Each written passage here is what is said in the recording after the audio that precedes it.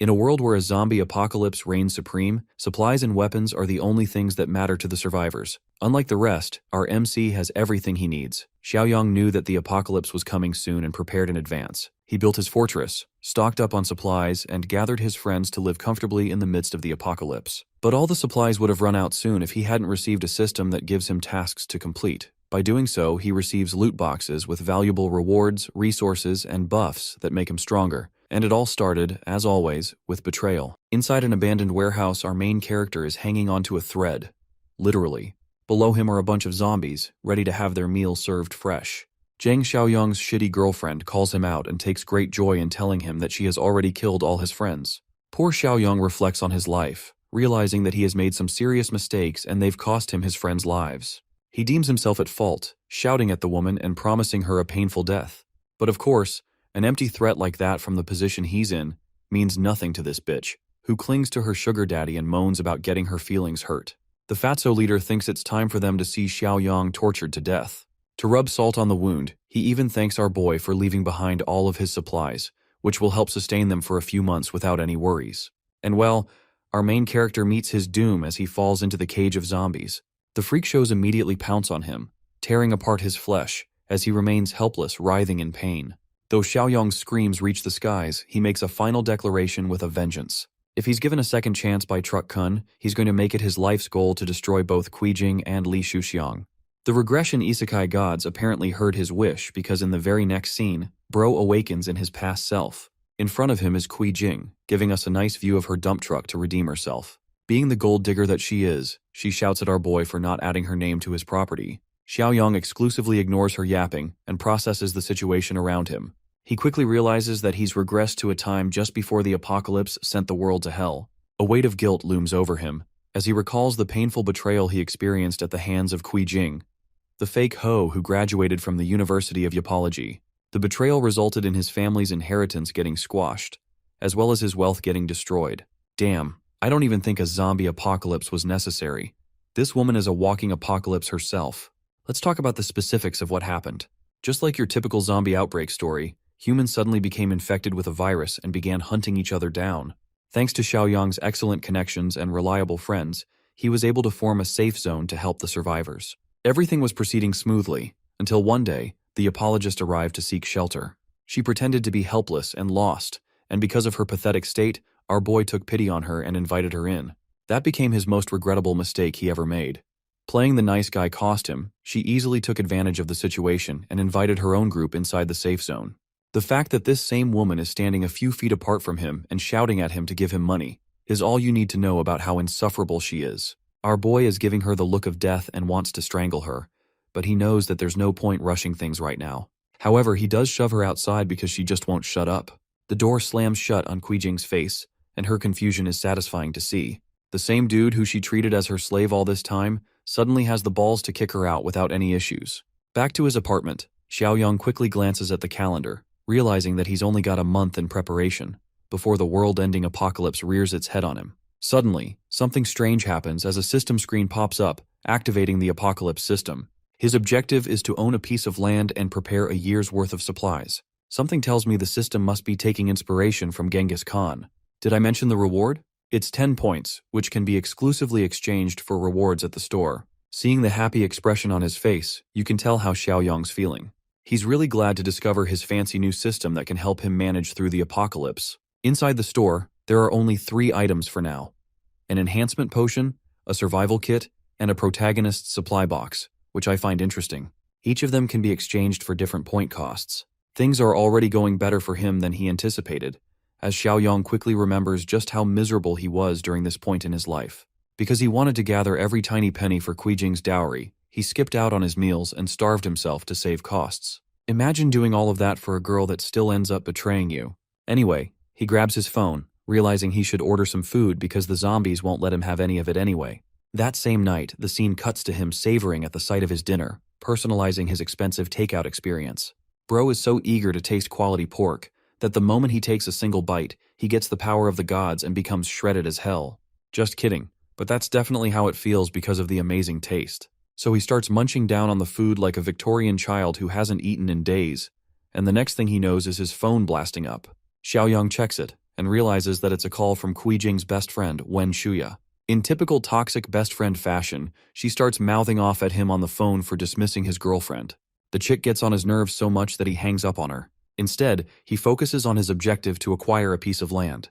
His current goal is to build a powerful fortress that can easily be defended, but also shares the facility of water and forests nearby. So the following day, our boy gets to work.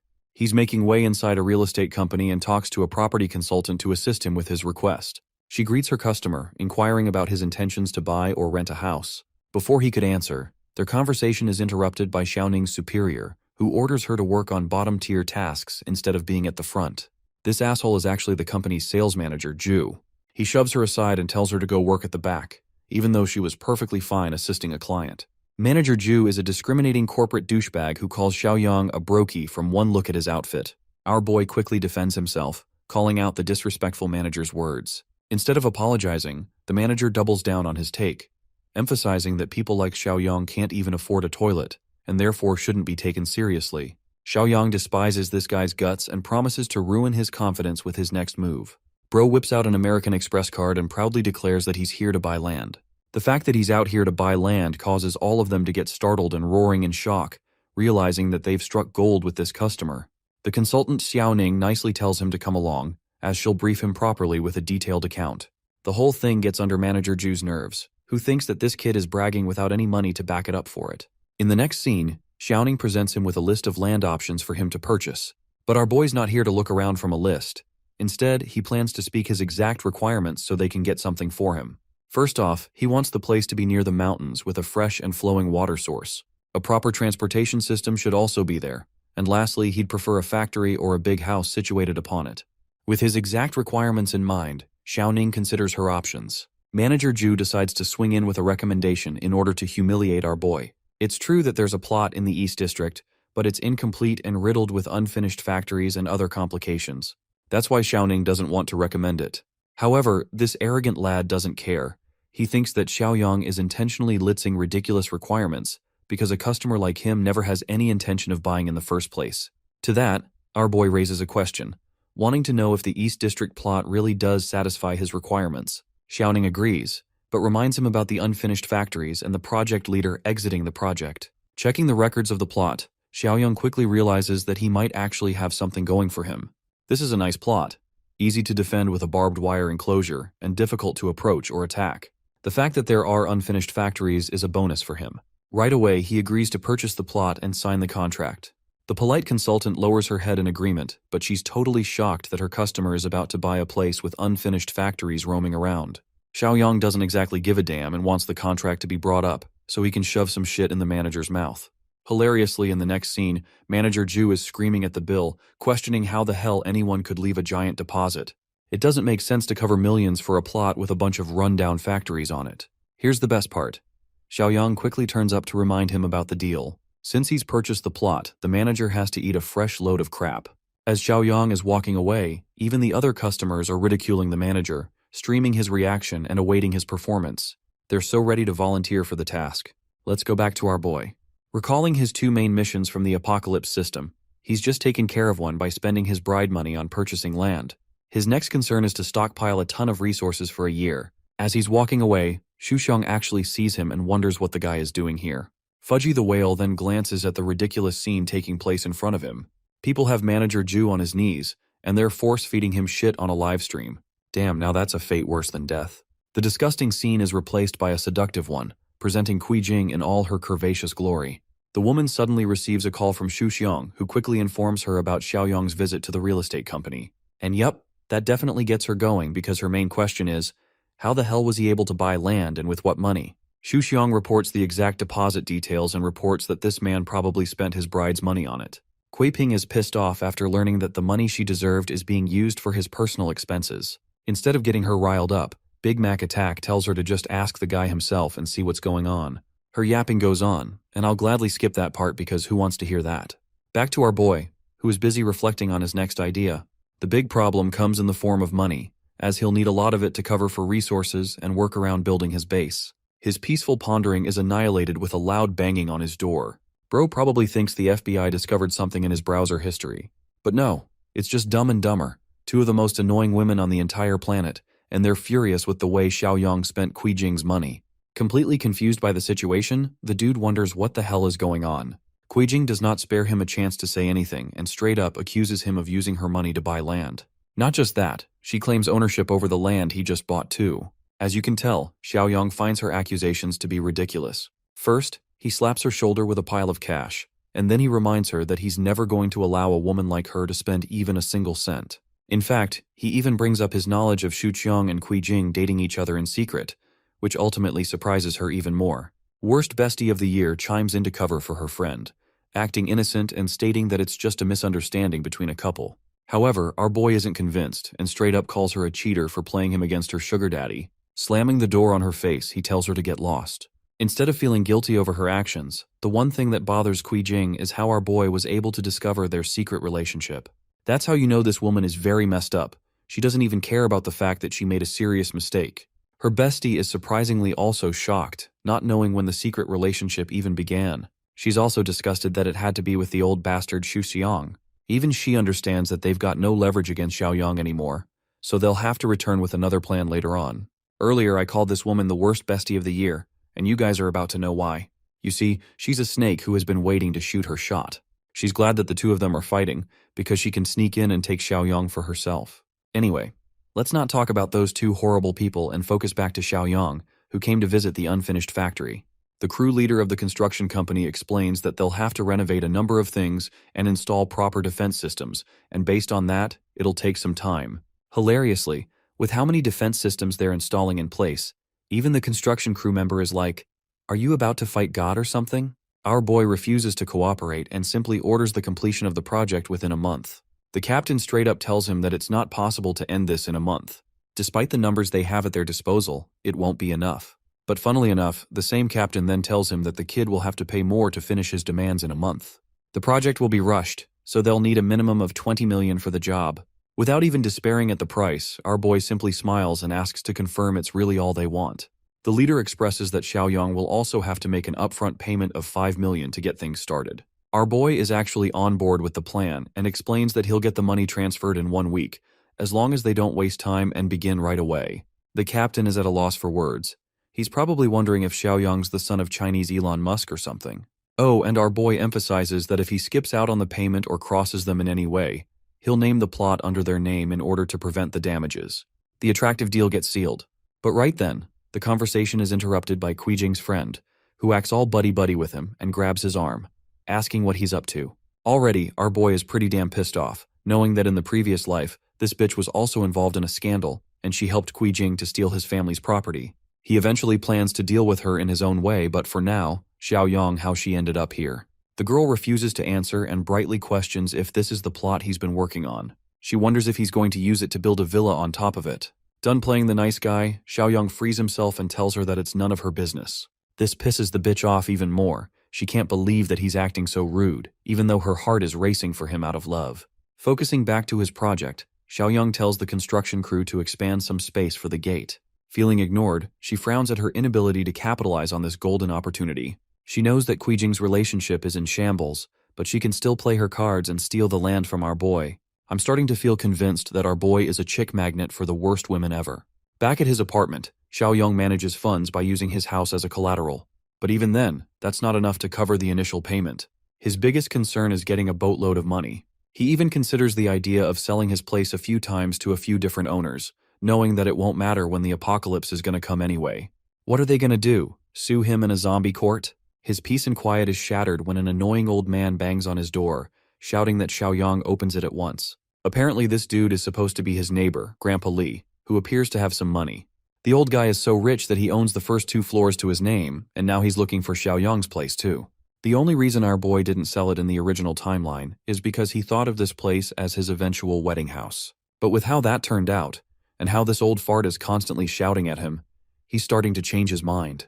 Grandpa Li scolds the kid for going out clubbing, even though Xiaoyang completely denies such false accusations. Instead of continuing the meaningless argument, our boy simply surrenders the house to the old geezer's name, finally making the leap to have it sold. This brightens the annoying geezer's mood, as he's astonished to hear those words coming out of the kid's mouth. Xiaoyang emphasizes that there's a condition attached to it.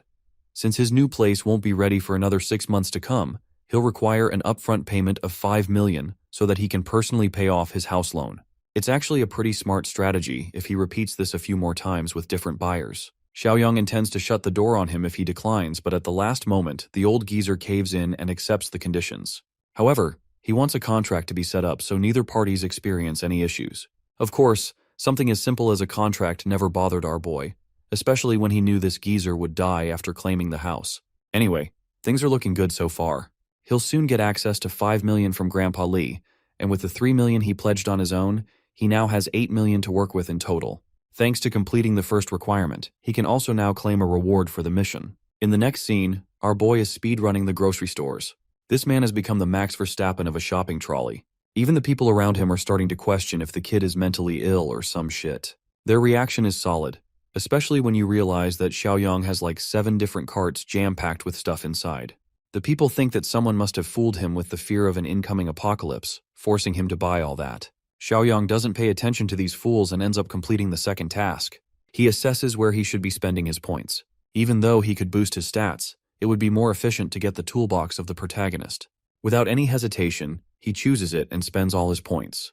The result is a beaming mystery box, which unveils a powerful space ring to store his items in a static dimension. Overall, our boy is pretty satisfied to get his hands on a legendary item. He also doesn't have to worry about his food going bad inside the static dimension anymore. If you guys think gathering 1 year's supplies was next, well, the system goes even further, and now demands him to gather 10 years of supplies to earn more points. Having caught attention from the store's manager, security arrives to take care of any lunatics causing a scene. Yang Tao is surprised to find Xiaoyang here of all places. To give a bit of a background check, Yang Tao used to be an annoying bully back in their school days. They tormented the weak, including our boy, who refused to accept their orders. Their encounters during school were already rough, and now this guy is out here screaming at Xiaoyang to return all these supplies back to where he found them, instead of causing a scene. Our boy gives him a fearless smile and points out that nothing has changed regarding Yang Tao's personality, as he's still Captain Douchebag like he was before. He promises to follow up with the purchase too, but in the eyes of the security manager, he thinks Xiaoyang is messing around, and he demands him to pay at once or suffer the consequences instead. An entire hour later, 4 receptionists finally end up concluding the checkout for all the items. It results in a total of nearly 57,000 yuan. Right away, Yang Tao forces our boy to insert his card and check out at once. Acting like he just pulled off some kind of god-tier move, Xiaoyang swipes the card with confidence. To the manager's utter shock, the transfer goes through, flooring Yang Tao's expectations. Humiliated, he takes his men and turns to leave, but our boy's not quite done as he calls him for one last thing. Xiaoyang expresses that he received unjust rudeness for his purchase, so he wants an official apology, or else he'll return these items immediately. Hearing this gets Yang Tao's blood boiling, who thinks that the kid is pushing his limits and deliberately looking for trouble. But in today's world, cameras are everywhere and people can be easily documented. That's why the other customers there are holding the rude security manager on the spot, ordering him to give an immediate apology or become famous on TikTok for his stubbornness. Things are working out great in Xiaoyang's favor, who reminds his old classmate that an apology won't hurt him. In fact, it might just give him the push to buy 10 times more. Yang Tao thinks it's an exaggeration, but our boy calmly decides to prove him wrong a second time by showing him his balance. When he swipes the card, the look on Yang Tao's face is priceless, as he's unable to comprehend how this guy has 7 million casually sitting in his account. With no other way to save his face, Xiaoyang pushes the humiliated Yang Tao to offer an apology. The bully caves in and lowers his head, apologizing for his behavior. To embarrass him even more, our boy pats his head and reminds him not to behave rudely for no reason. As he's leaving, Yang Tao curiously asks what he bought all of this stuff for. Using the best answer in the book, Xiaoyang dismisses him by stating that it's none of his damn business and that he's planning on something big. The humbled manager expresses that he'll need to find a wholesaler for even greater purchases like that. This catches our boy's attention, as he turns to ask if Yang Tao has any ties with wholesalers. The guy actually confirms the fact, reminding him of their old leader Zhang Shengji, who currently works in the wholesale business. In fact, Yang Tao even makes a call to speak to him for a big client. The surprising part for Xiaoyang is realizing that this rude bitch is still serving under the same boss, even out of school. It makes him wonder how much money they've made together in the business. A short while later, Yang Tao takes him to his boss's place. A car quickly arrives and pulls the brakes just inches away from the two of them. Exiting the car is the arrogant bastard who thinks he runs the world, Zhang Shengji. He wants to have a meeting with this supposed big client right away. Yang Tao even helps refresh the man's memory by reminding him that Xiaoyang used to be their classmate. But of course, since much time has passed since then, this roughneck doesn't remember anything. Inspecting our boy's face closely, he suddenly realizes Xiaoyang's identity. It's the kid who always stood his own against their group and rebelled against their orders. He tries to belittle our boy's drip by calling it fake. It doesn't also help when Xiaoyang acts like he doesn't even know the name of the brand. From his reaction, Zhang Shengzhe thinks that he's only wasted his time by coming here. The kid isn't a big client at all. He kicks Yang Tao's ass, literally, and states that he can tell how rich a person is by just looking at them. To make fun of the boss, Xiaoyang sarcastically talks about his aura being so weak that he can't intimidate a dumb boss. Provoked, Zhang Shengzhe grabs him by his clothes. But our boy doesn't back down, repeating what he said. Hilariously, Zhang Shengzhe is only infuriated about the insult illiterate. He doesn't care about the fact that Xiaoyang taunted him for acting superior to others. Anyway, Yang Tao chimes in to break the conflict between the two. But the poor dude ends up getting kicked again for interrupting. The pissed-off boss thinks that Xiaoyang has made a big mistake, thinking he'll go back in one piece if he doesn't buy a ton of goods from him. And again, yes, the one piece is real. Xiaoyang stands his ground and decides to show him his little bank account. The boss can't believe what he's seeing. The kid is ready to make a giant purchase of 1 million at the drop of a needle. To go even further, our boy states that he'll actually be purchasing 5 million worth of goods. The initial 1 million is just a deposit to get things going. Intrigued, Zhang Shengzhe inquires for the kind of goods he's looking for. The kid tells him that he wants everything that is edible or drinkable to be included as part of the goods. Despite the fact that a giant client is standing before him, this greedy boss thinks that he can easily scam our boy by handing him a batch of food that is almost expired. It's a lottery ticket for him. Inside the warehouse, Zhang Shengzhe shows him the goods and throws in a 10% discount if he buys everything here. However, our boy is strictly concerned with the quality of the goods first, so he decides to check a bag of peanut sand, and quickly points out how most of the stuff here is nearing its expiry date, exposing the boss's greediness. Zhang Shengzhi genuinely didn't know that Xiaoyang would be so well versed in this line of business. He decides to throw in a 50% discount if he takes everything from the pile. However, our boy quickly turns him down, stating that if he's spending 5 million for goods, they'll have to be of the best quality. However, he does have plans to use these expired goods as well. The boss doesn't get what he's plotting, but now that a discount offer is already on the table, Xiaoyang uses it to leverage his negotiation. He wants all the expired goods, but with the condition that he'll pay in a month's worth of time. Zhang Shengji doesn't mind, but he's afraid what will happen when the goods end up expiring and he backs out of the deal. To that, Xiaoyang even throws in an offer to mortgage his own house for the cost. The boss at this point is quite intrigued about the kind of business Xiaoyang is running. For him to acquire expired stuff without any problems, our boy doesn't dread his choices. In fact, he leaves a little nugget of information for the boss. In just a few days' time, even expired food will be seen as a luxury to have. This sends shivers down Zhang Shengzhe's spine, but refusing to elaborate in his typical style, Xiaoyang seals the deal and promises to send the delivery address later.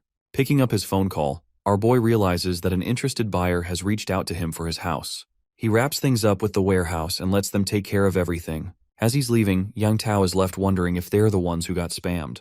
Even the boss can't figure out how a normal-looking kid is out here spending millions without any concern.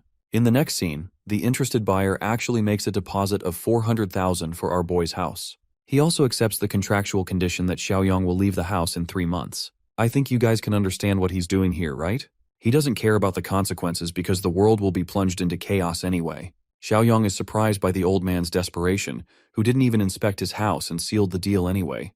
He decides to ask for the old man's motivation, who explains that he's doing it for his granddaughter's sake, who has to transfer schools and requires a new place for it. They saw a nice-looking home and thought to make an offer. Scaring him, Xiaoyang wonders if he should raise the price now that he's heard of their desperation. This makes the poor guy shrink in fear. Maintaining his original price, Xiaoyang assures him that he won't do anything of the sort. They quickly sign the contract, and the deal is done.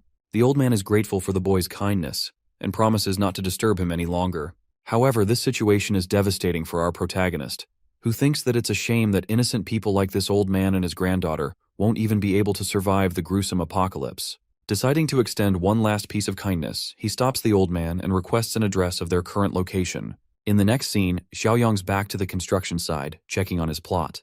Of course, the first batch of funds is clear, but the captain is hoping for the second batch too now. Our boy assures him they'll get the money soon, and asks for an update on the construction phase. From the looks of it, 80% of it has already been completed. They've installed reliable doors and structures to ensure proper defense. The warehouse is also looking good. It's already cleaned up too. Having gained assurance from him, Xiaoyang signals Zhang Shengzhe to deliver all the goods immediately. Shortly after, the stuff arrives and it is carefully stocked in each pile. Just for the labor alone, the generous Xiaoyang is paying them 2,000 each for the task.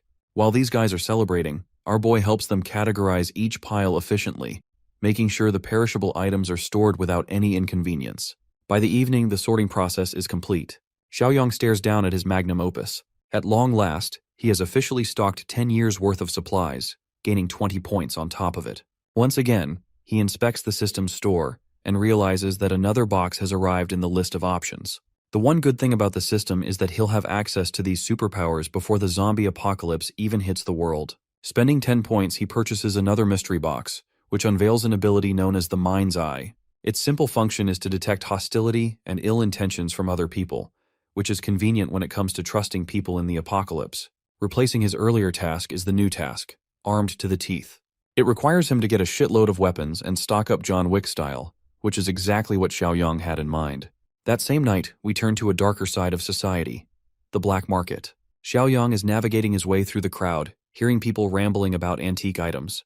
All of the terrible people are gathered here, including Big Mac Attack Xuqiang, who is currently arguing with a shop owner for a ridiculous price on a bracelet. Seeing him purchase fake bracelets at this market only assures our boy that Fatso is a scammer, and Jing can't even tell she's wearing fake jewelry. While searching around, Xiaoyang finally catches something worth his attention. He comes to a shop owner who is selling melee weapons. Xiaoyang is interested in buying the good stuff. The shop owner recommends a knife sharpener, or just a baton if he's looking for something stiff and not sharp. Xiaoyang counters that he requires something even harder than that. The only thing harder than a baton is Dwayne Johnson's bald head. Anyway, the shop owner thinks his customer is messing around without actually being interested in buying. To his utter shock, the same kid transfers 200,000 right in his account, assuring the guy that he's interested in buying. Intrigued, the seller invites Xiaoxiang to keep watching his stall while they go off to speak in private. In the following scene, they're in his storage room. The man shows him a bunch of homemade guns that can go for 2,000 yuan. But they're not powerful enough to kill someone. Of course, Xiaoyang refuses them because he's going to be facing actual zombies, not chickens in the apocalypse. The seller then invites his attention to a replica revolver, which goes for about 5,000 yuan. Once again, the kid is serious and isn't impressed at all, especially when he's paid a staggering 200,000 in advance. The mention of an advance payment makes the shop owner shocked, because Xiaoyang isn't just here for 200 grand. No, that's just 10% of the original amount he's willing to invest on weapons. In fact, he'll be spending 2 whole million on them for the job. His outrageous offer makes the seller question the kind of life this guy's living. I'm telling you all, man's about to become the John Wick of the zombie apocalypse. Without further ado, he tells the seller to get on with it. Deciding to bring out the good stuff, the guy covers his house properly, assuring no one is watching them. He also assures Xiaoyang that he's come to the right place, as he can send him to a supplier who can help complete the transaction with high-quality weapons. The real meeting will happen in a couple of days. As he's walking out of the storage house, Xiaoyang ends up bumping into Fudgy Pudgy again, who finally understands why Xiaoyang is spending a comfortable life lately. He thinks that the kid sold off a good portion of his stuff on the black market to become rich. Little does he know, Xiaoyang is uninterested in his provocations and simply wants to use this idiot to test his newest ability. Activating the Mind's Eye, he first inspects the intentions of the seller, who appear to be in his favor. But for the fatso in front of him, not so much. Xiaoyang bites back by telling Xuxiang that just like those second-hand bracelets, he also took in Jing, who is worth all the fake shit he bought. Someone's gonna need an icing for that burn. One simple remark is enough to get Xuxiang's nerves flared. The seller wonders if they know each other.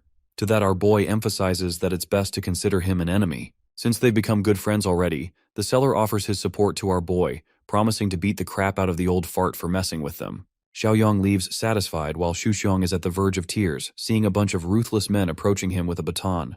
They shove him on the ground and literally kick him down until he's full of marks. This incident only boils his hatred for Xiaoyang, and he promises to exact his revenge one day. 2 days finally passed. Our boy receives a truck full of his fancy weapons, completing the mission reward as well as gaining a bonus reward for it. The bonus reward is a physical enhancement potion to help boost his stats. It's even got a multiplier of 2, so it's even more effective than what he can purchase at the store.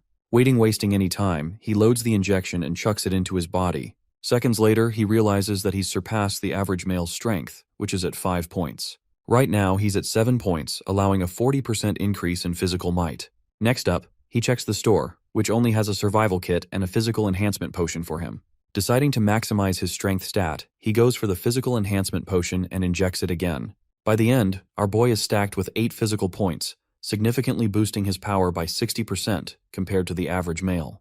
To test his ability, he looks around and grabs a hardened rod. Xiaoyang kicks it so hard that it bends and leaves a crack in the nearest wall. With his current level of strength, zombies are going to be catching these mighty hands. Next up, he decides to store all of his weapons inside the spatial ring, which sucks all the crates inside the static dimension. Assessing his situation, Xiaoyang understands that the apocalypse will break out in 2 days. He has to tie up any loose ends now, which reminds him of the situation with the old man he met. Even though people betrayed his trust in the apocalypse, deep down, Xiaoyang is a good person who wants to help others when he can. That's why he intends to send their family a bunch of supplies to survive, but from then on, it's up to the people to manage their own. In the next scene, Xiaoyang arrives at the old man's place. It was difficult to find the exact location because of how downtrodden this place appears to be. As he's climbing stairs, our boy understands that the old man must be in a really terrible place in life. As he's knocking the door, he realizes that it's best to whip out the supplies he brought first, so that he doesn't have to deal with it. His magic ring materializes the rationing supplies just outside, and finally he knocks the door. The old man worriedly comes up, apologizing for the situation of the rent. But he's shocked to discover Xiaoyang at his doorstep. And not just that, the kid has brought tons of stuff alongside him.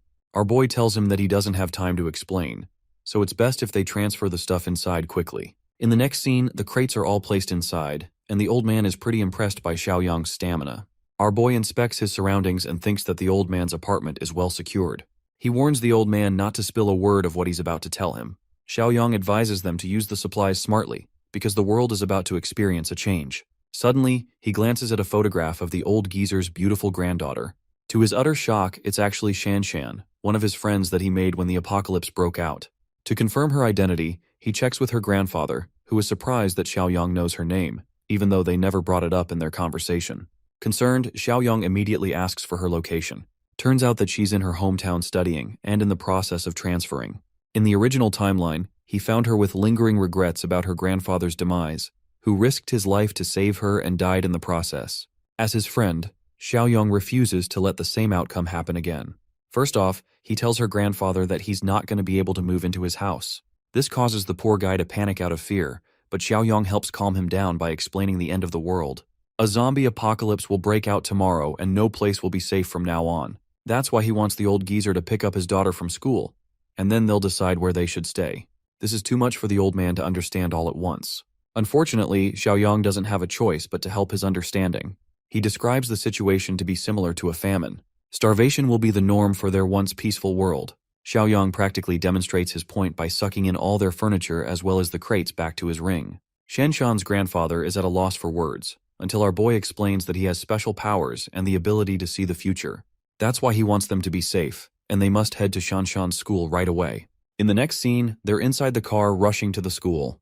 Arriving here, Xiaoyang quickly asks for her dormitory as the two of them quickly look around for her. Well, apparently Shanshan is out here getting bitch-slapped by a jealous woman because some random dude has a crush on her. Even though Shanshan has tried clarifying that she shares no involvement with the guy, she still gets struck for making excuses. These evil bitches torture Shanshan for acting nonchalant in front of their crush. Lucky for her, Shanshan's grandpa comes rushing to find her. The helpless old man demands the woman to let her go. But to deal with them, a bunch of high school lunatics arrive, threatening the old man for getting involved. For his granddaughter's sake, the old man rushes in blindly and faces off against the 3 men. One ruthless bastard is about to clock his head with a baseball bat. Before the attack even connects, Xiaoyang grabs his arm and stops it. He taunts the guy for pretending to be a gangster, when really they're just a bunch of high schoolers. The idiots try to clown on him, but Xiaoyang beautifully answers by kicking the first guy so hard that his hair turns blonde. Just one kick dropped him to the ground, making the other 2 idiots question if they're dealing with a trained professional. They stupidly try to surround him, thinking that's going to make a difference. Our boy gladly welcomes the attempt. The dude with the club attempts to strike him from his blind spot, but completely misses his mark as Xiaoyang ducks with ease. Now that he's amplified his strength stat, his reflexes are on a whole different level, causing him to react faster. To return the blow with love, he grabs the guy's collar and smashes him into the ground, knocking him out immediately. As for the leader of the group, he tries sneaking up with a knife stab. Unfortunately for him, Xiaoyang maneuvers his fist to his advantage and brutally delivers a kick just below his thigh. Just so you know, getting kicked here by a real-life professional is bound to put you down with the worst kind of pain imaginable. Well, in these idiots' case, Xiaoyang has been successful in helping them take a nap. Next, he walks up to the girl who toyed with Shanshan. A bitch slap to the face reminds her that he's showing his support for feminism and exercising equal rights. Girl is literally seeing stars for a minute. Bro then grabs the other bitch and shows her how it feels when someone pulls your hair. He then puts a blade right up to her neck, drawing tears out of the fear in her eyes. And then boom, a sharp swing cuts through as the woman screams in pain. At first glance, it looks like bro just got his first body count kill. Even the reaction of Shanshan makes it seem like he really unalived someone. But no, he just gave her a little haircut. You know? How the barbers treat you when you say, just cut a little off the top. And then they end up running a fade check on you? Yeah, it's happening to her. She screams at him, promising never to forgive him for what he did. But let's be real, our boy doesn't give a damn and even acts like he did her a favor by taking off the extra weight. Hilariously, he tells her that she'll get what he's talking about in a few days' time. For now, he tells Shanshan that they're heading off. She doesn't know where, but she follows him anyway. As in the next scene, they're driving to their new location. Grandpa over here explains the situation to her, talking about how there's going to be a famine apocalypse. Shanshan is conflicted and thinks that her grandpa fooled himself by attending one of the scam calls again. He assures her that it wasn't a scam call. Seeing the two of them interact in such a way amuses our boy, who is glad that she's happy in this life. Xiaoyang signals her that he's the one who told her grandpa about everything. The Shanshan of this world has no idea who he even is. So he introduces himself properly again. She thanks her new brother for helping out with the bullies. But Xiaoyang isn't too worried about them anyway, since they won't be surviving in a few days. Still, the girl is lost and doesn't get what's about to happen to the world. Xiaoyang clarifies that he only describes the situation as a famine because it's the easiest way for her grandpa to understand. This gives the poor girl some hope, making her believe that everything's gonna be fine.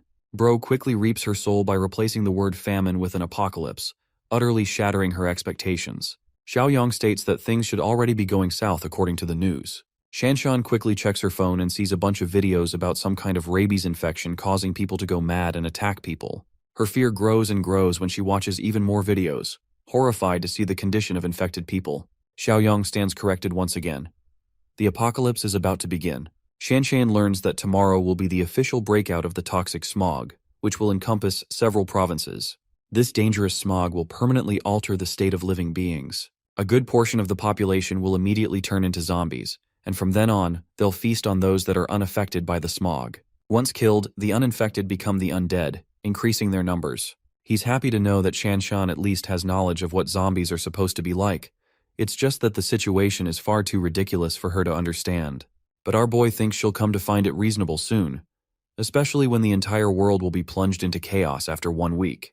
But right now, they're stuck with another problem: traffic. Xiaoyang is surprised to find the emergency lane also blocked. The roads are packed. Shanshan is afraid for her life, fearing that the zombies will find them while they're stuck here. Xiaoyang assures her that it's not that bad right now as the apocalypse hasn't fully broken out. Still, even though the main apocalypse is supposed to happen later, the chances of a small outbreak happening here are also pretty high. Speaking of dangerous, a driver decides to ram into the lanes by forcing his way through. He ends up slamming right into our boy's car, who is pissed off and retaliates on his own. He tries to stop the invader from entering the emergency lane. The guy stops just next to his car and starts shouting curses at Xiaoyang. Realizing that they're dealing with a snobbish rich guy driving a Mercedes, Shanshan's grandpa recommends they let it go. But our boy doesn't play around. He doesn't mind giving this guy an early death if he bothers them out of the car. In the next scene, the traffic is finally unclogged, and the situation is resolved after an hour. Shanshan warns our boy to watch out for the same driver from last time, who is quickly speeding up to cut through. Even Xiaoyang is shocked by this guy's stubbornness. The dude quickly cuts ahead in order to mock them. Even Shanshan's grandpa thinks that this is unsafe and that they shouldn't stoop to his level. However, Xiaoyang has stopped giving a flying fuck to these kinds of people, knowing that the apocalypse is going to save him from any crimes anyway. What he ends up doing is ramming against the guy's car, causing it to spin over and crash on the side. The trust fund baby gets out of the car and immediately calls the traffic police to get Xiaoyang arrested. He's not the type of person to let someone go after they've wronged him. In the next scene, our heroes are back to the facility that Xiaoyang has been spending so much time on. Even Shanshan's grandpa is shocked that they'll be living here from now on. He assures them that starting tomorrow, their life will change permanently, so they better get some rest now. The following day, our boy is sunbathing and sees Shanshan also coming along. She's finally had a good night's sleep after a long time because of her classes. Xiaoyang is excited to show her around, the fortress that he built. Walking her around, he explains how the walls are made of concrete. There's a remote-controlled gate, so durable that no one will be able to cut through. He installs one proper rule. Without his permission, they can't allow anyone to enter inside the fortress. This makes Shanshan worried about the survivors who eventually find their way all the way here, thinking that Xiaoyang's just gonna let them die. To answer her concerns, he takes them to another location, pointing out how people's nature truly takes a shift when it comes to any apocalypse. It's because of the dark side of humanity that they'll have to treat other people with caution. Being kind can result in their own deaths if they're not careful. To take care of any survivors, he's actually installed a buffer zone, a place of temporary shelter that can be used to help them while he's away. Once again, Xiaoyang strictly reminds them not to let anyone enter the main fortress. With that established, he takes them to the food storage facility, explaining how they're going to be handling food from now on. Navigating inside the warehouse, he turns to them for one final inspection. Activating his Eye of Insight, he's able to inspect their intentions. With both of them showing a sign of clear trust, he's happy to have found well-intentioned people. Up next, Xiaoyang materializes some of his weapons, pointing out that they'll be the key to their survival. Grandpa gets a shotgun, while Shanshan's acquired herself a powerful crossbow. Their only instruction is to make sure these weapons don't fall into the hands of other people. Okay, it's been a while since we reviewed the system's task. Xiaoyang's next task is to find his former partner Jiang Qi, who is also one of his friends from the original timeline. The worrying thing is figuring out Jiang Qi's location. But not to worry, because the system points to the exact city his friend is living in. He leaves both Shanshan and her grandpa in charge, reminding them not to violate the rules he has set. Then he heads off to recruit another member into their main fortress team to strengthen and reform it before the apocalypse begins. The scene cuts to a studio called the KTV. A bunch of homies are hanging out here and enjoying some karaoke. They decide to take a bathroom break to relieve some tension. Here, Zhangchai ends up bumping into a pretty girl and apologizes for having caused unnecessary trouble. Of course, her boyfriend doesn't give a crap about their excuses and kicks him away. Jiang Qi's sent flying back. Knocked to the ground, his friend comes up to check on his condition. Nerd Eyes over here puts up a bold stance and stands up to the meathead who punched his friend, causing the guy to get even more pissed. He quickly grabs Jiang Qi's friend, toying with him. Jiang Qi begs for mercy, hoping for the man to spare his pal without causing any harm. While this is happening, a waiter watches the whole scene go down. He's already suffering from a cold and now there's a fight breaking out. Quickly, he tries to stop the fight by intervening. The annoyed wannabe rich guy acts like he's a big deal and grabs the waiter too, who gestures to the two kids to scatter away quickly. Jiang Qi and his friend make a run for it while they still can. They go back to their karaoke room, having escaped the troublesome situation. Even the other guys are shocked why they came running like that. Captain Glasses tells them about the situation, how they bumped into a thug's bitch and ended up getting their ass beat for it. It's only thanks to the waiter that they were saved. Hearing this, the other two guys are riled up. They want to go back and beat up the dude for daring to mess with their group. Jiang Qi helps him calm down, stating that there's point looking for trouble anymore. Well, things only get worse from here on out. Remember the waiter? Poor guy has been beaten to a bloody pulp. The rich thug has brought 3 more of his friends, and they're all here to beat up Jiang Qi's group. The thug orders his men to seize them right away. Unable to put up a fight or cause trouble, Jiang Qi and Nerd Eyes quickly drop low. There's only one guy confident enough to put up a fight from their group, and when he tries to break his silence, the thug leader smashes a bottle on his head. Chen Chong, and I'm not even being racist, that's actually his name, is left with a bloody head. The scene transitions to our boy, who stops his car just outside the bar, knowing that Jiang Qi being here makes total sense. Chen Chong's down for the count, and if that's his blood on the floor, then someone needs to get this guy to the ER fast. The asshole thug leader seeks the validation of his girl, who thinks that they should punish the one who bumped into her. And that turns their attention to Jiang Qi, who is about to get his ass kicked. Shockingly, Chen Chong dashes up from the ground and attempts to strike down the thug leader. If not for the other guys stopping him, he really would have smashed his face in. The thug leader is surprised to see such bravado coming from a college kid and smashes yet another bottle on top of his head. I'm starting to feel sorry for him. Chen Chong kisses the ground a second time and his friends cry out in worry. Watching him go down like that infuriates Jiang Qi to jump into action. Unfortunately, they're quickly detained. The final member of their group is quivering like a puppy on the side. The waiter is struggling to maintain his senses, while the rest of the thugs are busy beating down Jiang Qi's group. Unfortunately, his punch is dodged, so he doesn't even take one of them down. Something happens to the waiter. This guy goes crazy with his bloodshot eyes and flings into the battle like a damn animal. He chomps down on one of the men, chewing on his shoulder and horrifying everyone else. The thugs have no idea what's going on or why this waiter has gone insane all of a sudden. They quickly try to restrain him, but his monstrous strength gets the better of them. In fact, the zombified waiter turns back to chomp down on the other guy's arm. He's become a full-fledged animal as he overpowers the thug and knocks him to the ground. To everyone's shock, the same overpowered animalistic beast of nature is easily manhandled by a random guy. This random guy is none other than our boy, of course, who shoves his face into the screen and tells everyone else to stop fucking around. The thugs are astonished. Just now they were getting destroyed by the waiter, and yet one kid has him pinned against the wall without any trouble. The thug leader questions Xiaoyang's identity, who doesn't explain a word and addresses Zhangqi's condition, asking if he's clear of any bite marks. Luckily he is, but Zhangqi doesn't know why he's being asked such a weird question. Our boy tells him to quickly follow him as they've got somewhere to be, but the thug leader isn't quite done messing around with them and stops them.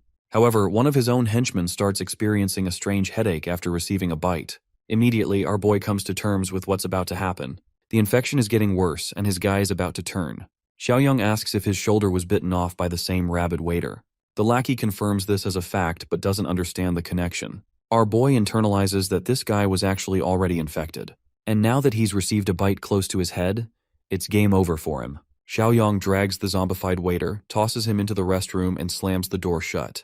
The wild beast keeps on ramming the door, but luckily, zombies at this stage don't have the intelligence to open doors. Turning his attention back to the thugs, our boy prepares himself for a serious ass-kicking, questioning Zhangqi which one he should take out first.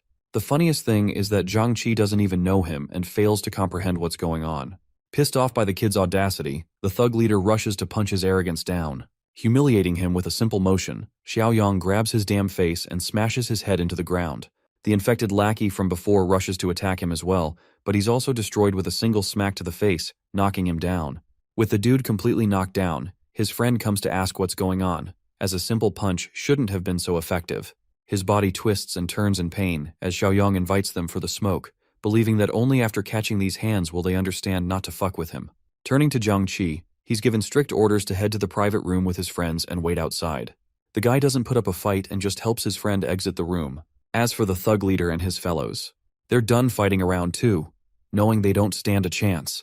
However, Xiaoyang isn't the type to just let anyone leave after they messed with him like that.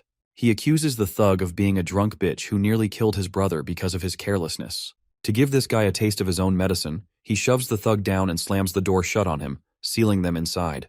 The thug leader slams the door, but he can't do shit since it's locked from the outside. The outcome is gruesome for this guy's fate. His own lackey has fully become a zombie and lunges forth to find its nearest victim. In the end, Xiaoyang gets to hear their screams as they're getting devoured alive. A staff member comes around to check what's going on.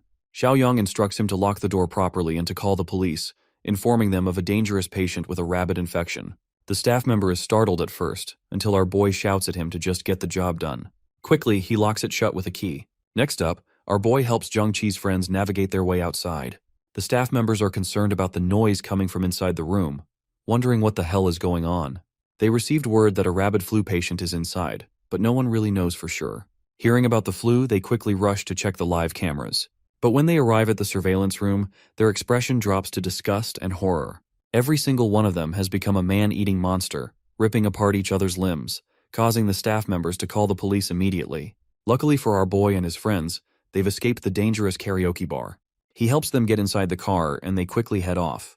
Even though Zhangqi is grateful for the stranger's help, he still doesn't get who this guy is. Xiaoyang calmly introduces himself, explaining that he was hired to protect them by a client whose identity is confidential. One of them asks about the rabid flu patient, stating that it doesn't exist according to the internet. Xiaoyang reminds them of the situation inside the room and wonders if that was also a conspiracy theory. Nerd Eyes worriedly asks about the cure for the flu. Unfortunately, from what our boy knows, there isn't a medicine for it. In fact, the situation will only get worse from here on out and the world will be plunged in chaos. Speaking of which, zombies have already begun attacking the citizens. The infection is spreading like wildfire, but even as it is right now, it's just a local outbreak. Most of the infected are in an incubation period, soon to be awakened. Eventually, things will become even more chaotic, which is why Zhangqi and his friends must strictly follow his instructions. They all agree in unison to follow him, when suddenly he receives a mission completion message. With this, he gains access to new items at the store. Some of them are supplies that he could really use down the road. However, the most interesting one is the post-apocalyptic cultivator box that doesn't seem to go away. Realizing that all three of these boxes seem promising, he plans to redeem them all back at the fortress. Aside from that, he still has to figure out a way to gain some trust. You see, in the original timeline, Zhangqi's friends were slaughtered by zombies because one of the group members betrayed them. Among them, the man who ended up betraying them is hidden among the three friends. It's about to become a game of Among Us to find out who it is. It's been a while, so let's check out how Kuijing is doing. She appears to be deathly afraid of going to the supermarket because of the news, and wants the supplies to be delivered to her doorstep immediately. To her absolute horror, she hears someone violently knocking at her door. Kuijing doesn't know how to handle the situation and quickly hangs up the phone call with Shuxiang. She takes a peek and finds herself relieved. It's only her best friend, who scared her to death with her surprise entrance.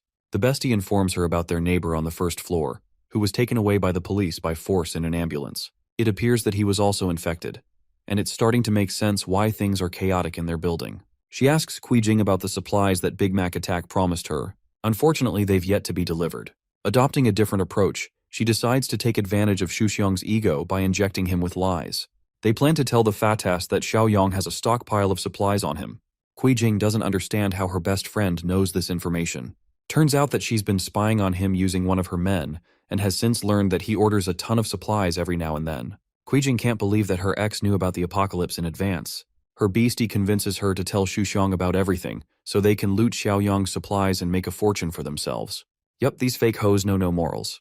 Arriving back to his glorious fortress, Zhang Qi is stunned by what he sees. He can't imagine someone building an actual fortress for themselves.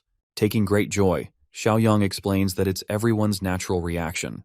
Shanshan and her grandpa are glad to see him return home. He tells them not to worry as things are under control. In fact, he shares the spotlight on his new friends, Zhang Qi and his group. These guys will be joining them from now on. Of course, he also introduces Shanshan and her grandpa to them. They're happy to accept them all as long as they're chosen by Xiaoyang, who also goes on to instruct her grandpa to show these guys around and to help explain every rule. One of the group members raises a request, asking to be issued weapons for their own protection. Now this guy is already on the suspect list for Xiaoyang, who understands that Zhang Qi's group has a secret mole inside. Nerd Eyes tells Yiming to calm the heck down, as it's risky to ask for weapons when they haven't even earned trust. Xiaoyang promises to hand them weapons in a few days' time. But for now, they need to tend to the injured Chen Chong and nourish him back to health. Inside the fortress, each of them freshen up and change into new clothes. Yiming is actually annoyed by his friend's interference, believing that they would have acquired weapons by now if he hadn't intervened. The thing is, this guy thinks that they're being held as captives inside the facility, instead of being protected. However, Nerd Eyes reasons with him, explaining that Xiaoyang ended up saving their asses, so they can't really say that. They're curious about his background, as so far, they only know about a secret client hiring him to protect them. Yiming is a hard ass for absolutely no reason, and feels pissed off that they're not even treating Chen Chong because of the fear of a potential infection. Hilariously, the kid thinks that Xiaoyang's group is secretly trying to harvest their organs for personal benefit, and to prevent such a situation from happening, they need to make the first move. Nerd Eyes reminds him that if they end up being wrong, they'll be betraying him in the back for it. Yiming is obsessed with his approach and doesn't give a damn. In fact, he's drunk on power and wants to seize control of the fortress. He thinks it's a good idea to dismantle the young girl as well as the old geezer while Xiaoyang's away. With the way he's acting, Zhang Qi and his other friend are literally staring at him in disbelief. This guy's a freak show and they're only just realizing it. Yiming quickly acts like he's joking around and that he didn't mean a thing, relieving his friends of some tension. Four Eyes once again reminds him that if Xiaoyang really wanted their organs, he wouldn't be letting them roam so freely. Little do they know, Yiming is a slimy bitch and intends to act on his own anyway. He wants to take over the fortress, believing that ruthlessness is going to serve him well. In the next scene, Xiaoyang shares a meeting with Shanshan and her grandpa, who inform him that Chen Chong is resting in the infirmary for his condition. As per his instructions, they've made sure to lock everything for safety. Glad, our boy thanks them and suggests they get some rest as they'll have plenty of problems coming their way from tomorrow. One more thing, he advises them to be wary of Zhang Qi's other two friends, because he suspects that one of them might betray them. That night, our boy heads to the rationing warehouse. Here he checks out his system's store again. First up, he taps open the cultivator box. Then he spends money on the sugar, oil, and protein supply box. Finally, he takes control of the armed deterrence box. With all three purchased at once, he gains rewards in the form of 50 corn seeds and tons of other valuable food items. He even gets 1,500 rounds of ammunition so he doesn't run into problems later. The rewards are pretty damn impressive for what they're worth. With this huge pile, they'll give him a supreme advantage in the apocalypse to come. The following day, trouble finds our boy again. Remember the rich asshole who swore revenge against our boy? Well, he's shown up with his friends to break the place down. He orders all of his lackeys to smash the gate open. But it's honestly pathetic when you realize that despite their best efforts, they can't even dent the thick gate. The boss is infuriated, unable to believe the integrity of the door. Whipping out their best gear, they decide to use Molotovs, sending them flying inside. It doesn't take long for the flames to erupt chaos. With the Molotovs dropping inside, Shanshan and the rest of the group quickly attempt to put out the fire. With this situation, she gains even more conviction in Xiaoyang's words, who predicted that things will get more chaotic from here on out. But you know our boy, he doesn't like backing down at all. This man brought a rifle to deal with anyone who stood in his way. He goes up to the watchtower and checks out the identity of their assailants. Shanshan's grandpa is the first one to realize that it's the same rich bastard from the highway. His men also spot them from the watchtower. The snob roars at them, demanding that Xiaoyang come outside or else he'll burn the place down. Responding with a cool head, Xiaoyang warns them that they have about 5 minutes to fuck off. His repulsive response ignites even more anger from the men, who threaten to use 2 crates full of Molotovs to burn the fortress. Suddenly, the system tasks our boy with another mission. Grandpa doesn't know what to do and recommends a warning shot. By the way, the mission objective is to eliminate the threat that is attacking the fortress. Our boy thinks that a warning shot isn't gonna cut it, especially when they're dealing with scumbags who are directly committing a crime.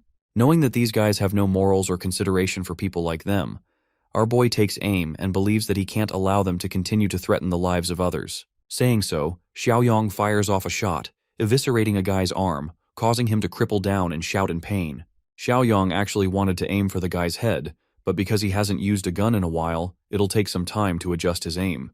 Anyway, the fact that he took off the guy's arm is enough to eliminate the threat. They run off like scared little bitches even though they're the ones who came for a fight. Xiaoyang doesn't want to prolong the situation, and knows that these guys will just show up at his door tomorrow, so he shoots every last one of them mercilessly. The few who escape to the vehicle quickly assist their boss to get inside, who screams at his driver to step on the pedal.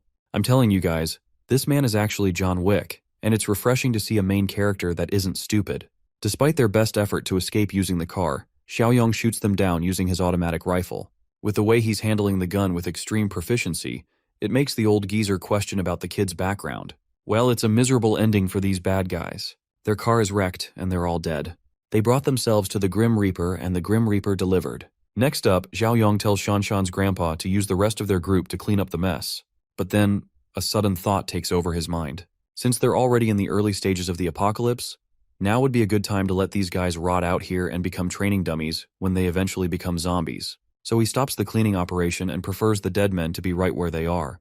What our boy doesn't know is that Shusheng is actually on his way too, along with Kuijing and her bestie.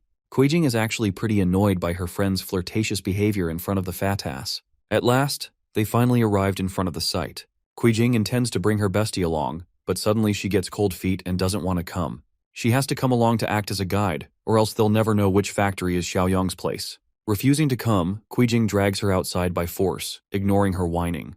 The 2 girls walk up to the place, while Shuxiang signals his team to get ready for the main event. When he gets the signal, he'll start the car, and then his team will join in on the operation. Back to the girls. The evil bestie over here wants to know why she was dragged along. Kuijing reminds her that both of them share the same nature, so she is wary of her intentions. The evil bestie gives a sloppy excuse, stating that she intentionally behaves this way so they can manipulate Xiaoyang easily. To their shock, they see a bunch of dead bodies on the ground. It doesn't take a genius to figure out that there's been a shootout. Both of them stand terrified. They think it's a good idea to go back, but then quickly realize that this party must have also been trying to steal Xiaoyang's supplies. This makes them wonder if Xiaoyang also died in the resulting shootout. They care little about what happened to him as long as his supplies are still around. At first, they ponder going back and using Shuxiang to move forward. However, Kuijing recommends they move forward and sneak their way inside. The girls walk up to the main gate, but it's so thick and tightly shut that there's no chance they'll get inside. This makes them wonder if Xiaoyang ended up surviving after all. From up the tower, Shanshan addresses them and questions their intentions.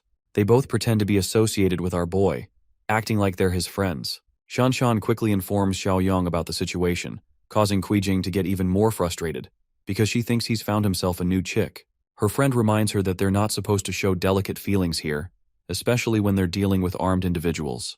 Kuijing is actually fully confident in Shuxiang's ability to handle them, because he's brought guns of his own. The only problem is getting past the door, because everything else will be a piece of cake after that. Xiaoyang comes along to take a look for himself, and wonders what Kuijing and Wen Shuya are doing here. Right away, he uses his eye of insight to inspect their intentions. On the outside, these bitches are acting all cute, but he senses distrust and malevolent intentions from them. They act like they're worried about him, but our boy laughs at their sorry attempt for a joke. Not just that, He blatantly shares his knowledge of the Fatas Shuqiang also hiding nearby along with his lackeys. Both of these hoes have a surprised Pikachu expression, not knowing how the hell he was able to know. He doesn't even show them mercy and starts firing off a warning shot. Kuijing and Wen Shuya can't believe that he's actually going to such lengths. The evil bestie maintains a cool head and reminds Kuijing to stay calm, because they're dealing with someone with a gun. But of course our boy doesn't want to kill the two of them right away. That would be too easy for the likes of them. Suddenly one of the bodies of the dead men turns into a full-fledged zombie. But not just that, the rest of them are turning too. The same rabid flu they saw on the news is miraculously bringing the dead back to life. This is the moment of ultimate satisfaction for our boy, who wants these two bitches to suffer the ultimate demise at the hands of bloodthirsty zombies. Kuijing and Wen Shuya make a run for it, trying their best to escape the prowling murder machines. They pace their way back to Shuxiang, who has no idea what's going on. That's until he sees a zombie horde rushing after them. Both of these women are reduced to the brink of tears, begging the fatso to become their savior. Shuxiang didn't expect to run into the infected patients in the middle of nowhere. It causes a change of plans as he alerts his men to pull back. He doesn't even save the two women and completely disregards them. Kuijing is literally too angry to die. The scheming bitch throws her purse at her own best friend, causing Wen Shuya to trip on her feet and fall to the ground. Defenseless with nowhere to go, the zombies make quick work of her, tearing apart her flesh and enjoying their meal. While she's being torn apart, Wen Shuya curses Kuijing, swearing that she'll face an ugly death when her time comes.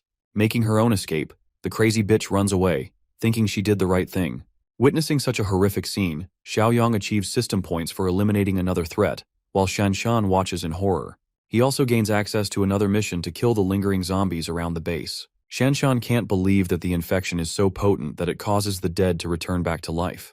With this, the apocalypse has officially begun. Xiaoyang tells her that mutations will run rampant, and the people who are infected will turn into zombies even after death. Sensing that he needs to update his team, he calls for an immediate meeting. In the next scene, they're all sat, discussing what to do next. Xiaoyang instructs everyone to stay vigilant and lock everything down completely, making sure that their bodies adapt to the source of the infection. If their bodies can healthily adapt, they'll be at less risk of a sudden mutation. Even then, Zhang Qi is worried sick for his injured friend. Chen Chong is still resting in the infirmary, and unfortunately for him, his infection is slowly taking over him. The city's up in flames, chaos is ensuing outside and ravaging the world. We turn to Zhang Xingzhe, who orders his family to stay home while he's going to go to the warehouse and collect all the supplies he has. He also strictly tells them not to open the door for anyone, but things aren't looking so great for them as someone's already banging on the door. Gesturing his family to stay quiet, he approaches the door with a golf club in his hand, ready to knock the shit out of any infected person. He realizes it's just Yang Tao outside and lets his guard down.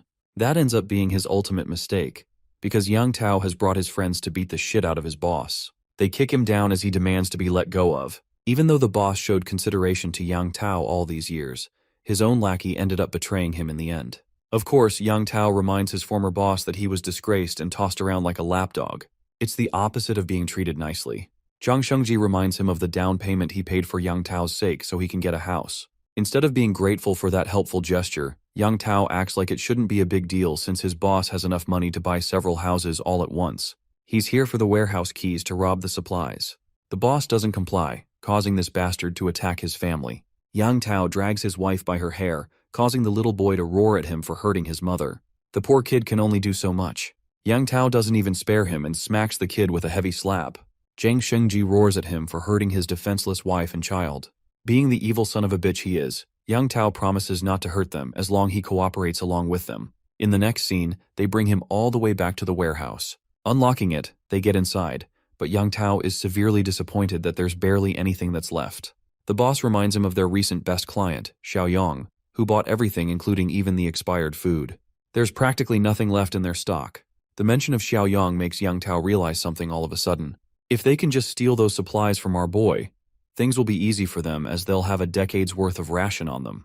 Of course, even the boss thinks that's a bad idea, because he knows from his previous encounter with Xiaoyang that he isn't a pushover. He even suspects that Xiaoyang must have learned about the apocalypse long before it happened, and prepared accordingly. Yang Tao doesn't even take it up as part of his mission, and instead forces his former boss to do the dirty work. Zhang Shengji has no idea what he's talking about until the bastard puts his family at risk. This means that if he doesn't secure Xiaoyang's supplies, they'll just take out their frustrations on his wife and child. It's a depressing situation for this guy. Back at the fortress, things aren't looking good for Zhang Qi's friend. He's turned into an animal without any regard for reason. The group despairs at the sight of watching their friend get reduced to such a pitiful state. Finally, Yiming suggests that they dispose of him. Once again, Xiaoyang is made suspicious by his words.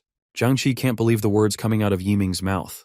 However, this guy is actually serious, believing that there's no reason to keep an infected person alive, especially when they're already dead. He understands that if he were ever to break out of containment, he will endanger the rest of them. His words are painful but true. Xiaoyang agrees that there's no cure, so there's no way to bring their friend back to life. To test Yiming's resolve, our boy offers him a blade, just to see what he'll do with it. The guy is startled at first, but eventually realizes what's going on. Xiaoyang wants him to kill his infected friend. Yiming's body shivers at the sight of the blade, while our boy eggs him on, reminding him that he's the one who wanted a weapon from the beginning. It's finally time for him to pick it up and peacefully send off his friend. Interrupting their conversation, Jiangqi forces the blade out of their hands. He understands the weight of the responsibility involved, and volunteers for the task instead. Our boy quickly reminds him that if he follows through with this job, he'll become a murderer. It's not something to brush off easily, but Jiangqi is prepared to trust in Xiaoyang's words, and that's why he's ready to do the job. Seeing his confidence, he allows Jiangqi to make his move. In the very next scene, he loads the blade and is seconds away from slashing his face. But shockingly, Xiaoyang stops him at the last second. Even though they agreed on everything, suddenly he changed his mind. Turns out that Chen Chong's condition is special, which is why Xiaoyang doesn't want to end his life as he's still got some use for him. It's actually because the system alerted him about a rare mutation in his case. Now alone in the room, our boy checks his state. Chen Chong is a savage beast as he is right now. But Xiaoyang is fearless. This man goes up to his face and reminds him that he's still got one last job to do. The following day, a car crashes straight into a pole. It's actually the boss, who appears to have such shitty luck today that he can't even drive properly. Thankfully, he's pretty close to the fortress, so the distance can be traversed by foot. However, things get a lot more complicated when an ugly zombie attacks him. Unfortunately, the boss ends up getting bitten on his arm. He shoves the mad beast back down and runs back to his car. Grabbing a metal pipe, this man literally knocks the sonic rings out of the zombie's head. He doesn't even stop there, continuing to smash the creature's head until it is reduced to a pile of blood. Well, he wasted far too much time on one zombie as others are also gaining up on him. With his compromised condition, he keeps walking in the direction of the fortress. Speaking of which, our boy's got his crew locked and loaded. Each of them are armed with weapons to kill the zombies lingering around the base. Shanshan is struggling with the protective gear covering important parts of her body. Even though it's uncomfortable, it's necessary to wear. Xiaoyang points out that zombies are known for their explosive power, and it can get overwhelming for them when they lack combat experience. He's fine with them taking it off later on. Outside the base, they're locking down on one zombie as their main target. Xiaoyang instructs his team to get ready as they're within range to strike. Suddenly, the zombie catches sight of them and initiates its attack. As it bursts towards our boy, Xiaoyang reminds his team of the instructions he fed them earlier. Everyone is tasked to cover for each other and maintain good distance. He quickly dodges the zombie's lunge and shows them a visual demonstration of how to create an opening after avoiding an attack. The best areas to strike are the creature's temples and nape.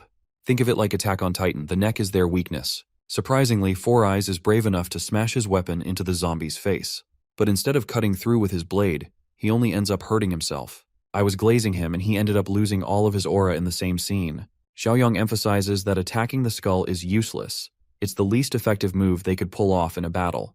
It also gives the zombie a window to attack the dude, forcing Four Eyes to block with his blade. The creature really wants a piece of him while he's quivering in fear for backup. Xiaoyang is at least impressed with the way he handled his defense. Next up is Jiangqi, who goes right in to target the monster's neck. The zombie is struck precisely at its weak spot, creating an opening for the rest of the team to keep on bashing it to death. Our boy highlights the importance of striking numerous times to ensure a successful kill. Jiangqi looks back to ask how they're doing, to which our boy replies that they should know the answer themselves. However, a zombie is rushing to attack him from his blind side, causing Jiangqi to shout and alert him. The mindless beast is inches away from biting his shoulder. But even then, Xiaoyang quickly turns back and grabs him by the head, displaying no signs of fear in his approach. Once again, he uses this as a lesson to teach them the importance of keeping an eye on their surroundings. The rest of them are amazed by his incredible reflexes and quick thinking abilities. Okay, let's go and see what the boss is doing. Boss is over here regretting his life's choices, as he spots a bunch of vehicles stopped right outside the fortress. This makes him wonder if Xiaoyang has already been killed by another party. Suddenly, he hears a bunch of people talking to each other. He recognizes one of the voices as Xiaoyang's and slowly draws near to see what's going on. Spying on the group from behind a car, he can't believe what he's seeing. Xiaoyang and his team are hunting down zombies without much struggle. Unbeknownst to this unlucky guy, Wen Shuya's zombified corpse crawls out from under the car and grabs his leg. This bitch really doesn't know how to die. She causes him to trip and fall. Left completely defenseless, the boss braces himself as the zombie hastens to feast on him. Right as she's about to kill him, her head gets blown to bits. It's Xiaoyang, who came just in time to save his life. The boss shoves her headless corpse to the side, while our boy questions what he's even doing here of all places. The boss explains his situation, but before he gets to say anything, Xiaoyang unfortunately spots his infected bite mark. He puts the gun over his head, stating that he's already a lost cause. The boss begs him to at least hear him out before shooting. Even though Xiaoyang is willing to give an ear to his request, he's not going to let this guy come near him. Filled with grief, even the boss understands that he's done for. The clock is ticking down for him to become a zombie. But the last thing he wants is for his family to experience the same tragic fate. He reveals how Yang Tao terrorized his family and is currently holding them hostage in exchange for Xiaoyang's supplies. Even though Zhang Shengji has done a lot of bad things in his life, he's never done anything close to what Yang Tao is doing right now. In any case, his family is innocent, but he knows that Yang Tao won't spare their lives. That's why he's begging for help, for Xiaoyang to take mercy and save his family. The situation is conflicting for our protagonist. He understands that Zhang Shengji is a selfish man, but at the same time, he did help out with the delivery of the supplies. What's more is that even though his team is well made, the ratio between men and women is unequal. Xiaoyang thinks that improvements could be made in light of that. He gets even happier after receiving a system mission to protect the boss's family, allotting him 25 points for completion. There's also his current mission, which is to kill all the undead lurking outside his base. Anyway, Xiaoyang agrees to take responsibility for the boss family. Hearing such words, the soon-to-be infected Zhang Shengji plummets to the ground, forever grateful for his actions. But now, it's time. Even the boss knows that he'll be infected soon, and he doesn't want to die a human's death. Understanding his situation, Xiaoyang orders Shanshan to grab a bike from the storage room. She doesn't get his intentions, but she goes to grab one anyway. As for our boy, he tells the boss to isolate himself from the crowd in a place where no one can reach him. Even though he doesn't explain the reason why, he thinks it's the best strategy to use before he becomes infected. Accepting his suggestion, the boss thanks him once again. In the next scene, we can see Zhang Shengji racing off on his bike. He's slowly turning into an infected, and his final thoughts before turning into one are those of his family. With him gone, Xiaoyang turns to the pile of zombies that they've all killed. Pouring gasoline on top of their corpses, he decides to burn all of them to ashes. The team has officially conducted a proper training session. Xiaoyang has become confident in their ability to fend off a bunch of isolated zombies without any problems, as long as they work together. However, with their current skill, they'll be unable to take on a small horde or even a zombie wave. That's going to need some time to adapt to. Xiaoyang tells his team to follow him, and in the next scene, they're facing yet another one of his storage rooms. Our boy uses the old geezer to watch over the weapons storage room for tonight, as he'll be heading over to the city. Of course, Shanshan's grandpa is worried that he's leaving off to a destroyed city. It doesn't make any sense for him to do that. Jiangqi and Four Eyes volunteer to tag along for the mission too, but our boy refuses them, stating that it's a level of danger beyond their current skill. That's why he's leaving them to just protect the fortress until then. With that settled, a few minutes later, he's already in his car with his weapons prepared for the hunt. For the first time in forever, the store is empty, and even the refreshing option takes a while. This time, he decides to spend points to refresh everything. When he does, he is welcomed by a bunch of new loot boxes that he'd never seen before. Among them is the Black Tech box, a life-saving box, and an armed threat box. Also, with every manual refresh, the cost doubles, which means he'll have to be careful about how he uses the feature. Xiaoyang still thinks it's a good idea to spend all of his points on the fancy new crates. For now, he purchases only the Black Tech supply box, leaving him with 6 points left. He opens the box and discovers a physical enhancement potion, this time with a 5-point increase. It's an even bigger jump from last time. Reaching superhuman levels of strength, Xiaoyang injects himself with the potion. His body succumbs to the potion's effects, making him stronger than ever before.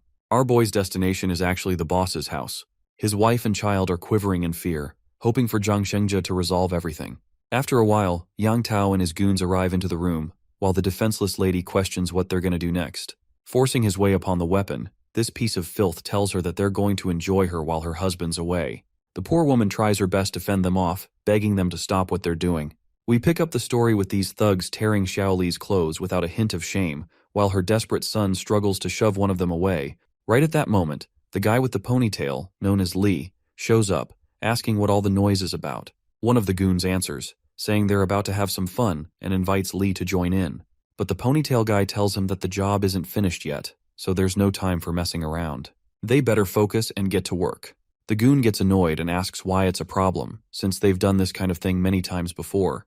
The ponytail guy gets pissed off to see this horny gorilla not catching the gist of the situation. He reminds the goon that he's messing with Zhang Shengzhe's wife and kid. He warns the goon that if she can't handle it and tries to kill herself, Zhang Shengzhe will have nothing left to lose. He'll come after them all, and nobody's getting out of that alive. He gives the horny gorilla some hope, saying that once they deal with her husband, they'll come back and work her to the bone, not letting her rest for a single day. The horny gorilla calls Lee party pooper for ruining the mood, but he decides to take the advice anyway. With that, the goons start walking out of the room. One of them shoots her a creepy look, telling her to wait for her turn. The mother and son are left helpless, with nothing to do but cry. As night falls, the zombies start to roam the streets, and in these desolate roads, our boy is cruising in his car. He's deep in thought, reflecting on his recent gains. With 13 points in stamina, he's now got more than twice the strength of an average person, and his reaction time and control have improved significantly. He's zooming through the cluttered streets, drifting his car around corners, feeling the rush of adrenaline with every turn. The entire place is crawling with zombies, so our boy decides it's time to get out of the car. The city center is ahead, and driving would attract too much attention, so it's time to go on foot. Just then, he hears roars. He turns around and sees 2 zombies charging at him. But our guy isn't fazed. He dashes to avoid the direct hit, locks his shoulder into one of the monsters, and throws it hard enough to knock over another zombie. Quickly, he summons his sword and charges at them once again, going full throttle. With one swing, both zombies lose their heads in an instant. These zombies have become nothing more than punching bags for our boy to test his newfound strength and reflexes. He's amazed at how easily he's overpowering them now. There's no doubt in his mind that he's gained more than twice the physical strength of an average person. On top of that, his instincts have sharpened, and with his enhanced hearing, he can tell that the place he's looking for is only about 800 meters away. Meanwhile, a group of zombies is relentlessly banging their heads against the window door of a grocery store. Inside, the survivors are doing their best to fortify the front gate, piling heavy objects in front to keep it secure, hoping it'll hold long enough for them to figure out a way out.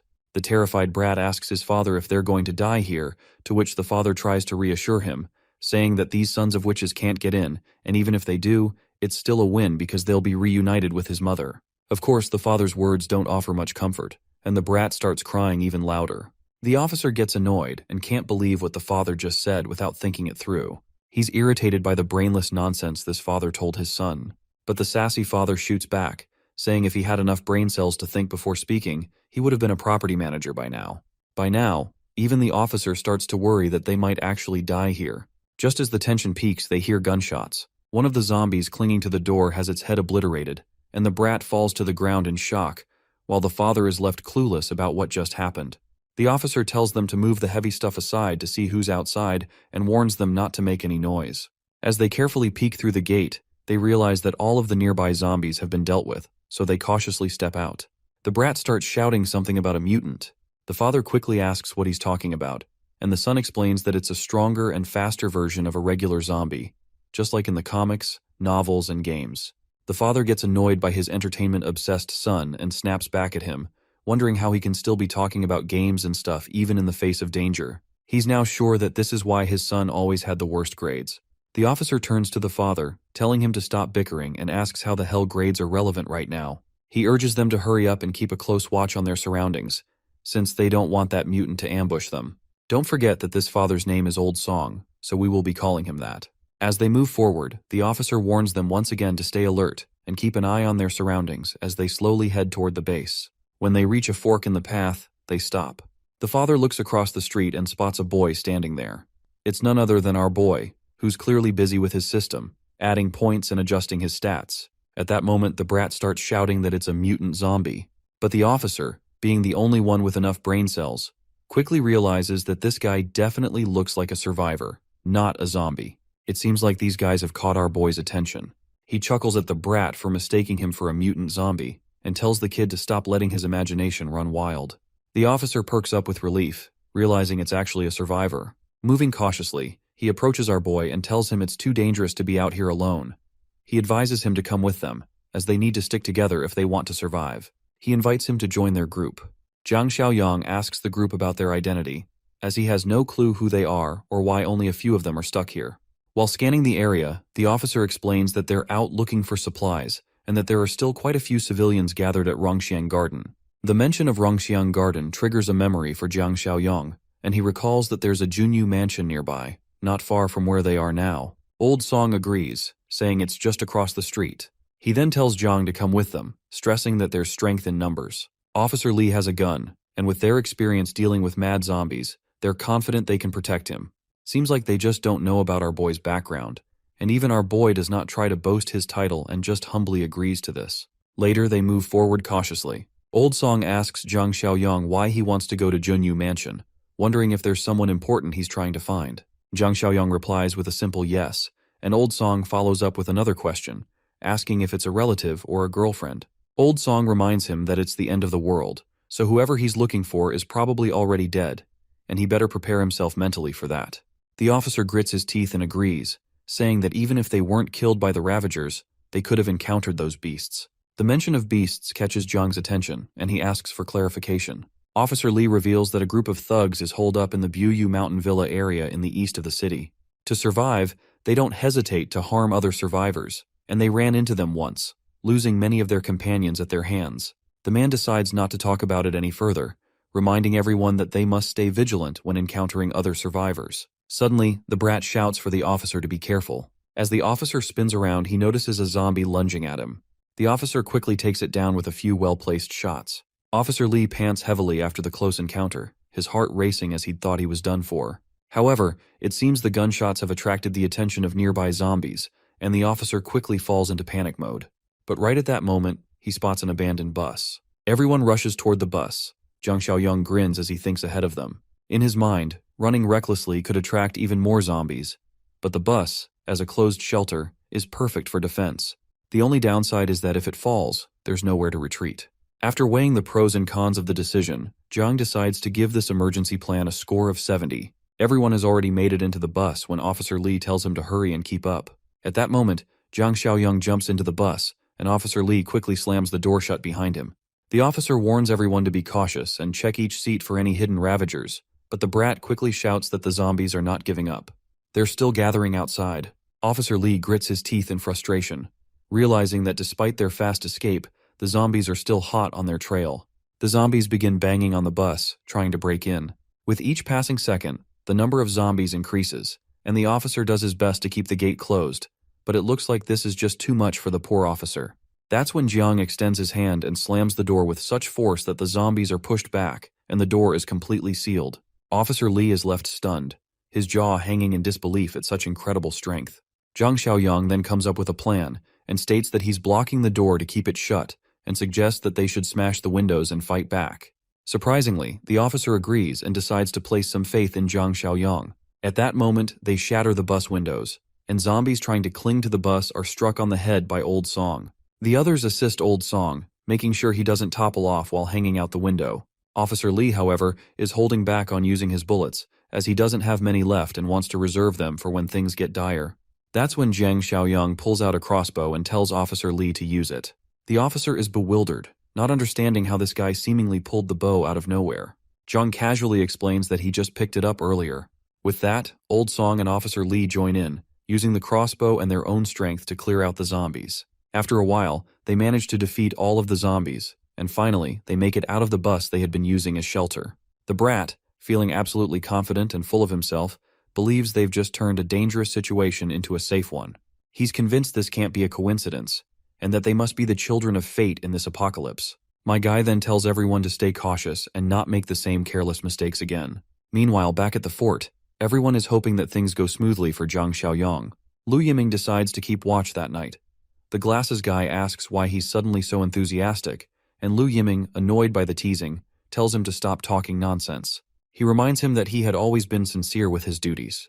The fatty quickly gets humbled by his friend's reaction, and asks why Lu Yiming is getting so worked up over a bit of banter. Regardless, Uncle Sheng decides that since Lu Yiming is taking charge bravely, everyone else should head back to their rooms and rest, so they can make the most of Yiming's help. Uncle Sheng then advises Lu Yiming to wake everyone up immediately if anything happens. As the night deepens, Lu Yiming sits idly, reflecting on how late it's gotten. Knowing that everyone must have already gone to sleep, he decides to get back to the main goal he's focused on, wanting to settle things before our boy returns. Meanwhile, the old man sleeps soundly with the key of the weapon room lying near his pillow. The old man doesn't even notice when Lu Yiming quietly opens the door to enter. As Lu Yiming approaches the old man's bed, he reaches out to grab the key. But to his surprise, the old man proves to be more alert than expected, waking up just before Lu Yiming can grab it. The old man asks what the hell he is doing, but before he can get any more words out, he receives a solid punch to the face from Lu Yiming. With the key now in hand, Lu Yiming runs as fast as he can, while the old man calls after him, demanding the key back. The commotion wakes others up, and the old man quickly reports to everyone that Lu Yiming has taken the key to the weapons room. They all run as fast as they can to catch that bastard, but the idiot throws a bunch of stuff in the way while running. Everyone chasing him stops right there. It's pretty hilarious though, because they could easily jump over these obstacles, but they just stand there like game characters refusing to enter a restricted area. Lu Yiming notices the nursery room on his way and figures he might as well go all the way, since he's already doing this. He heads into the room where Chen Chong the zombie is lying on the bed, strapped down. As he tries to approach, the zombie suddenly retaliates with its free hand. Lu Yiming is taken aback because the second hand was supposed to be tied down, and he wonders if they made the straps too loose when they bound this freak. This actually makes him even happier though, because it saves him the trouble of untying the zombie. Meanwhile, the others finally make it past the obstacles, and what they find in the corridor is far from pleasant. They're frustrated that Lu Yiming went out of his way just to let Chen Chong out of the infirmary. The old man is regretting not realizing sooner that Lu Yiming was such a snake. But Shanshan tells him there's no point in regretting now. They need to focus on what to do next. Since all their weapons are locked in the warehouse, they should start by making sure that this zombie gets locked back in the infirmary. Uncle Sheng decides to use the method Zhang Xiaoyang taught them earlier. Stay careful and avoid letting the monster bite. With that in mind, they start walking toward the zombie. Zhang Qi quickly grabs the bastard by the neck, while the other two help hold its hands down.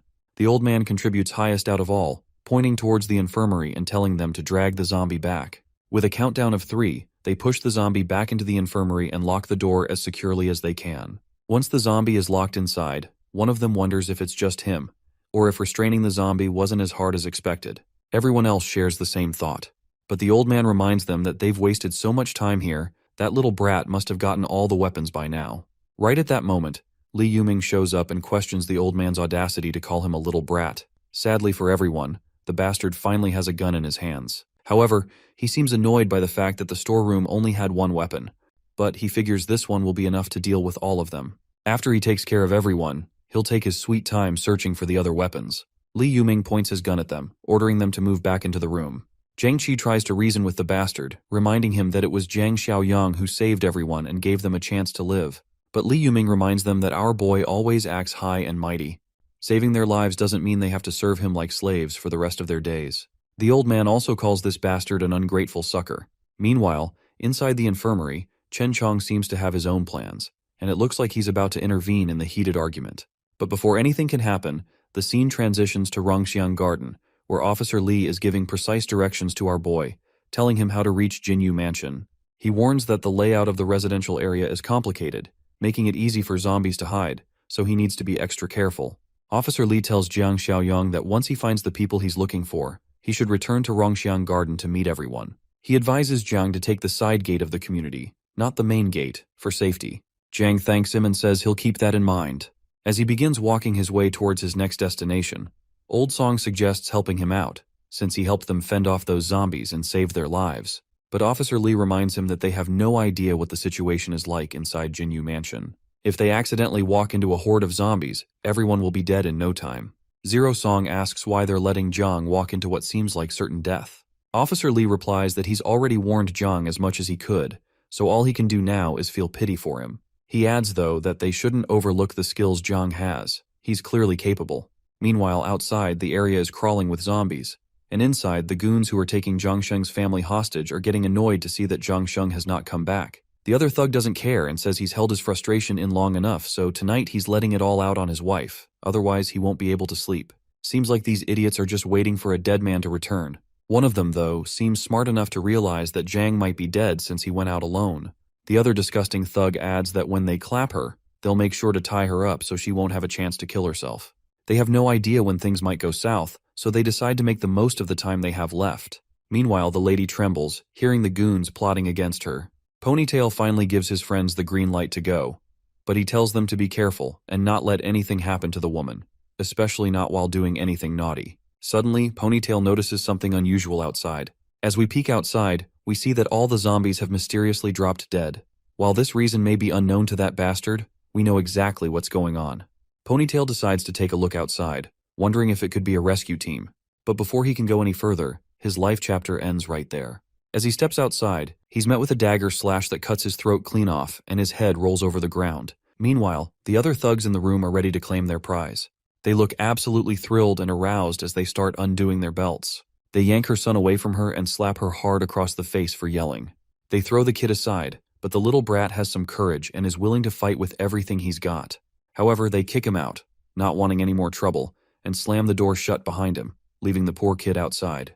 At that moment, the headless body of Ponytail collapses to the ground, leaving the kid frozen in shock. But what stuns him even more is the silhouette standing over the doorway. But there is nothing to fear about because it's our boy, Zhang Xiaoyang. Jiang looks at the kid and asks if Zhang Shengji is his father. The boy stutters for a moment before managing to respond. Meanwhile, inside the room, the thugs have already started tearing the woman's clothes as she struggles to cover her up.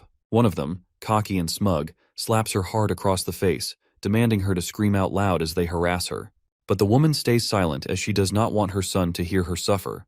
Eventually, the thug just decides to go over her and then let his other buddies have their turns.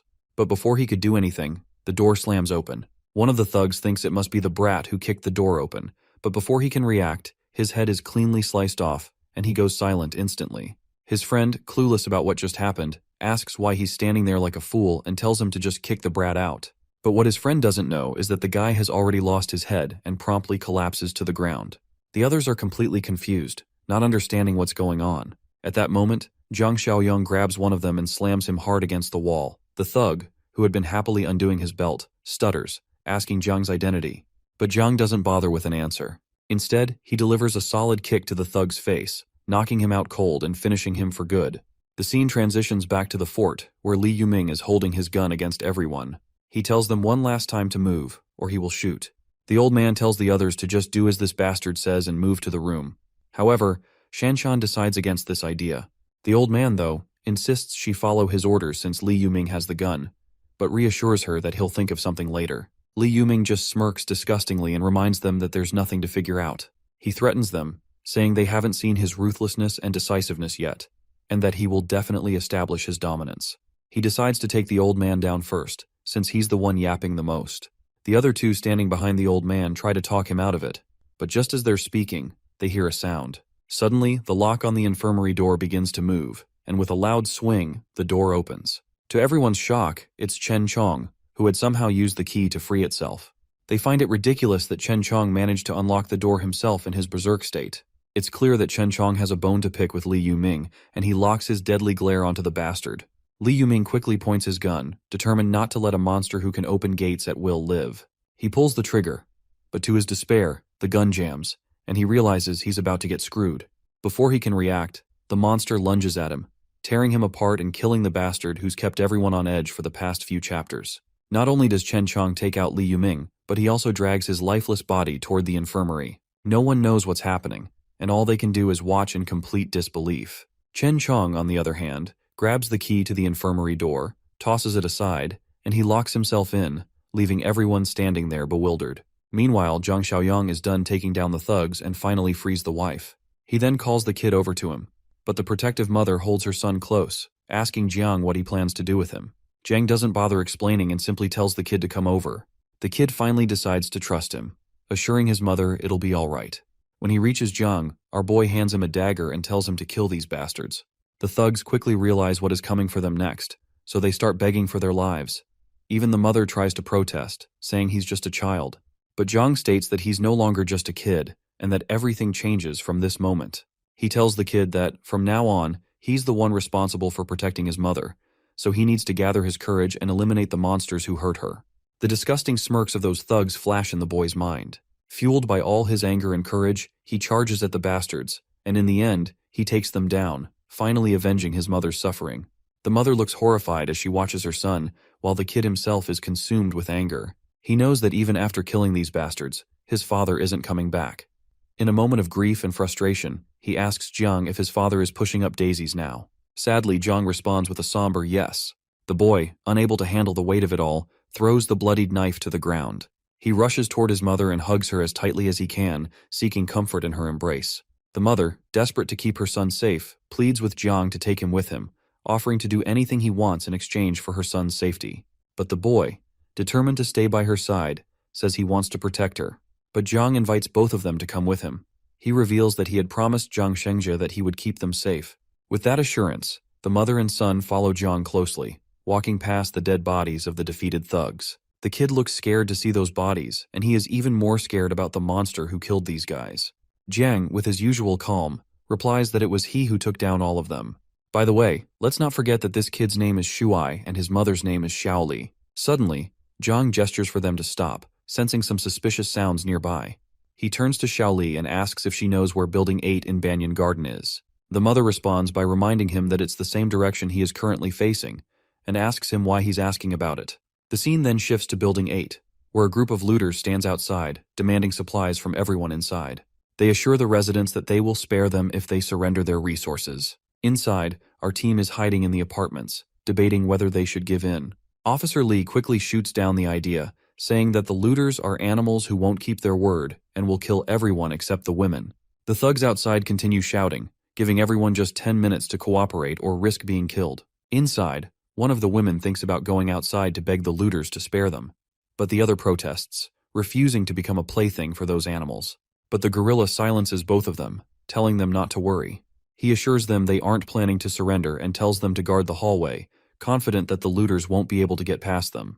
Meanwhile, the gang leader of looters outside smirks to himself, thinking about how well armed they are. His lackey, however, knows their strength isn't enough to force their way in, as the leader of the survivors inside is armed. Not to mention they are hiding, making it even harder to force their way inside. But the leader just smiles as he says they don't need to force their way through. Instead, he orders his men to cut off the water supply to the first-floor apartments and waits to see how long they'll hold out. While these thugs plot their tactics, Zhang Xiaoyang stands nearby, watching these guys sneakily. Shuai innocently asks if these are bad people, to which Zhang responds positively. It's both humorous and ironic that Shuai is asking such an innocent question, especially considering he's the one who just killed 3 grown men with a dagger. One might expect some solid character development from the kid, but he still seems to have his childish charm. Zhang then reminds Shuai that these are the same kinds of people who bullied his mother, and that's why they need to be dealt with. Meanwhile, Officer Lee tells everyone to guard the stairs and stay hidden, as he plans to check out what these guys downstairs are up to. Officer Lai then walks over to the window and sneaks a peek outside, noticing that all 7 of them are armed, with 3 of them packing guns. But then, a loud bang echoes through the air, catching Officer Lee off guard. The rest of the group is just as confused, not knowing what's going on. As we know, though, these guys are getting ripped apart by bullets from Zhang Xiaoyang, and one of their men goes down. The others are left clueless about who just took them out. That's when Officer Lee spots Zhang Xiaoyang, gun in hand, making his way forward. My guy starts doing open fire, and one of the goons takes a direct headshot. When they spot him standing in the middle of their ring, they start shooting back with their pistols. But Zhang just keeps walking forward, unfazed, as not a single bullet even comes close to grazing him. This only makes him smirk at the sight of these amateurs. He raises his gun, aiming at the boss of the lackeys hiding behind the concrete block. But his bullets hit the block instead. The frustrated boss shouts at his lackeys, telling them to start firing while our boy is busy shooting him. The lackey eventually stands up straight, fully determined to take Jiang down himself. But Jiang quickly shifts his aim, pointing the barrel of his gun directly at the guy, and with 1 or few bullets, he blows the bastard's head off. The leader of the squad sneers from behind the concrete block, feeling smug as he thinks Jiang must be out of bullets by now. Confident, he decides to make his move, aiming his gun at Jiang. But Zhang Xiaoyang meets his gaze with a cold, unwavering stare, standing tall right in front of the guy. As soon as the thug pulls the trigger, Jiang moves his head with lightning speed, avoiding the shot. He grabs the thug's arm, the one holding the gun, and in a fluid motion, aims the same gun right under the bastard's neck. Without hesitation, Jiang pulls the trigger, sending a bullet through the guy's head. And just like that, the entire squad of criminals has been taken care of. Jiang then rummages through the leader's dead body, searching for anything useful. After that, he makes his way into the building, only to find that there are still some goons left from the squad. The remaining thugs launch themselves at him without a second, desperate to take him down. But Jiang doesn't even flinch. He stays rooted in place, unfazed. And all that breaks the silence are 3 quick gunshots, each perfectly placed, dropping the thugs on the spot. Watching all of this, Shuai is over the moon with excitement, clearly impressed with how our boy handled the fight. He can't help but admire him even more. Right then, a system task appears in front of our boy, revealing his next objective, which is to recruit survivors from Rongxiang. Completing this task promises a reward. Zhang Xiaoyang asks about these people, and Officer Li responds, explaining that they're from the Biquishan villas, located to the south of the city. Officer Li then quickly calls over the two yellow-jacketed men, Liu Chao and Chen Ji, telling them to brief Brother Yang about Biquishan since they ran over from the south. The two yellow-jacketed guys reveal that the people there are a gang, armed, well-resourced, and holed up in Biquishan villas, taking in nearly all the survivors from the south. This makes Zhang Xiaoyang pause, thinking back to his previous life. He wonders if Biquishan could be where Li Shuxian and Quijing's settlements were, and whether it could be them who took over. He asks the yellow-coated guys if they're implying that Biquishan is the only settlement left in the south now.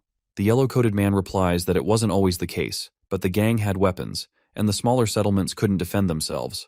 As they took over each place, they killed half the population, and then abducted the young and pretty women, and anyone who was willing to be complicit. Zhang Xiaoyang is certain about who is behind this, and when Officer Li hears his confident declaration, he asks what he means by it. Zhang replies that the three guys they just took down each had handguns, and he tells them to hold on to them and check for extra magazines, because there's probably more of them out there. He also gives them his rifle and tells Officer Li to keep it, and he'll leave them 5 magazines. Hong explains that the Biquishan crew won't let this go, and with these weapons, 10 or so men should not be an issue now. He tells them to hold out here for a couple of days while he reorganizes back home and then comes back to deal with that shitty crew. One of the men standing there is shocked and asks if Zhang is seriously planning to take on Biquishan. He points out that they're probably dozens strong, if not more, and it's no small task to go up against them. Officer Li tries to convince Zhang that it's not worth the risk for them. He suggests that they just find another place. Our boy reassures Officer Li not to worry about it, because he already has some beef with the Biquishan crew. Besides, in a few days, he plans to return with a bigger vehicle to evacuate everyone to the east of the city, near the old Tea Leaf City. He's building a stronghold there and will need people to help. With that, Zhang turns and walks away, offering a casual goodbye and telling them to take care of themselves. He also takes Xiaoli and Shuai with him. The scene transitions to a darker, more ominous setting. Dead bodies lie scattered around, and outside, a lone guard is on duty. The place he's guarding is none other than Biquishan. Inside the mansion, we see the people running this gang. Wenge, with his orange hair, is the boss of this place, and he asks why they haven't dealt with the supplies at the Jinyu Entertainment Center yet. Xiaoli, the overweight man, responds during a meeting, saying he's already sent people over, so they should be back by now. But little do they know, those people have already been wiped. The other guy, known as Kai Gay, addresses the fatty, and reminds him that there are quite a few high-end affiliates living over at Jinyu Mansion. They can't just take the supplies from the entertainment center without consequences. Xiaoli assures him that his people are already instructed to bring back anyone alive. The boss looks furious and openly expresses his disappointment with Xiaoli, frustrated that he still hasn't completed a single task assigned to him. Feeling the weight of Wen's anger, Xiaoli humbly promises that this time, everything will be handled perfectly, while Kai Gay smirks in the background, pleased to see Xiaoli sweating under the pressure. Once Xiaoli steps outside for some air, one of his lackeys notices his sour mood and asks why he looks so defeated. Xiaoli snaps back, asking if the 7 men he sent have returned. The lackey informs him that he sent people an hour ago to check, and they reported back that the whole squad has been wiped out. The news leaves Xiaoli stunned and terrified. He can't believe that regular civilians from Rongxiang Gardens could take down 3 armed men. In a panic, he commands his lackey, Taozi, to gather everyone who can handle weapons. This time, he's determined not to let the mission fail. Meanwhile, Zhang Xiaoyang finally makes his way back to the base. As soon as Shanshan hears the sound of the car, she quickly realizes that it must be Brother Yang returning. When Jiang enters the boundary of his fort, the mission window pops up, notifying him that the mission has been completed successfully. Shanshan greets him, happy to see him back, but Jiang quickly notices that Lu Yiming is missing from the crowd. My guy feels absolutely glad to see that his hunch about that snake was spot on. Everyone is shocked when they realize that Jiang knew about Lu Yiming all along. Jiang then points to Xiaoli and Shuai, asking the others to show them to their rooms and then meet him in the infirmary. Once he's alone with his party, Jiang explains that he had known from the start that Lu Yiming had ill intentions. While he admits that he wasn't entirely sure it was him, he was certain that one of Jiang Qi's friends was a scumbag. Zhang Xiaoyang then throws a big gun towards Jiang Qi. As Bleachhead catches it and examines the bullets, he quickly realizes they're rubber bullets. The old man's mind clicks and quickly asks about the kid Chen Chong, who's inside the infirmary.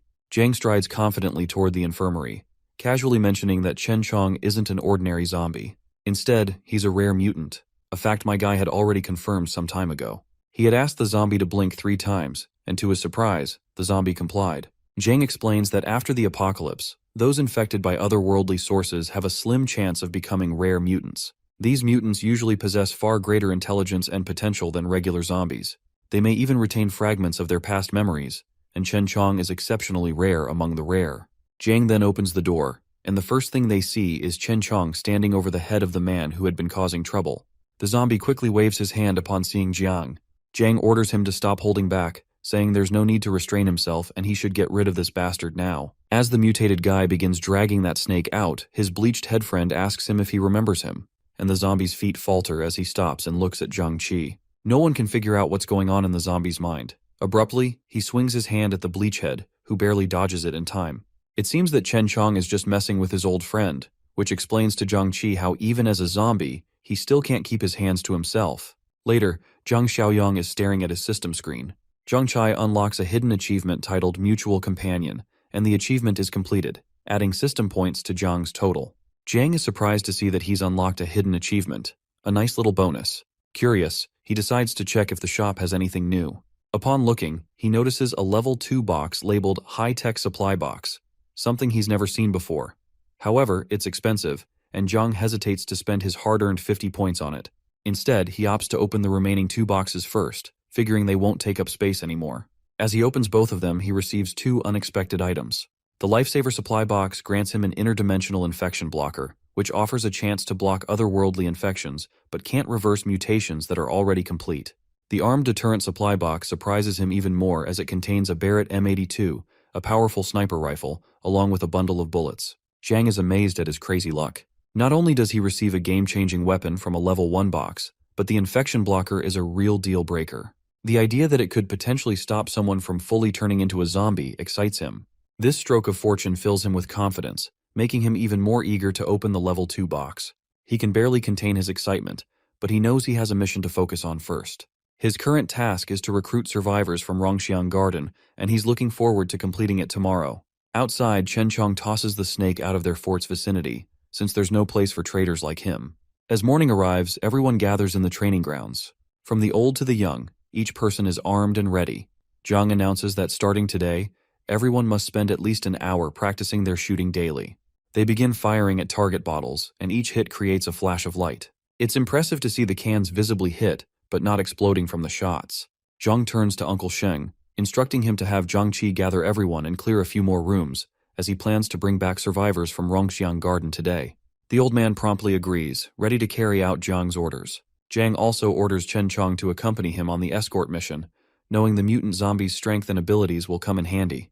Later, they finally find an abandoned bus, currently overrun by mindless zombies. But Zhang clears the zombies with ease, and Chen Chong helps by throwing the creatures out of the bus as well. Once the bus is cleared, Zhang hands Chen Chong the bus keys, telling him that he can take off his mask if he wants to now, as there's no need to restrain himself. However, he adds that once they reach Rongxiang Garden, he should make sure to put the mask back on so he doesn't scare anyone. The mutant guy acknowledges the order with a growl. Meanwhile at Bikwishan, Xiaoli is gearing up to depart for Rongxiang Garden, accompanied by a group of lackeys. This time, Xiaoli is personally leading the charge, determined to take down Rongxiang Garden once and for all. He refuses to believe that he's going to lose, not with the numbers and weaponry he has at his disposal. Their truck roars to life and speeds out of the compound, headed for Rongxiang Garden. After cleaning up and hijacking a random bus filled with zombies, Zhang Xiaoyong hopped on the driver's seat and quickly got to work. He saw a few more zombies clogging the highway and did not even think of stepping on the brakes for a single second. Our boy mowed through those mindless monsters like the gigachad that he is. With his enhanced reaction speed, he used the bus to drift and swerve through the plethora of abandoned cars blocking his personal freeway. Back in Rongxiang Garden, the high-rise building seemed peaceful from the outside. Inside, the group of survivors led by the reliable cop, Big Bro Lee, are currently munching on their rations, careful not to burn through their limited supplies all at once. Their mealtime was interrupted by the loud sound of a car engine coming from outside. The kid reckoned that Brother Xiaoyang must have come back to rescue them. Thankfully, Big Bro Lee has a good head between his shoulders. He grabbed his AK-47 and signaled everyone else to be silent while he checked out the situation first. With utmost caution, he slowly peeked his head above one of the windows with a clear line of sight outside. What he saw was not their savior but a group of thugs hungry for revenge. They are checking their weapons and looking for building number 8. Upon confirmation, the thugs took arms, and upon confirming their target location, Li Shuxiang ordered his men to move out. Big Bro Li was stressed out. Just when he thought they could leave their hiding spot to join Brother Yang's fortress, the bastards from Bichue Mountain showed up. Old Song raised his pilfered pistol, ready to face the scumbags who just can't learn their lesson. Now that they have a few guns distributed among the group, the survivors have gained quite a bit of confidence. Big Bro Li yelled at the fake tough civilians to not get cocky. Right outside is a whole battalion that outnumbers and outguns them by a mile. He reminded everyone to stick to the plan, and as he headed to the rooftop, he set up an ambush.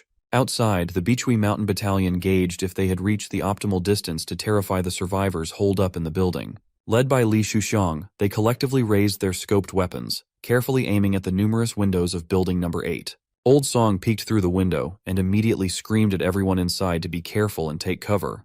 The silent morning was interrupted by the sound of automatic weapons firing wildly into the high-rise. Every window within range was shattered, pushing Old Song back deeper. After the first wave of warning shots, Shuxiang ordered one of his lackeys to hand over the megaphone. While he negotiates a deal, the others must keep aiming and wrecking the windows with the intent of shooting anyone who dares to show their face. Shuxiang arrogantly spoke to the mic, demanding the attention of the survivors hiding inside. Before he could put another threat or another word in, the lackey right beside him got his skull pierced and his brains scrambled by a bullet. The thugs froze in fear.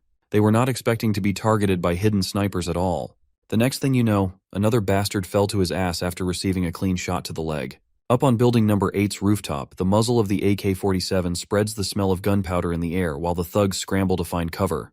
Big Bro Li has posted up in an optimal spot with a clear vision of the enemies. Bichue Mountain never could have anticipated that the survivors would have long-range automatic weapons in stock. Shuxiang blamed the intel they received for the fact that the survivors only had one pistol. Even if they pilfered the weapons of the 7 idiots that died last time, there should only be 4 pea-shooters. The panicked thugs turned to their boss for their next move, afraid of getting picked off by the unseen threat. The simple answer was to retreat.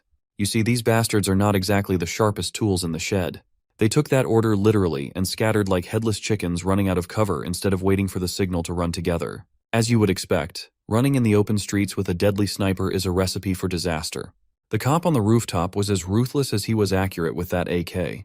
Shuxiang berated his dumbass lackeys for running to their deaths. He counted down to 3, and the remaining bastards retreated as if their lives depended on them. That's because it did.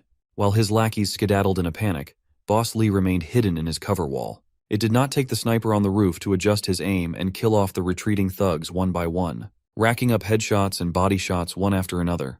From the beginning, Boss Li's strategy was to use his men as fodder until the sniper ran out of ammo so he could safely run back to his car. A certified scumbag move. As he expected, the sniper had run out of ammo and had to reload with a fresh clip for a bit. Shuxiang's fat ass managed to reach the car safely. From a whole battalion, they are down to just 4 people, and unfortunately for the last one that lagged a few seconds behind, Li Shuxiang is in the driver's seat, and he could not be bothered to risk getting domed while waiting for another expendable unit. Catboy got his brain pierced by the high-caliber bullet and it was lights out. The other 2 that were fortunate enough to hop into the cargo bed lowered themselves, afraid to suffer the same fate that everyone else in their group went through. Back on the main road, Jiang Xiaoyang's magic school bus is still blazing through the clogged freeway like he was playing Mario Kart. Our boy was as cool as a cucumber while he navigated his way back to rescue the survivors. Given that the roads are pretty much abandoned at this point, seeing another car speeding up in the opposite direction was quite a surprise. Even though he could have, Xiaoyang chose not to meddle or chase. He is focused on the mission at hand. Currently, obtaining points is of paramount importance to him. After a few minutes of smooth cruise control, he arrived at the front of building number 8. Chen Chong, the friendly zombie, and Xiaoyang got out of the bus and immediately saw the aftermath of the shootout. The young man was impressed to see that the rifle he left behind came in handy. He also connected the dots that the car he just saw must have belonged to the fleeing raiders. Chen Chong looked at the fresh and bullet-hole-ridden human corpses scattered on the ground and started salivating while growling like an animal. Xiaoyang smiled and asked his zombie pal if he was hungry. He gave Chen Chong the green light to go crazy on the fresh carcasses. It's better that he gets the human meat feast instead of leaving it for the mindless zombies around the area. As soon as he heard that he was free to stuff his jaws with sustenance, Chen Chong smiled like a fucked-up-looking kid in a candy store. Xiaoyang lets this boy run free as long as he meets him under Building 8 after the feast. Chen Chong did not waste a second and bit on the sinewy neck meat of the nearest dead thug. He savored the taste of blood and flesh touching his tongue. As soon as he swallowed, an invigorating feeling spread across his body. Meanwhile, Zhang Xiaoyang strolled through the bloody battlefield as if he were taking a leisurely walk in the park. Based on the efficient method the thugs were dealt with, he was impressed with how decisive Li Hongli was when it comes to killing. The kid poked his head above the broken windows upon hearing footsteps, and he immediately lit up upon seeing Xiaoyang. Upon confirmation that it was their savior, the rest of the survivors showed themselves and enthusiastically beckoned him to come closer. With the super cop in the front, the survivors packed up and met the young man downstairs. Big Bro Li formally thanked Xiaoyang for lending him the counter-strike weapon that saved everyone's asses. As it turns out, before this dude retired, he was an expert marksman. Their happy reunion was interrupted by a loud guttural roar reverberating from afar. It was followed by the sound of steady footsteps. The survivors were frozen in terror as soon as they saw what was inching closer to them. It's our favorite badass zombie, Chen Chong, limping over with a strained look on his face. Big Bro Li was the fastest one to react. He grabbed the trusty AK-47 and quickly aimed at the approaching zombie. Xiaoyang calmly held down the rifle and told the survivors to relax since this guy was one of them. He says the beast is one of them, but everyone is having a hard time believing in such a ridiculous statement. Can you blame them? Xiaoyang directed Chen Chong's attention to the rest of the dead thugs nearby, telling him to fill up on some more free grub. Big Bro Li was amazed and terrified. He asked if Xiaoyang has the ability to talk to zombies or anything of the sort. The young man asserted that Chen Chong was not an ordinary zombie.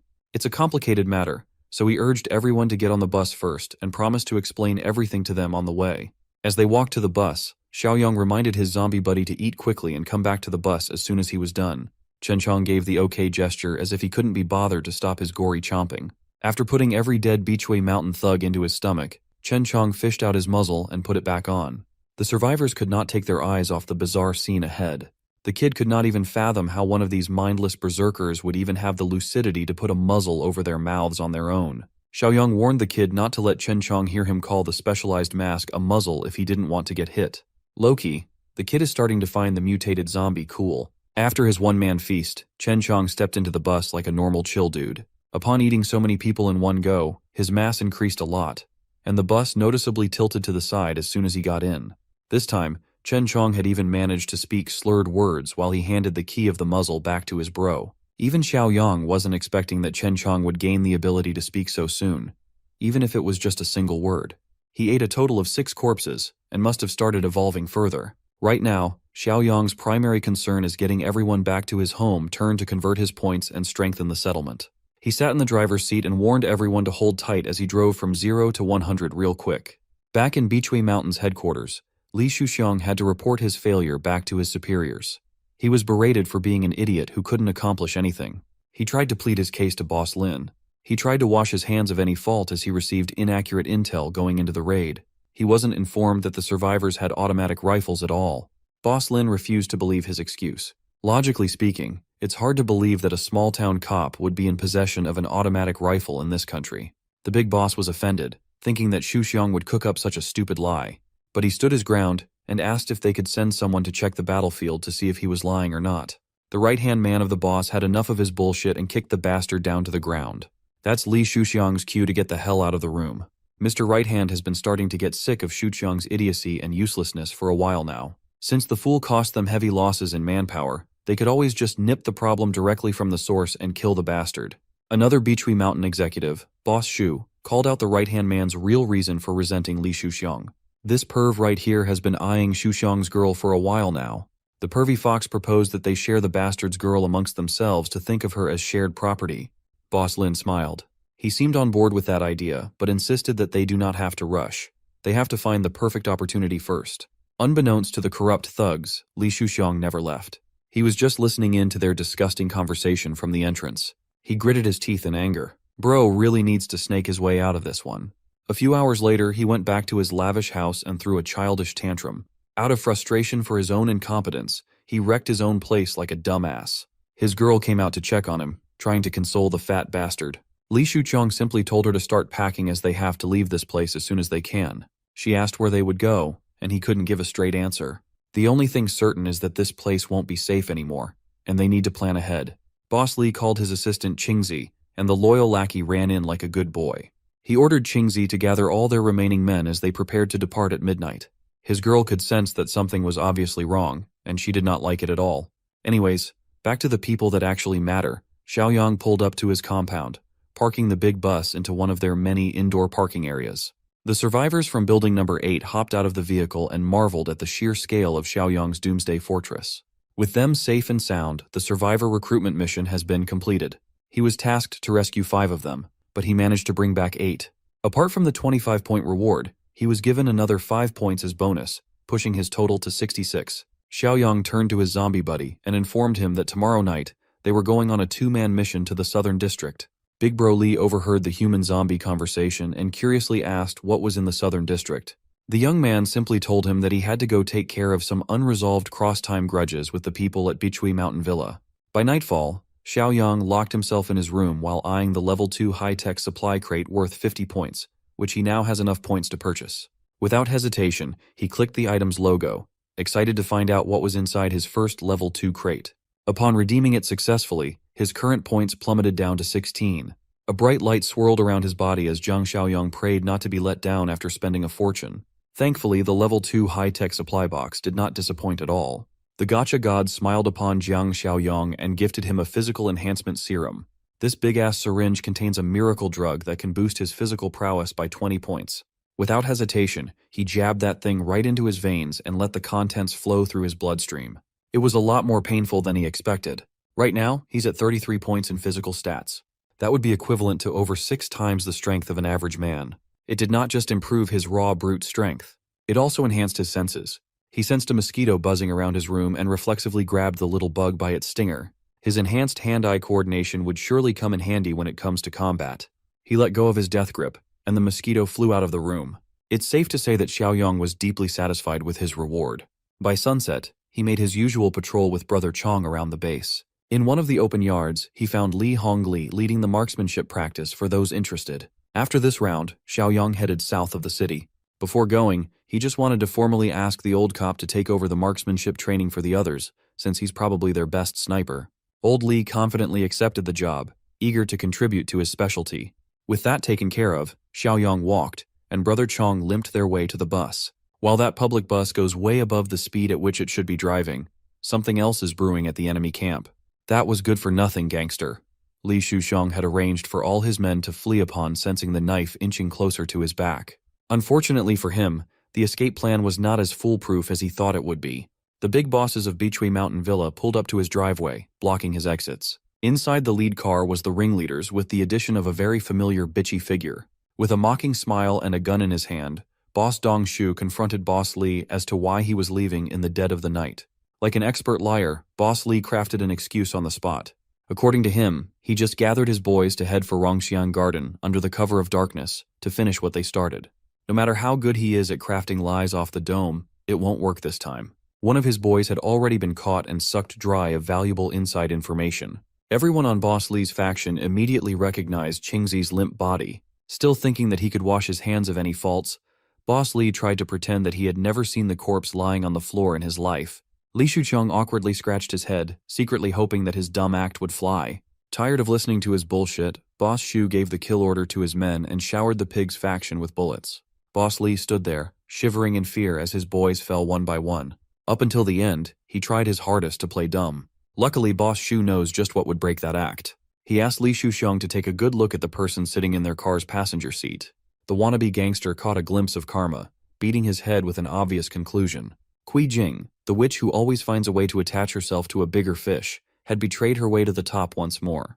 Boss Kai could not help himself. That pig kept on trying to act dumb when Kui Jing had already snitched the entirety of their escape plan.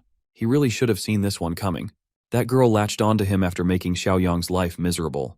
It's common sense to think that she would do it again. Finally, Boss Kai turned to Boss Zhang for the last order. Boss Zhang casually and wordlessly gave the go-ahead for Li Shuxiang's execution. The method they chose was a barbaric one. They tied a noose around the fatty's neck and had one of their strongest men pulling until Li Shuxiang's final defiant breath. It was a painful and miserable way to go. Once the last bit of life escaped his mortal body, he was left to hang at the gates of his own mansion. Under the cover of the night, a bright blue bus pulled over nearby. Zhang Xiaoyang and Brother Chong sneakily closed in on their target on foot. When they arrived at the entrance, they quickly realized that they were a little too late. Tonight, they were supposed to finish off Li Shuxiang, but someone got to him first. This bastard deserves what he got, but Shuxiang regretted not being able to do it with his own hands. He grabbed a pebble from the ground, sent it flying towards the rope, and cut the carcass loose. Given the tragic ending of this scumbag, Xiaoyang feels a bit motivated to dish out some entertaining revenge. Back in the Bichui Mountain Villa's base camp, unpleasant sounds can be heard from the top floor.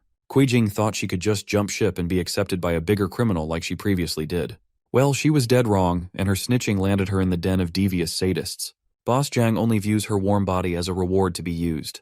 The pair of deviant bosses passed her around. These people are absolutely disgusting. Thankfully, justice is just a few steps away. Boss Kai looked out of the penthouse window and was taken aback by the sight of his guards dead on the floor. What followed was some loud-ass knocks on his door. Those sounds were just a distraction. The real threat made use of the highest window as his entrance. With a knife in hand, Xiaoyang looked like the Grim Reaper. He made Boss Kai feel the cold blade against his neck. One tiny movement could end it all. Without giving the bastard a chance to spew any more nonsense, he slit that throat and made Kai choke on his own blood. That is one down, more to go. Boss Jiang was flabbergasted. One moment he was shooting poison out of his crotch. The next, his partner in crime was dead on the floor.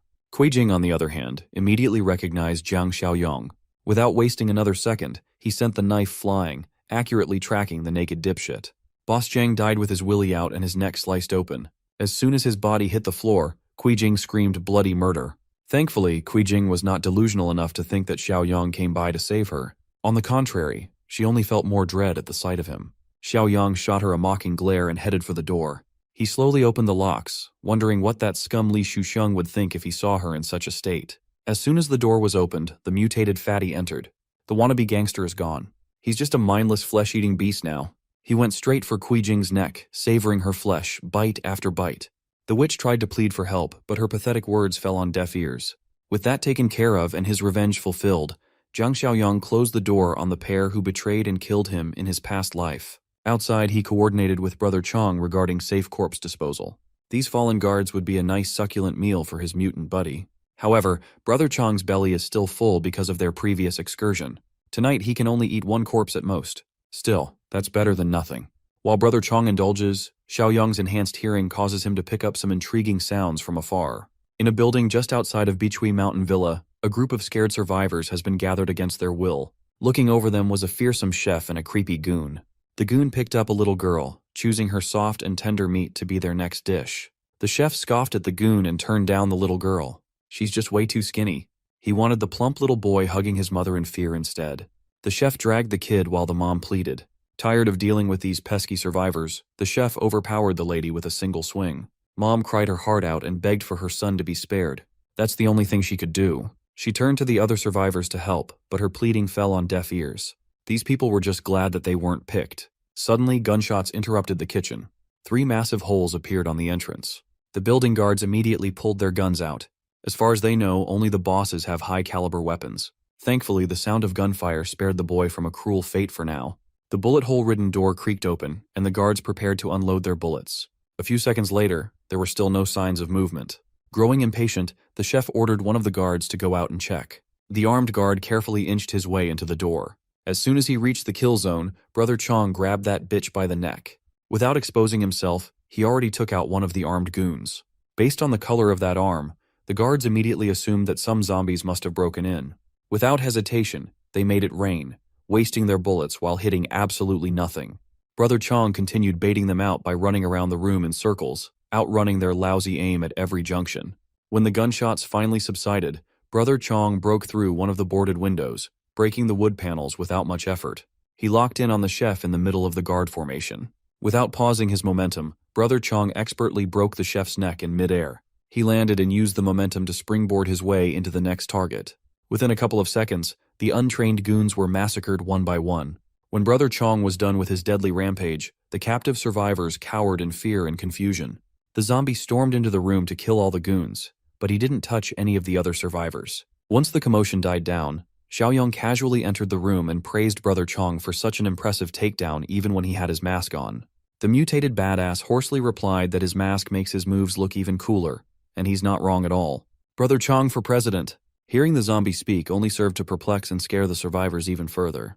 Kids hugged their mothers tighter, and everyone made sure to keep their distance from the odd mutant. Xiaoyang broke the uncomfortable silence by assuring everyone that Brother Chong won't harm anyone. The little girl refused to believe his words. She had seen super monsters like this one kill without hesitation before. That bit of information certainly piqued Xiaoyang's interest. He carefully approached the little girl and asked what she meant.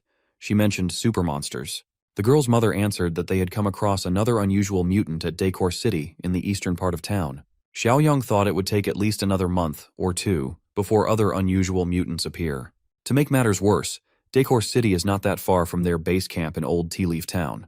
He gave Brother Chong a heads up about the possibility of another rare mutant nearby. You see, depending on the individual, mutants can retain varying levels of sanity and memory. That makes them more efficient and fearsome than a typical zombie. However, unstable mutations usually result in heightened violence. Hearing the route that he could be heading down made Brother Chong worried for his future. Sensing his concern, Xiaoyang assured his mutant buddy that he's one of the lucky ones who managed to retain his reason. Besides, with Xiaoyang around, he won't lose his sanity. Xiaoyang turned to the survivors to ask if there were more survivors in the villa area. As far as they know, a few are locked up in the sales office and the basement. Since it was the nearest one, they headed for the basement to check for other survivors. When Xiaoyang opened the steel door, the smell of blood assaulted his nose. Everybody recoiled at the bloody sight hiding behind that cursed door. This must be where those Beachui Mountain Villa bastards store the people they slaughter for meat. Now it makes sense why there are no other gathering spots in this part of the city. Still, the rate at which they kill people doesn't make sense.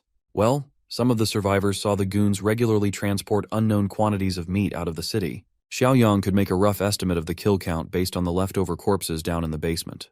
With such large quantities of meat, they could be engaged in some shadier stuff. Seeing as the basement is not a place to live, the only place left to inspect is the sales office. It's about 1 kilometer from their spot near the south gate. When survivors flock into the villa, they are first locked up in that area. Those deemed useless are sent to the slaughterhouse. Suddenly, Xiaoyang was prompted by a series of missions called Subpar Utopia. He must expand and improve the community score as much as possible.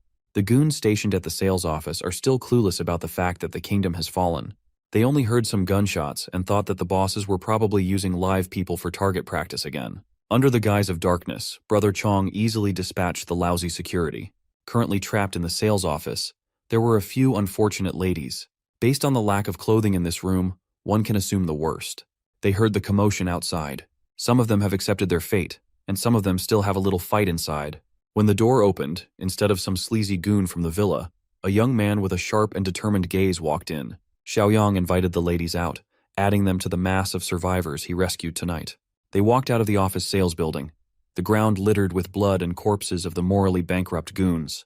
The young man promised everyone a safe place to stay, a real home instead of this hell on earth. His only condition was that everyone must work and contribute to the betterment of the community. These survivors have already experienced the tyranny and depravity of the villa. Anything would be better than their current living condition. With that settled, Xiaoyang led everyone to his ride. Everyone boarded the bus. Thankfully, he brought a big enough vehicle for everyone this time around. Not long after the rescue, they reached the base camp. Shenshan and Zhang Qi were waiting for the boss to come back. Seeing as he didn't drive the bus directly in, Zhang Qi stood by to see what the boss wanted to do first. Xiaoyang introduced everyone to his fortress. Right now, he can't just let everyone in without a proper vetting process.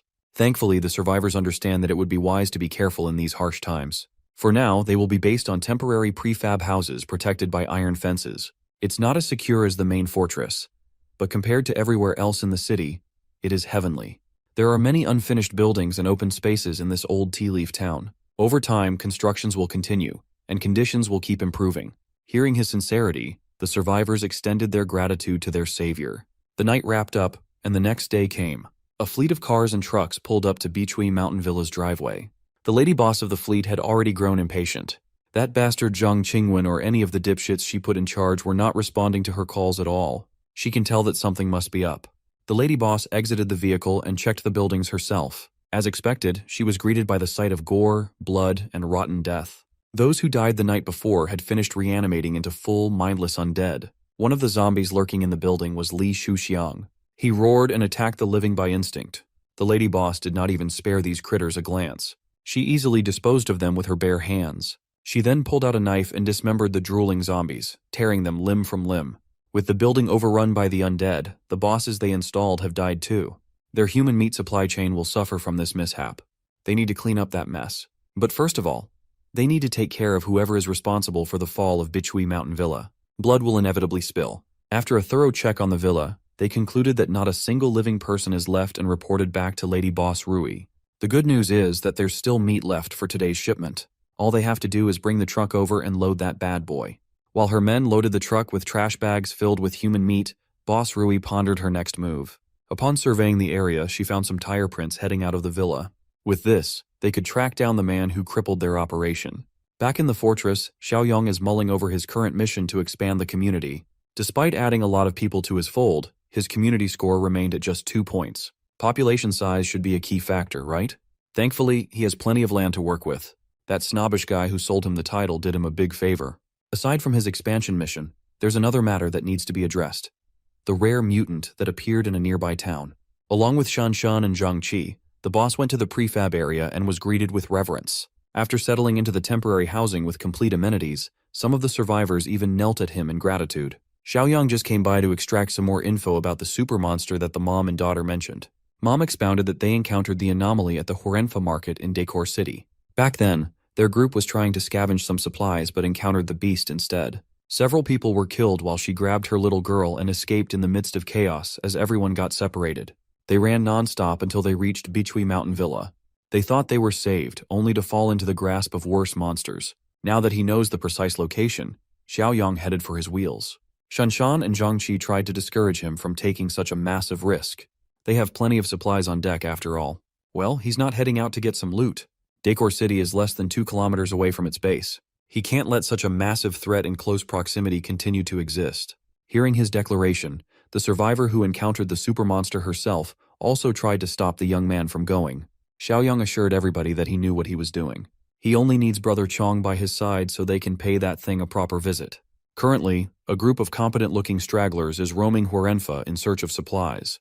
They found a big supermarket and were excited at the prospect of looting a bunch of stuff. It would be wise to rein in their expectations. The supermarket might already be cleared out. And so, the stragglers entered the supermarket, confident in their group's capability to move freely in the apocalypse. As soon as they sneaked inside, they were met with complete and utter darkness. Once their eyes adjusted to the dark, it became clear that the supermarket had been looted, but far from completely. To account for other survivors or hidden zombies, the group stuck close together and made some noise. Afterwards, they kept their ears and senses open for any movements. A few seconds later, a few loose zombies emerged, and the stragglers kept their cool. They dealt with the undead expertly.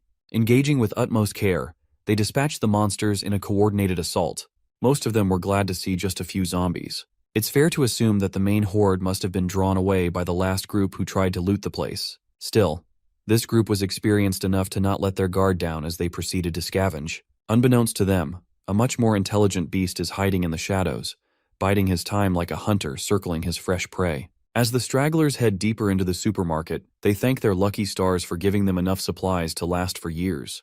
While everyone else was foaming at the mouth at the sight of foodstuffs, their leader was drawn to the bed display. She finally let her guard down and excitedly hopped on the soft mattress. Some of them joked about settling down in the supermarket since it has everything they could possibly hope for. While the group tours the abandoned supermarket, 2 of the chief members go out for a smoke. They reckoned that no matter how badly they wanted to settle down in this mall, it was just not ideal. The place has too many entrances, making it hard to defend. With so many supplies, it would also be a hotspot for other raiders. Thankfully, there's a 2-story building nearby that seems pretty suitable for settling down. Unfortunately for these stragglers, settling down requires being alive. The hunter had finally stepped out of the shadow, beginning his hunt for the tender flesh of the living. One of the stragglers managed to yell for help, attracting everyone else's attention. He ran back inside as fast as he could, but it was impossible to outrun a super mutant. The beast dug its sharp claws from its back through its chest. With one swift and brutal motion, the mutant tore the poor guy like he was made of paper. The stragglers were stunned in terror. Someone yelled retreat, but everyone felt their legs weaken. The group fought through the terror and moved their legs. Their pathetic attempt at escaping was a tragedy. They fell one by one, starting from the slowest runners in the back. They channeled their will to live in their every step, hoping that it would be enough to escape the apex predator gnawing at their collective heels. A few seconds later, and a few meters had elapsed, everyone else had been slaughtered aside from the girl boss over here. She ran without looking back and eventually got close enough to the exit so that she could see the light coming from the outdoors. Girl boss pushed with every bit of strength she had left. Unfortunately for her, running in heels is not the most ideal way to cheat death. At this point, that's just your fault. The super mutant shadowed over her. The entity that feasted on her comrades savored her fear. She cried and raised her arms in a futile attempt to defend herself. But when she raised her head, she saw a different super mutant. This one has a cool-ass mask. Instead of clawing her down to bits and eating her innards, this guy just walked past her. Following the masked mutant was a young man who told her to not be afraid. That's right, Jiang Xiaoyong and the gang arrived just in time to save the final girl. Much to her surprise, she actually recognized this dude as the kid who bought a massive plot of land from her agency before everything went to shit. Xiaoyong also recognized her as that polite real estate saleswoman from a while ago. If he's not mistaken, her name is Ning Wanwan or something. Their fateful reunion was interrupted by the guttural sounds of tearing flesh. Wanwan warned the young man of the monster wreaking havoc in the mall, but he simply assured her that the monster is being taken care of at the moment. She turned her attention behind and saw two anomalous life forms in a standoff. The mall mutant sees Brother Chong as competition, but our friendly mutant simply sees this opponent as an obstacle to being toppled. This is the first time meeting someone of the same kind for either of them. They were both thrilled to test how they would compare against a fellow mutated freak. Mall mutant struck with his unnaturally long claws, missing Brother Chong's crotch by just a few inches. He wonders if eating a fellow freak would speed up his evolution or something. While Mall mutant laughs, Brother Chong unleashes a roaring strike. The force behind that fist was so powerful and hefty that it planted Mall mutant's head deep into the tiled floor. Now the freak was forced to stop messing around and take the masked mutant seriously. Brother Chong raised his foot above the monster's head. In this case, kicking while someone is down would be completely acceptable. Unfortunately, the naked freak was fast enough to respond and jump out of the attack's way. With that same perverse laugh, Mall mutant thanked the humans that served as fuel to his gas tank, continuously accumulating and growing stronger day by day. Brother Chong's senses alarmed him of the incoming threat. The mall mutant jumped face to face against him, looking more savage and vicious than ever. The two exchanged dozens of blows in the blink of an eye. Zhang Qi is starting to get worried that Brother Chong is losing ground for the first time ever. Xiao Yang, on the other hand, was glad that they took this trip. If they had left this mall mutant to hunt for a bit longer, it might have grown to become completely unstoppable. To tip the odds in their favor, the young man stepped in and manifested a fucking AK-47 out of thin air. He casually asked Brother Chong to hold the beast down for just 1 second so they could finally wrap up. As usual, the ever-reliable super mutant did as he was told and focused on keeping the mall mutant from using its speed. The sound of gunfire echoed all over the mall. A singular bullet pierced through the monster's forehead, cracking its skull and turning what was left of its brain into mush. Nevertheless, a single gunshot to the head is not enough to put an end to the super mutant's terror. Still, that shot managed to hurt the beast. Now he's completely shifting targets to the young man with the gun. Zhang Qi could not believe his eyes. He had never encountered a life form that stayed alive after a clean headshot. If a single bullet won't do, why not add one more? And then some more? And then just put that thing in full auto to do its magic. With high-caliber bullets chunking the mall mutant, the beast looked like rotten green cheese. When it finally fell, it shivered as the last bits of life left its body. Xiao Yang proposed that Brother Chong should try eating the super mutant. Who knows? Maybe it'll provide a hefty power-up. Much to the young man's surprise, removing a dangerous element such as this beast also counted toward improving his community score and advancing his current mission. Since they're in a relatively untouched supermarket, they might as well pick up a few things. They can't leave empty-handed now, can they? This is where Xiao Yang's storage ability comes in handy. There's no need for hauling truckloads of supplies. He can just suck it all up and transport it in a separate dimension. It's a little crass, but instead of letting the straggler bodies turn into zombies, they might as well give Brother Chong some dessert after munching on his main course. While Xiao Yang was away, some rats were trying to play. Boss Rui and a few of her subordinates have set off to follow the tire tracks and scout the enemy. From afar, they carefully assessed the stronghold's capacity and capabilities. Boss Rui's loyal hand evaluated that the fortress has a decent number of people, but they are poorly armed. Their only advantage is that sturdy warehouse. If that's all they have, it's a mystery how they took down Zhang Qingwen, Lin Guangkai, and the entire Bichui mountain villa. Boss Rui reckoned that the rats must have used sneaky tactics. They must have lured a horde of zombies in or something. Filled with arrogance, Boss Rui is already thanking the heavens for spoon-feeding her some juicy prey and a new base. For now, they must head back, regroup, and gather all their weapons and people before striking when the fortress expects it the least. The scouts turned around and drove off. Opposite their route, Xiao Yang's group is heading back. Zhang Qi tells Wanwan that their base camp not only has mattresses but also hot water for proper showers. It's not every day you see other cars on the highway nowadays. The group tensed up as they prepared their weapons. Two cars heading in the opposite direction, none of them slowed down, but for a split second, Jiang Xiaoyong and Boss Rui's aura checked each other. A new mission has been initiated. For Villain Nemesis Volume 1, Xiaoyong must resist the invasion to be rewarded 50 points. He immediately had a gut feeling that the invaders must be those people suspiciously driving around the area. To confirm, he sought Shanshan in the watchtower to ask about any sussy activities around their perimeter. As far as the young woman was aware, there was a car that passed by in the distance, but did not get close enough to ring any alarms. That's enough confirmation for Xiaoyong to act. So, he called for Uncle Sheng and Old Li to gather everyone for an important announcement. Meanwhile, the southern suburb coal plant business is running smoothly. With the help of a choppy radio broadcast, a group of survivors found themselves trekking towards the plant. The broadcast claims that this is a safe zone where a settlement is seeking manpower for development. The group of survivors were vigilant. If they survived this long, they must be capable. Finally, they spotted a car driving towards their destination. The car pulled up. Boss Rui and her goons, fresh from their scouting mission, welcomed the survivors lured in by the optimistic radio broadcast. As soon as the survivors saw her assets, all common sense left the room. They just wanted to be a part of whatever she was running. Boss Rui also knows how to flaunt and use her womanly charms to drop any sort of resistance. With a smile, she invited the group into her base camp. While they were walking towards the coal plant, the survivors exchanged a knowing, perverted look. They were escorted into the camp and were wide-eyed at how spacious and tidy everything looked.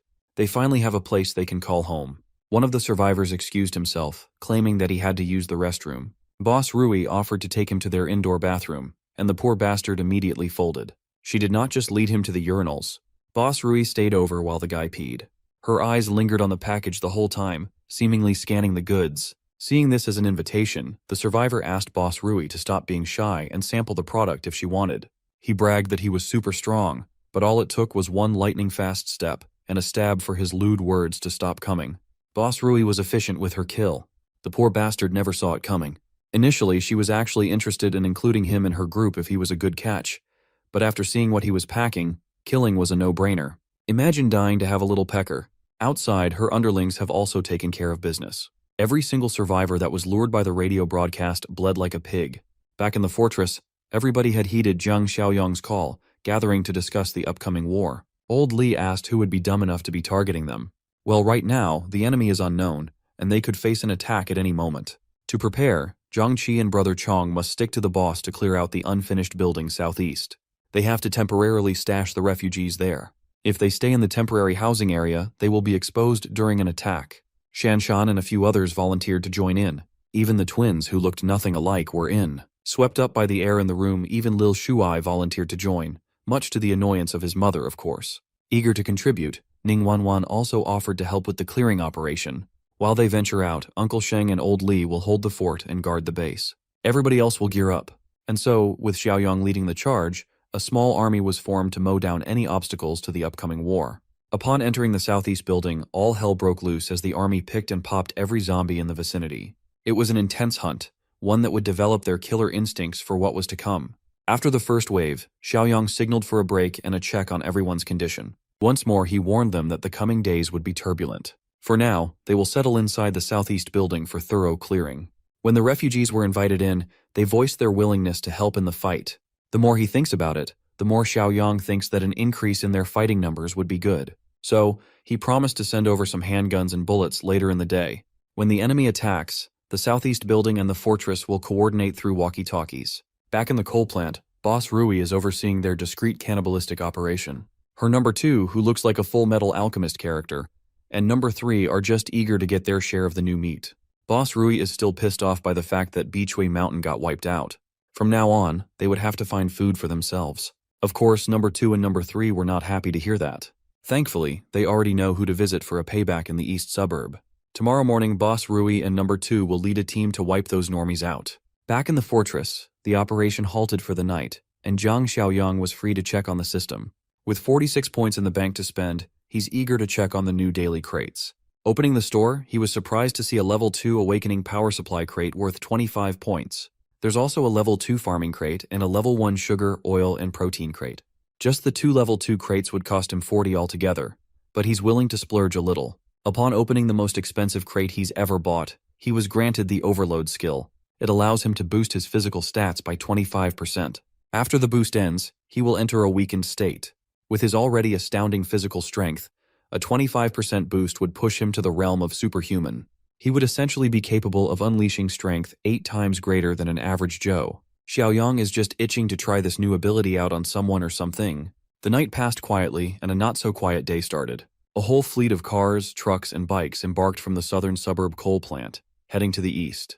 For one last time, Boss Rui reiterated the attack strategy to her boys. First, they will drive through and kill the exposed refugees outside. Once number 2 goes in to break the door, everyone will come in with their modded vehicles as cover for suppressive fire. Speaking of number 2, this starving weirdo can't even be bothered to put on a shirt. While the enemy inches closer, the fortress is on high alert. Old Lee took his position at the highest elevation. It has a worse view than the watchtower, but he'd be invisible from below. Xiaoyang put him up here because Old Lee worked as a sniper for a few years before becoming a cop. Old Lee scratched his head and corrected him. He was just a temporary fill-in sniper for a few months. Nevertheless, he was good enough to consistently hit his mark within 500 meters as long as the wind played along. That would be good enough to play a crucial role in battle. You see, Xiaoyang tasked Zhang Qi to bring something incredibly heavy up to the rooftop. The young man eagerly opened the heavy crate where a pristine Barrett sniper rifle was cozily stashed. Old Lee was taken aback. How can a young man even get his hands on something like this? Refusing to answer, Xiaoyang explained that they only have 10 rounds in total, so it must be used sparingly. Old Lee took the big-ass gun, feeling its literal weight and the heavy responsibility that comes with it. Everyone else is ready and posted up in their respective positions. According to Xiaoyang, the enemy might appear at any moment today. Shanshan, keeping her eye peeled at the top of the watchtower, spotted something unusual and quickly relayed the info to everyone. Looking through his scope, Old Lee confirmed that a fleet of enemies was coming in hot. Back in the modded car, Boss Rui's goons were puzzled at the disappearance of the refugees outside the wall. Instead of stopping and observing before going in, Boss Rui ordered his boys to put the pedal to the metal and push without stopping. They're close enough to be spotted. Stopping now would just kill their momentum. And so, the fleet charged forward, aiming to take cover by the wall. As soon as enemies entered their effective range, Shanshan gave everyone permission to open fire. Everybody spread around the wall, pulled out their blickies and AKs, and rained hellfire on the intruders. The foolish coal plant people did not account for such heavy firepower. Instantly, bullets pierced through windshields and flesh. This was supposed to be a surprise attack, but they were the ones who were startled. Boss Rui refused to believe that her brilliant plan was exposed so early. It was too late to pull out now. She had to throw caution to the wind and ordered her goons to keep charging while most of them dropped like flies. For what it's worth, it was somewhat effective. They reached the bottom of the wall with some troops still alive. The important thing is getting number 2 and his gigantic automatic saw close enough to the gates. When he was met with the stubborn door, number 2 hacked and slashed his way through the thick metal. Shanshan relayed the presence of this anomaly, trying to break their door to everyone in the vicinity. The people in the watchtower raised their rifles and put their trigger fingers to work. To make sure that number 2 could do his job, Boss Rui and her goons returned fire with their pea shooters and submachine guns. Under heavy fire, the inexperienced bunch up in the watchtower were effectively pushed away. Even Fatty Xiaokai was hit in the shoulder. Thankfully, it doesn't look lethal. The enemies have decent firepower and aim. It would be extremely difficult to suppress them a bit longer. Some of the oldies tried to rally the young guns. They just have to hold their ground. They have enough ammo for a dragged-out war, but that won't be the case for long. The automatic saw is about to cut through the main gate. Once the gate is broken, they would be at a disadvantage. Thankfully, the calm and collected boss has a plan to deal with what comes after the breach. Xiaoyang quietly exited the fortress, hiding his presence. Then, the madman ran outside like he was bulletproof or something. Boss Rui's faction had already burned through half of their ammo supply, and number 2 had yet to punch through. He needs just a few more seconds to break the entrance open. The sound of the gate being breached exploded. Shanshan and the watchtower group quickly descended to provide support below. Meanwhile, Boss Rui is smiling deviously. It was rough, but she's finally in. Now it's time to see how these rookies handle the terror of an evolver strengthened by human meat. Using number 2 as a moving cover, she ordered her boys to follow and stay close behind. The anomaly ditched his automatic saw and muscled his way to make the opening bigger. With a clear sightline of the enemies, Xiaoyang gave Old Li a heads up for his time to shine. Controlling his heartbeat and breaths, Li Hongli locked in on the big guy. Once that big-ass head came into view, Old Li's crosshairs snapped like he had an aimbot. Number 2 roared. He sounded more beastly than human. The survivors who laid eyes on the monstrosity would agree. As soon as that beast breached the gate, they were demoralized. They tried their hardest to deter the charge, but the bastard had impenetrable skin. Their measly bullets were ineffective. Number 2 barged in and tanked the rain of lead without needing a Kevlar vest. No matter what the caliber, it just bounced off to the side, leaving a meager mark. Even those marks were quick to vanish with number two's unfair regenerative abilities. Boss Rui was quite pleased with the reaction to her hulking shield. She reckoned that this bunch must be seeing the power of an evolver for the first time in their lives. Finally, the go signal was relayed to Li Hongli at the rooftop. He has supreme confidence in his aim and his destructive bullets. The Barrett buckled at the strength of its shot. One press of a trigger was all it took to erase the monster's head out of existence, turning its face into a mush of blood and brains. Number two, who was seemingly invincible, fell to his death. Boss Rui and the goons were flabbergasted. The big guy was their only form of cover. Who would have expected that this little community could get their hands on weapons of this caliber? With the biggest deterrent out of the picture, Xiaoyang finally made his grand entrance, flanking the intruders with his trusty AK-47. He started open firing, waking up the enemies from their shock. It was like shooting fish in a barrel for the young man.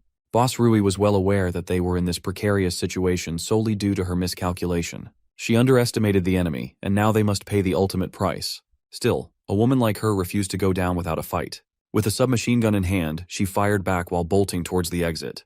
With gritted teeth, she desperately tried to fall back. Upon seeing Xiaoyang's killer eyes, she finally recognized him as the kid they passed by in the car the day before. To make sure that she gets out of this shit show alive, she grabbed one of her goons. Without as much as blinking her eyes, she used that poor bastard as a human shield. Xiaoyang noted that with this woman's inhuman reaction speed, she must be an evolver too. After making one of his boys eat a bunch of bullets, she hurled the poor bastard on the gunner, blocking the exit. Xiaoyang had to dodge to the side and was forced to stop firing. That few seconds was all Boss Rui needed to make a run towards her car.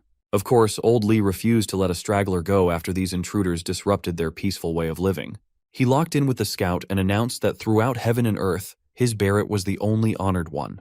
This dude thinks he's Gojo. Instead of hitting a clean headshot, he had to settle by taking her incredibly fast legs. The sudden loss of one of her limbs tripped Boss Rui up inches from her getaway vehicle. Li Hongli felt ashamed that he missed a kill shot. While he was readying another round, Boss Rui's underling helped her to get into the car. Unfortunately, these two seemed well versed in escaping deadly situations and were able to swerve away with their tails tucked between their legs. Xiaoyang ordered everyone to stop firing. He doesn't really mind if these dumbasses come back for round 2. He's just pleased that his system mission has been cleared. He was rewarded with 50 points, which significantly boosted morale. In addition, the second volume of the Nemesis mission has been unlocked. Now it's his turn to go on the offensive and attack the cannibals' base for another easy 50. Everybody in the fortress celebrated their massive W. As for casualties, they have a few people injured by gunfire, but no one died. Those injured were sent to the medical room for swift disinfection, while enemy corpses were moved to the cold storage for Brother Chong's dinner. Since the base is back to a relatively safe level, the refugees will be allowed back to their housing.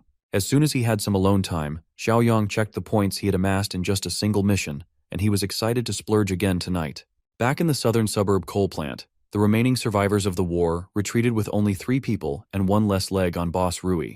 Number 3 welcomed them with confusion and worry. Obviously ashamed, Boss Rui admitted that she was careless.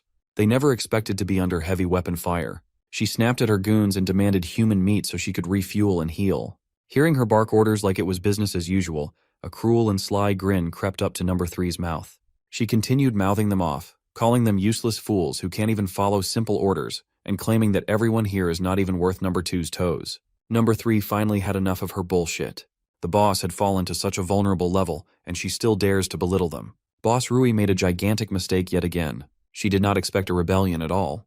Panicking, she tried to order her men to take number 3 down, but no one moved a muscle. Even the 2 survivors who dragged her to safety pretended not to hear her. With Boss Rui missing a leg and number 2's death, number 3 can easily usurp power for himself as the strongest. Besides, he's already planted the seed of rebellion on everyone. The brothers of the coal mine had long since been dissatisfied with the way she ran things. Now they have the perfect opportunity to change leadership. Even now, Boss Rui still thought she could make the boys stand down. But as they crowd around her with malicious intent, her bossy attitude quickly crumbled. With number 3's lead, the coal plant bastards unleashed their frustrations on their cruel boss. They laughed and cheered as they bashed Boss Rui's entire body with their metal pipes. They jeered at her miserable groans and screams. Since she's still an evolver with an inhuman body, this torture went on for a long time. When she finally croaked, number 3 could not stop smiling while he wiped her blood off his hands. One of the goons called him Boss 3, and he nearly pummeled that guy to death. From now on, he won't tolerate goons who won't call him by his new title, Big Boss. Well, the boys are wondering about their next move as a group. With the witch and number 2 out of the picture, the coal plant's combat strength has been greatly reduced. Everyone's biggest fear is not the eastern fortress but the one they call the Tentacle Man. Big Boss decided that they would just abandon the plant and seek refuge with the West Steel Group, a merger of sorts. A day later, Zhang Xiaoyang and a few select members of his battalion sneaked off behind enemy lines. Just as he expected, those pests are camped in the coal plant. He warned Zhang Qi and Old Li to lower their volume and stay close to him while they sneak inside the premises. After surveying the area for a while, they noticed that there was no human activity inside the camp. All they found was that hateful woman leading the charge yesterday. It was evident that she was killed by her own people. While the other two were appalled, Xiaoyang already expected as much. Curious, Zhang Qi asked about the big guy who had broken the door. That beast was obviously different from Chen Chong, yet he had absurd powers. Xiaoyang had broached the topic of evolvers with his people before. Even Old Li was quite curious as to how one becomes a so-called evolver. Without mincing his words, Xiaoyang shared that one can evolve by eating humans. This tidbit of shocking information would make anyone shudder. Xiaoyang elaborated that to gain an ability like a mutant, the most direct and simplistic method is cannibalism. Since he also has inhuman abilities, Zhang Qi asked if he had also gone down that awful route. Going forward, do they have to cast away their humanity and eat other people too? Xiaoyang stopped his buddies from jumping to any more absurd conclusions. While cannibalism is the most direct method, it's not the only way. Fishing something out of his pocket, the young man showed them some sort of glowing red rock. Ultimately, evolvers and zombies are all mutated life forms, and mutants only need to absorb exotic energy to grow stronger. Ordinary people have innate exotic energy within them, but it is scarce and dispersed in their flesh and blood. Evolvers and rare mutants, on the other hand, condense their exotic energy into cores. As the apocalypse progresses, even normal zombies will start forming exotic cores. Even if that's the case, eating zombie meat sounds like a surefire way to turn into one. Well, ordinary people can't outrightly eat zombie meat. Only mutants like Brother Chong can do that to grow more powerful. While they were talking, Volume 2 of Xiaoyang's Nemesis of Villains mission was automatically cleared. It looks like those coal boys no longer pose a threat to his community. While Xiaoyang was distracted and busy looking at his system window, a zombie almost got his ass. Thankfully, he has superhuman reflexes to jump out of harm's way. He calmly disposed of the zombie with a drawing of the knife. Funnily enough, the zombie he slashed open can serve as a perfect demonstration of his point. He fished out the zombie's core out of its body. Since the zombie population has been growing, hunting season is about to start. With 2 cores in his hands, he offered Zhang Qi and Li Hongli to get a jump start on their evolution. Zhang Qi still felt a bit ambivalent about eating something that came out of a zombie's body, so he let Old Li take both cores. After much deliberation, Li Hongli's desire to become stronger overcame his fear and uncertainties. He munched on 2 cores at once like a fat kid in a buffet. Old Li immediately felt the changes in his body as the cores did their magic. He felt more incredible than he ever felt in his life. Xiaoyang had to remind him that being an evolver didn't mean he'd be invincible in this apocalyptic world. Taking that advice to heart, Old Li assured the young man that he wouldn't get reckless. With the crisis averted, it's about time to head back to camp. While the good guys are on the way back home, the bastards are just pulling up to the West Steel Mill. As they entered the perimeter, one of the watchdogs stopped them from going any further. Big Boss Number 3 casually introduced himself as the representative of the coal plant. Still wary of the group, the watchdog told them to wait while he reported to West Steel Mill's leader. After much deliberation, the coal plant boys were allowed inside the neighboring faction. Of course, the big bosses of the steel mill immediately asked what was up and where Jing Rui and Number 2 were. Number 3 made up a story about being attacked and losing Boss Rui and the big boy. Hearing that bit of information piqued the interest of the bald steel mill boss. He ordered his men to take the coal plant brothers and their third boss to one of the safe houses. Meanwhile, Baldy convened with his partner and quietly devised something devious. Number 3 and his goons were stashed away in the so-called safe house. Even now, he's still correcting his men about his new title. He was so focused on such trivial things that he did not notice how sketchy this whole situation they put themselves in was. One of the boys pointed out that they were likely not in some sort of safe house. If you look around, they are surrounded by iron bars and locked doors. It's basically a prison. Before they could figure out what was really happening, the watchdog from outside barged into the room. He sternly asked everyone to come outside. When they were granted an audience to speak to the steel mill bosses again, it looked like the entire plant was present. Number 3 carefully chose his words and asked what was happening.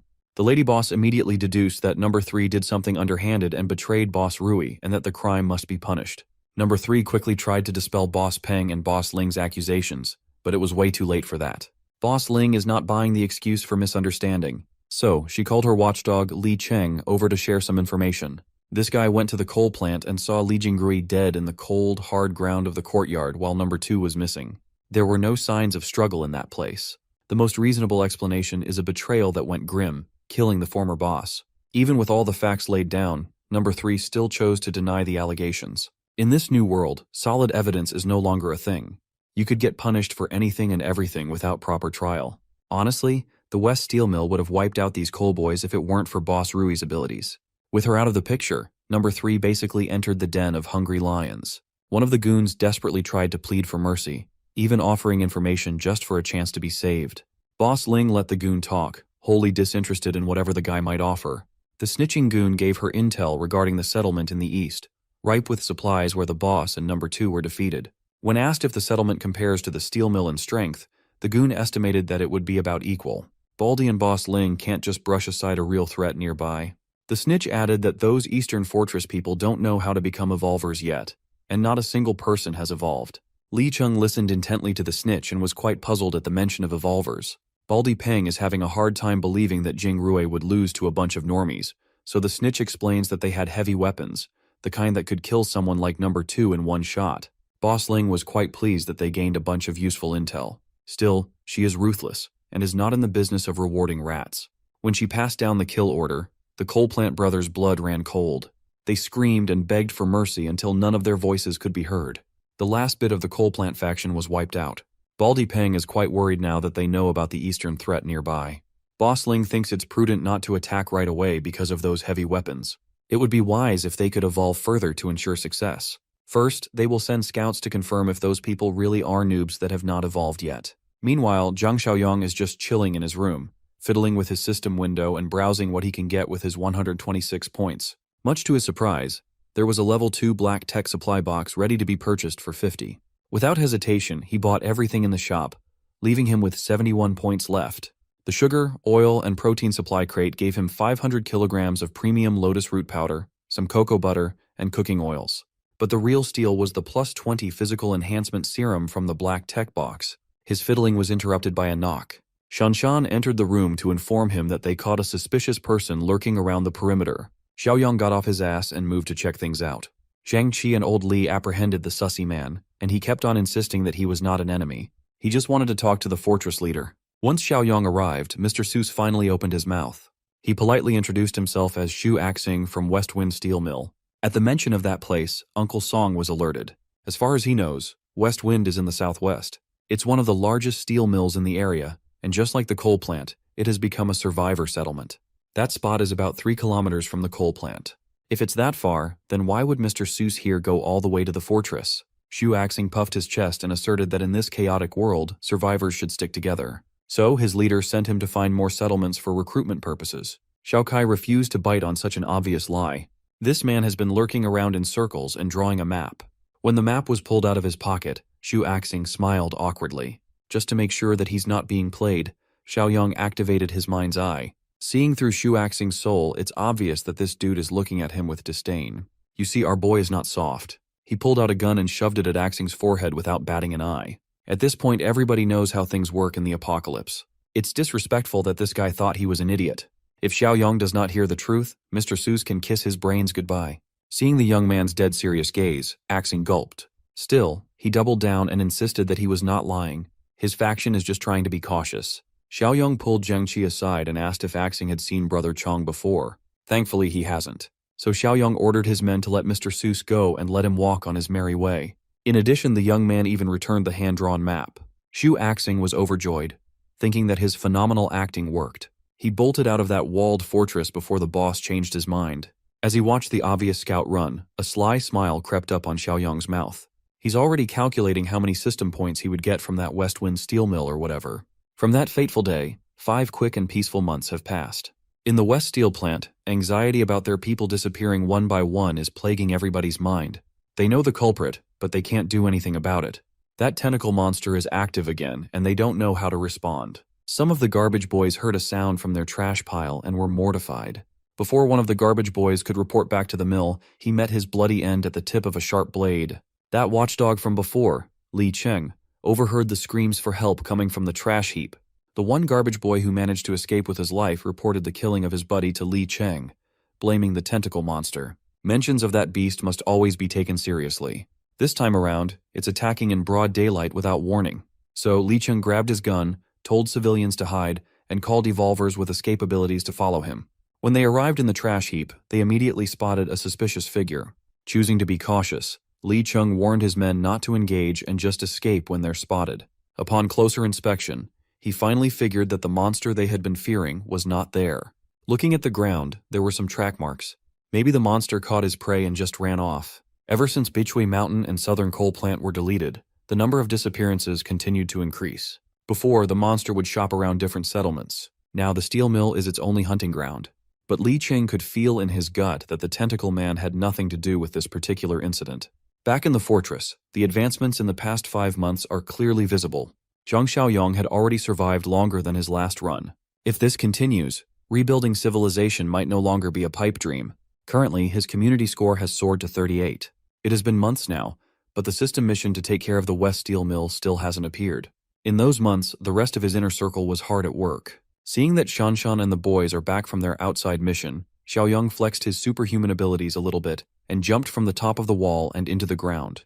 Jiangxi reported that the hunting operation was a success. With their current strength, there's no way someone could fight or track them.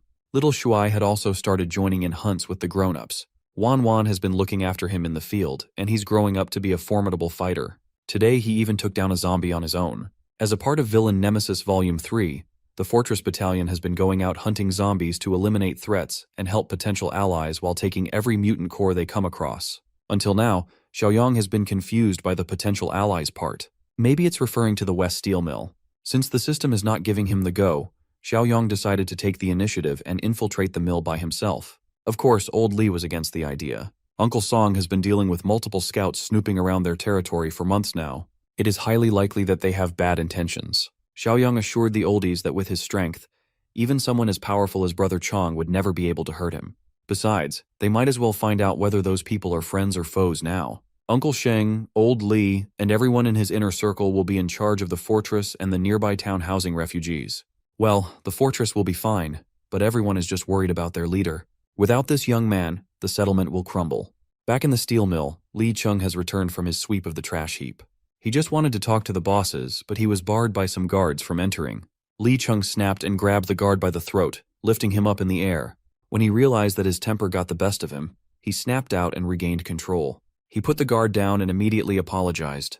Truthfully, Li Cheng is getting worried about his constant outbursts as of late. Over the past few months, he's been losing control of his emotions. When the bosses heard his voice, they granted Li Cheng permission to enter. Li Cheng cautiously entered the boss's room and found the absolutely shredded muscle, Mommy, Boss Ling, alone in her office. Li Cheng proposed a different theory that would explain the recent surge of disappearances in their area. After carefully examining a recent crime scene, he found a woman's footprints. What he's saying is that they might be attributing the deaths and disappearances to the Tentacle Man when there's a different killer on the loose. Boss Ling did not shut his theory down right away, but advised him to keep a lid on it for a while. One Tentacle Man already has the entire settlement terrified. They can't afford to increase the people's anxiety to the point of being too afraid to even step outside. Li Chen tried to oppose the boss, but seeing her face zooming so close to him, he folded and blushed like a schoolboy. He awkwardly excused himself, bidding Boss Ling goodbye. Li Cheng is a strong man, but when it comes to his boss, he just can't seem to think straight. Out of a different room from Boss Ling's office, a voice mocking her for being careless rang. She snapped back that she would gladly hand the job to someone else if her methods were criticized. The voice in the other room belongs to Baldy Peng, who is currently chopping up the corpse of that garbage boy from earlier. These days Ling does the killing and Baldy does the cleanup. They throw the heads of their victims away and eat the body's meat. Meanwhile, our boy is busy slaying zombies, cleaning up the streets one undead at a time. Now that he's nearing his destination, he needs to keep a lower profile. He pulled out a pair of scissors from his dimensional storage and did the most diabolical thing. This dude started cutting his own hair with his eyes closed.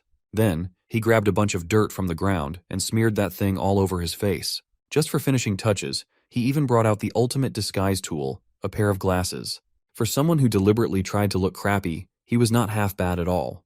When he walked close enough to the vicinity of the steel mill, one of the patrolling guards took notice. Of course, a stranger wandering around the perimeter is subject to hostility, but he greeted the aggression with a smile. He claimed to notice signs of human activity from afar, acting as though he was just glad to see other survivors. Upon figuring that he must be a lone survivor, the patrolling guard changed his tune to that of excitement. First, the guard asked him how he managed to survive the deadly lands for so long. Xiaoyang spun a story about how he was a part of some 10-people settlement that was eventually overrun by a brutal zombie horde. Every one of his comrades died, leaving him a sole survivor. When asked about his strength, he gladly shared that he's quite a bit powerful. After surviving multiple zombie attacks, he's gained a lot of experience dealing with the undead. Of course, the guard was just probing if he was an evolver or not. Since he did not mention anything regarding evolution, the patrol guard gladly welcomed him into the mill. On the way, the guard explained that Xiaoyang would undergo a test that he must pass first. Just from this initial interaction, the young man could easily deduce that this steel plant is a den of snakes. As they neared the door to the mill, Li Cheng took notice of the stranger being led inside. The patrol guard fumbled and claimed that he was just taking the lone survivor to somewhere secluded for a security search. Li Cheng is a no-nonsense kind of guy. If they're doing a body search, it's better to just do it right here and right now. So Li Cheng took over and asked the stranger to hand all weapons over before going inside. Xiaoyang pushed back a little, claiming that he was a bit reluctant to go unarmed into unknown territory. Li Cheng understands that people can be foul in the apocalypse, so being cautious is a good thing. However, it's the protocol for outsiders to either be disarmed or kicked out. Keeping up with his reluctant act, Xiaoyang handed his blade over. Don't worry, he has about 1,000,000 of these inside his pocket. Afterward, Li Cheng gave him a thorough body check to make sure there weren't any concealed weapons. Xiaoyang was a bit surprised to see someone with a bit of moral backbone in this rotten place. It's certainly a bit different than the savages at Bichui and the coal plant. Seeing as this stranger survived the outside world with only a dagger in his person, Li Cheng curiously asked if he was an evolver. Xiaoyang played dumbly and cited that he felt a lot stronger as days went by. Just to make sure, Li Cheng escorted him towards the boss first. For now, Xiaoyang has to wait in the so-called reception room. Honestly, it looks more like a holding cell. He could tell that the doors were reinforced, fitting for a prison cell. A few minutes later, Boss Ping opened the cell and cautiously walked his bald-ass head inside to ask the stranger his name. Xiaoyang stumbled on his words and introduced himself as Jiang Ye. That is awfully close to Kanye, my guy. Baldy Ping just came over to confirm if this Jiang Ye fellow truly was an evolver. The fastest way to do that is to measure his physical capabilities. So, Baldy Ping launched a hatchet flying to his face. Jiang Ye casually moved his head away from the hatchet's trajectory, letting it crash into the wall. For a split second, he considered retaliating, but by the calculating look, this bald bastard was just testing him. So, he continued playing the role of a normal survivor and yelled at Baldy Peng for almost splitting his head open. Peng laughed heartily. That slick dodge pretty much confirms that the new guy is a capable evolver. If he had not, he would have died right then and there. In that case, his death would not even count as a loss. Since they are both evolvers, Baldy Peng prodded him on the method he used to become one. He implied that he knew about the cannibalism path, and Baldy Peng warned him about keeping a tight lid on the method. Only a few people in the camp know the secret, and they don't want that kind of knowledge to spread among the shitters. If Baldy Peng catches a whiff of a leak, he will know who to kill. To demonstrate how easy that would be, he charged and motioned to crush Jiang Ye's neck with his bare hands. It's a good thing this was an empty threat. If this bald fuck tried to bum rush him with a weapon, he would have fought back. It could have been really bloody. Still, killing this baldy now would make it hard to get his whole 80 points as a reward for the mission. Peng was quite impressed that Jiang Ye reacted fast enough to draw a weapon. While the kid has above-average skills, Baldy claimed that he's on an entirely different level, so thoughts of opposing him should just be buried deep. After their tryst inside the holding cell, Baldy Peng ordered his underlings to treat the Jiang Ye fellow with respect. Give him a change of clothes and wash up before a follow-up meeting with the rest. After he washed up, the clean and dapper Jiang Ye was brought to the meeting room with the other evolvers. Baldy Peng introduced Huang Ling as his co-lead, while Li Cheng and Huang Bin were the two settlement officers. The latter, Huang Bin, will be in charge of showing the newcomer the ropes. Boss Ling praised Jiang Ye's luck in finding the strongest settlement in the area. Here, survival is no longer a concern. Still, to eat well, one must contribute their value to the group. Jiang Ye solemnly swore that he would do his best and follow orders. Everything is going smoothly. He arrived at just the perfect time for Huang Bin's patrol. After picking out Aqiang and Axing for the patrol, the party rolled. Aqiang was quite displeased to see that the new kid was assigned to their group. Since Jiang Ye knows the secret of evolvers, he can only be assigned to this troop. While they were patrolling, old Axing could not take his eyes off the new kid. He cannot shake off the feeling of familiarity. Huang Bin was actually being fair to the new guy. He even explained what their settlement was like. You see, in the steel mill, the only people who know about the consumption of human flesh are Baldy Peng, Boss Ling, and their current troop of 4. Axing is Baldy's cousin, and Aqiang is Boss Ling's nephew. They are bound by blood, so if the secret leaks, it can only come from the mouth of an outsider. At this point, Zhang Ye has become quite uncomfortable with Axing's discerning gaze. This was the old man that Zhang Qi and the group caught lurking around the fortress a few months ago. Casting that aside, that other dude, Li Cheng, is also an officer. He is very talented and powerful, but he has no idea about the method of evolution. If there's anyone who must not find out about the active practice of cannibalism, it's him. If Li Cheng finds out, there will be 2 corpses displayed in the mill. This conversation gave Zhang Ye quite a lot of info. The bosses must suppress Li Cheng deliberately for fear of his monstrous talent, which surpasses everyone else. Upon arriving on the outskirts of the mill, Huang Bin ordered everybody to halt. They have arrived near a small settlement that has 7 members. Huang Bin's crew had been scouting these survivors for 4 days now, and there were no signs of evolution among them. When asked if they were hunting, Huang Bin laughed at such a barbaric notion. Instead of hunting, he prefers the term raising. Since Zhang Ye is an enlightened evolver like them, they want him to change his mindset instead of being a rigid fool blinded by morals. As evolvers, these fools see themselves as no longer the same species as ordinary people. They hail themselves as apex predators at the top of the food chain. So the plan is simple. Subdue this small settlement, raise them like cattle, then slaughter them later. In truth, they don't even need the entirety of the settlement. Bring back a fix, or 6 should be fine. The rest will be dealt with on the spot. For now, the new kid should just watch and learn while Huang Bin and the crew do their magic. The small settlement has enjoyed months of peaceful life. They work day in and day out to improve the group's living conditions. While in the middle of renovating their camp, nightmarish figures swiftly came into view. A horde of zombies somehow found their way into such a secluded area. Each one is hungry for fresh flesh.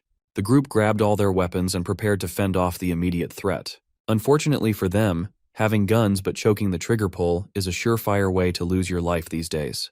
While his comrades fell one by one, the builder trembled in fear of being the next victim. Meanwhile, Zhang Ye and his new troop just stood on the sidelines, watching and listening to the dying screams of agony. Huang Bin justified this method as necessary, considering the limited resources.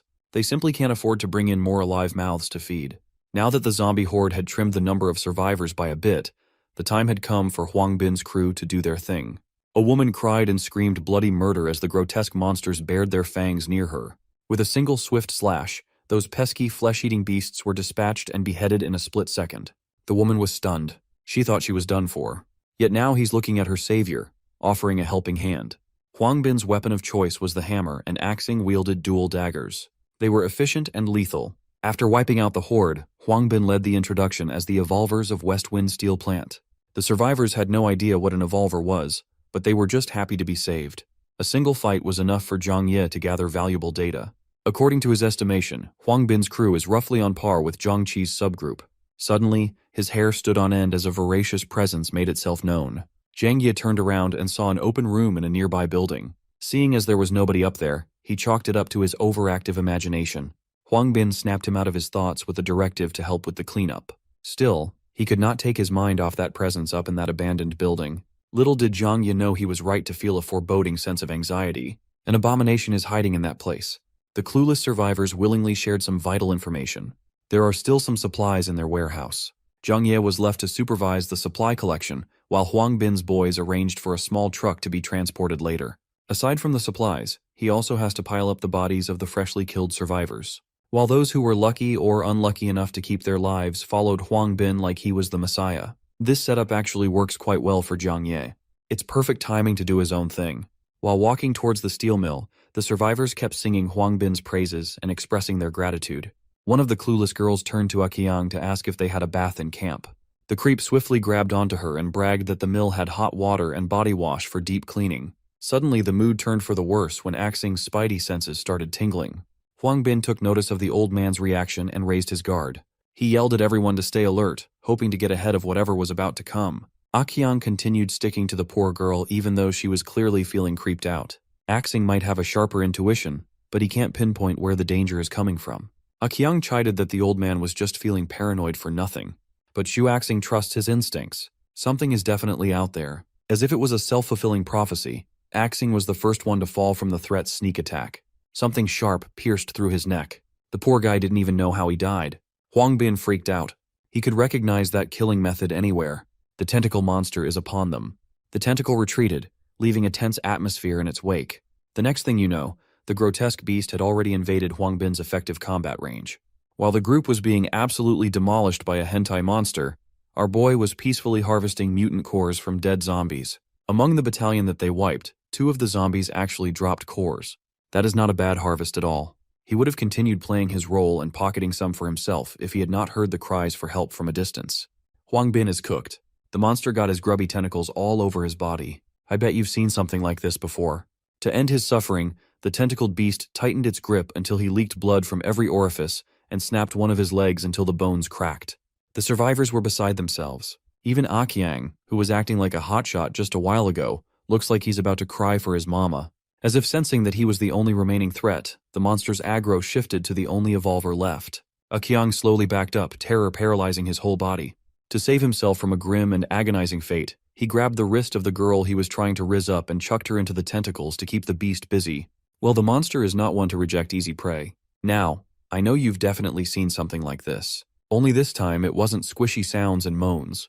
It ended in painful and crushing suffocation. But this is not the end of the line for Miss Survivor. Her real savior just made a flashy entrance, slicing the tentacles and smothering her to bits. Perhaps Zhang Ye and his trusty knife would stand a chance against the monster that everybody is so afraid of. Zhang looked at the tentacle man from head to toe, and he wasn't really impressed or petrified. Well, that's because this is just one of the tentacle monster's sons. At least, that's what the steel mill people call them. You see, the tentacle monster can often be heard muttering the word son, and it has the uncanny ability to transform normal zombies into tentacled atrocities. Even Boss Baldy Peng and Boss Ling would struggle against a tentacle son alone. Akyang was sure of that, so he's just trying to find the perfect chance to run. He yelled at Zhang Ye to hold off the beast while he called for reinforcement and booked it out of that place with all his power. Following his lead, the frightened survivors also made a mad dash away from the monstrous threat ahead. Zhang Ye could practically taste the betrayal in Akyang's words. That coward really just tried to sell him out. The tentacle's son finally recovered, and he is pissed at Zhang Ye for those deep cuts. The newly regenerated tentacles wrapped around Zhang Ye's body, and he just let it happen, without resisting. He's actually quite fascinated at the concept of some evolved mutant siring sons. He has the right to aura farm and acts nonchalantly simply because he has the strength to back it up. He wants to test this interesting but disgusting specimen in front of him. The two played a game of tug-of-war, using tentacles as the rope. It popped into Zhang Ye's head that he'd never been in a situation where he could use the ability he had awakened a few months before. Today might be a good time for some limit testing. He dug his heels down to the ground, his stability unparalleled. Finally, he activated physical overload, pushing his stats to a terrifying degree in one go. The boost from overload was busted as hell. Before, he was barely maintaining a stalemate in a contest of raw strength. Now he's practically dragging that ugly-ass tentacle son across the pavement. When it got close enough, he stopped the brutal dragging with a tap of a foot. The beast was incapable of making intelligible sounds, but its roars had turned subservient, no longer domineering. The only survivor who did not run away watched the scene unfold.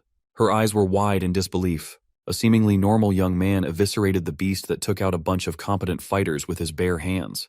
By the time Zhang Ye was done with this ugly thing, its limbs, head, and body were torn to pieces, separated, and trashed.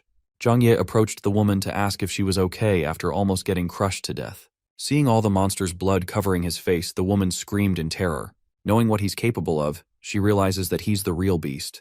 Zhang Ye wiped the blood off his face, smiled, and assured the lady that he was not a monster. Meanwhile, led by Akyang, the rats that scurried all the way to the mill finally arrived at the gates. At the entrance, they were met by Baldy Peng, Boss Ling, and Li Cheng.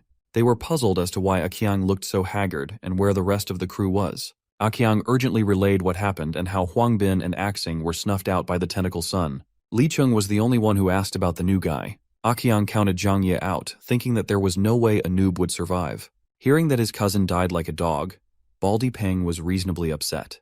He did not know where to place all his rage and blamed the incident on the survivors.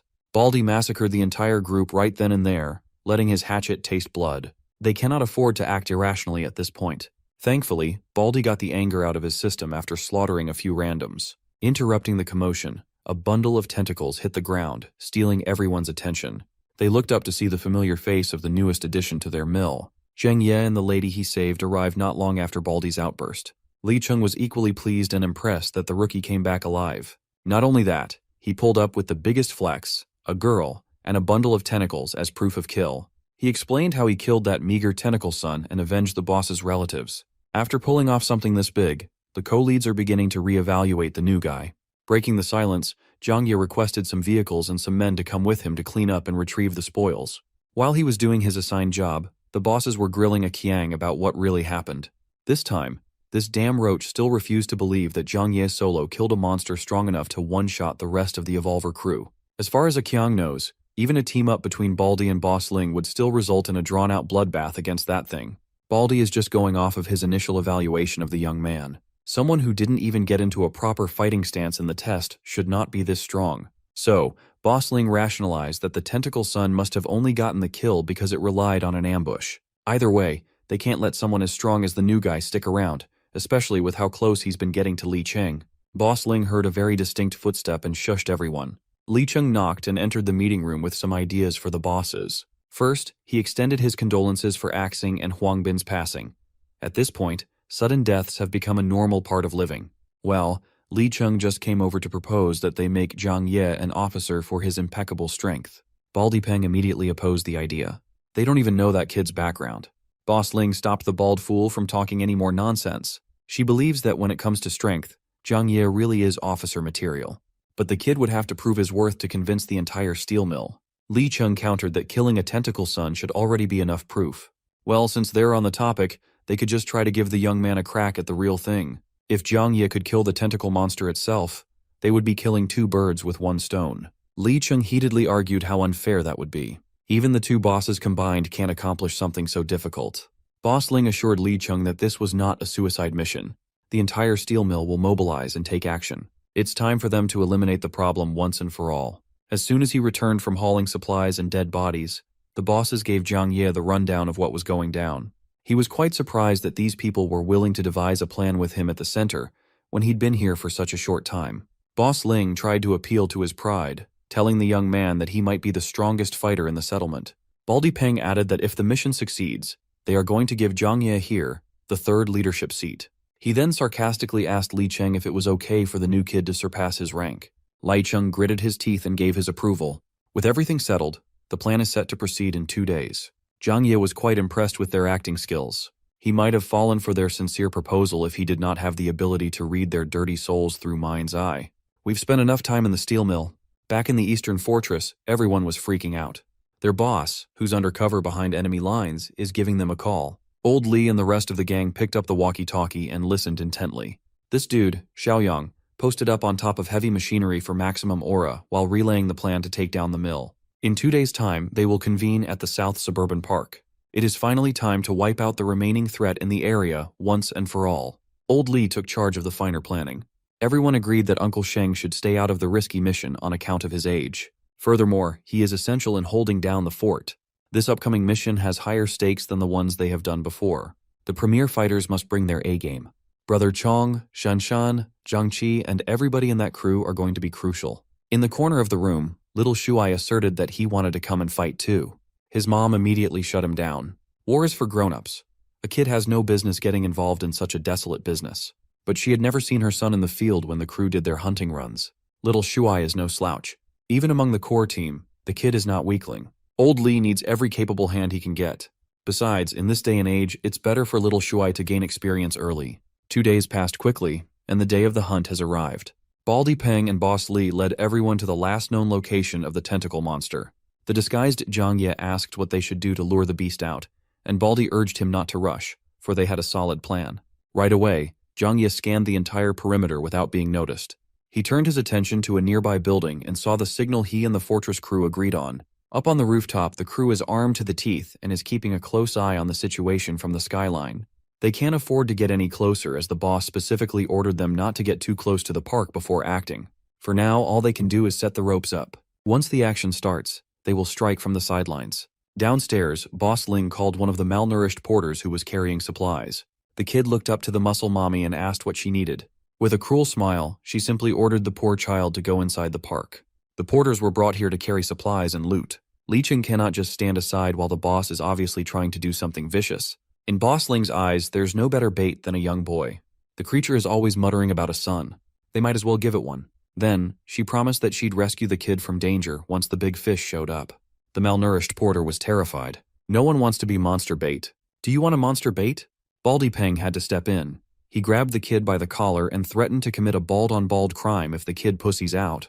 With his evolver strength, he threw that poor boy deep into the middle of the dark park.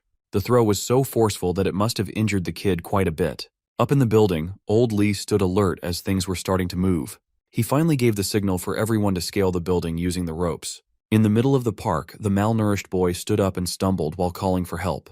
His pleas fell on deaf ears. Then, a roaring voice muttering "Son" boomed all over the area. Finally, the final boss monster had made his appearance. The tentacle monster looked like the one Zhang Ye skewered, but this one looked more human-like. His eyes glowed with defiance and killer instincts.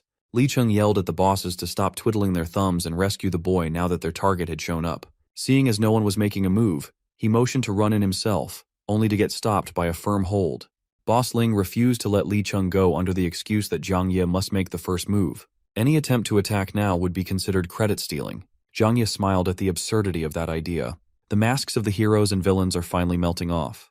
Before the tentacles could reach the bald-ass head of the kid, Zhang Ye was already zooming in with superhuman acceleration. Thankfully, he outpaced the tentacles, grabbed the boy by the shirt, and tossed that bald bugger out to safety. Li Cheng caught the alley-oop. He must have thought that bald head was a basketball. The beast was enraged at Zhang Ye's actions. Well, with his disguise glasses off, Zhang Xiaoyong is finally back. The tentacle monster gripped his body and pulled him in. Now that he's getting a closer look, Xiaoyong realized something odd. Once the kid was out of danger, Li Cheng was amped to jump into the fray. But before he could lend the young man a hand, he was apprehended by the horrible bosses. If they don't act now, Zhang Ye will die. Li Cheng still can't understand that this is precisely the point of this mission. Boss Ling finds his stupidity a little funny. She thought the young man would at least drag out the fight with the tentacle monster to a draw. Seeing as how he's trapped and squeezed to stillness, his previous kill might just be a fluke. Li Cheng's dumbass never saw this scheme coming at all. Again, he's a dumbass. Instead of letting the devils explain, Zhang Xiaoyong took the floor instead. Without mincing his words, he divulges the cannibalistic practices of the steel mill bosses. Once again, Li Cheng has no clue what he's talking about. He's a dumbass. As if on cue, the Eastern Fortress crew went trigger-happy and opened fire on the opposing evolvers. Their automatic rifles and handguns lit up the park as they hit the steel mill people from the side. They split up into two groups. One held back the evolvers while the other assisted Xiaoyong against the tentacle monster. Little Shuai led the charge of the latter group with a Molotov cocktail in hand. This kid is a menace. He threw that thing with all his might, and the monster reflexively swatted it with his tentacles. That action spilled the oil, drenching the beast and spreading flames. Instead of flinching in pain, the tentacle monster just stood there, looking at the little boy who threw the burning bottle. It was as if a significant portion of his humanity rushed back into his brain at the sight of little Shuai. His attention completely left the human he was holding with his tentacles. Meanwhile, the kid is cursing the beast for tanking his flammable bomb. Hearing little Shuai curse enraged the tentacle monster more than anything. Since he can articulate words clearly, the crew is definitely up against some evolved mutant. Thankfully, they have someone like that on their side as well. Brother Chong sprang into action. His legs were fast. They were fast enough to make the tentacles miss and hit nothing but pavement. Meanwhile, the steel mill villains have now been forced to retreat and take cover behind trees. They watched in disbelief while a different mutant went toe-to-toe against the one they all feared. The concept of a mutant fighting alongside mutants is utterly ridiculous to them. Brother Chong was doing a good job at dodging, but he was not getting close enough to dish out attacks either. For a second, he was cornered and forced into a tentacle prison. With his brute strength, he easily broke free by tearing those phony tentacles to bits. However, all those suppressive maneuvers were just a distraction. The real attack was coming from behind. If it wasn't for his comrade's warning, the main tentacle would have made a large gaping hole in the back of his skull. After an intense exchange, the mutants reset to catch their breaths. Seeing Brother Chong have a tough time, the captured Xiaoyong laughed and teased his mutant buddy. Baldy Peng's mind was boggled.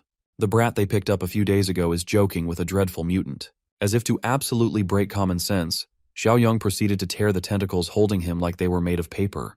Qiang made himself useful by pointing out the fact that one of the ambushers referred to Zhang Ye as Xiaoyong. Old Axing mentioned before that the party leader of the Eastern Fortress had that exact name. Now everything had clicked. The young man played them like fools, and this hunt was a counter setup. That means the steel mill crew is being hunted by the main combat force of a powerful stronghold. Boss Ling scanned the enemy's lineup and stressed over how to get past this trap. She estimated that the strongest individual amongst the fortress crew was only on par with Li Cheng in strength. But when it comes to firepower, they are unbeatable. Furthermore, the biggest obstacle is Zhang Xiaoyong himself. The cherry on top of that fucked up cake is that masked mutant who's roughly equal in strength to the tentacle monster. Boss Ling calculated that victory was virtually impossible. Even if they try to fight back, heavy losses would be unavoidable. but she has one idea that might work. For now, Baldy Peng has to hold the fortress crew off. These two have a lot of experience working together. Covering for each other is what they are good at. Baldy threw his hatchet with superhuman force, causing it to heat up like a meteor. When it landed on the fortress crew's side, it made a massive explosion that kicked up a hefty amount of dust and debris, limiting their vision.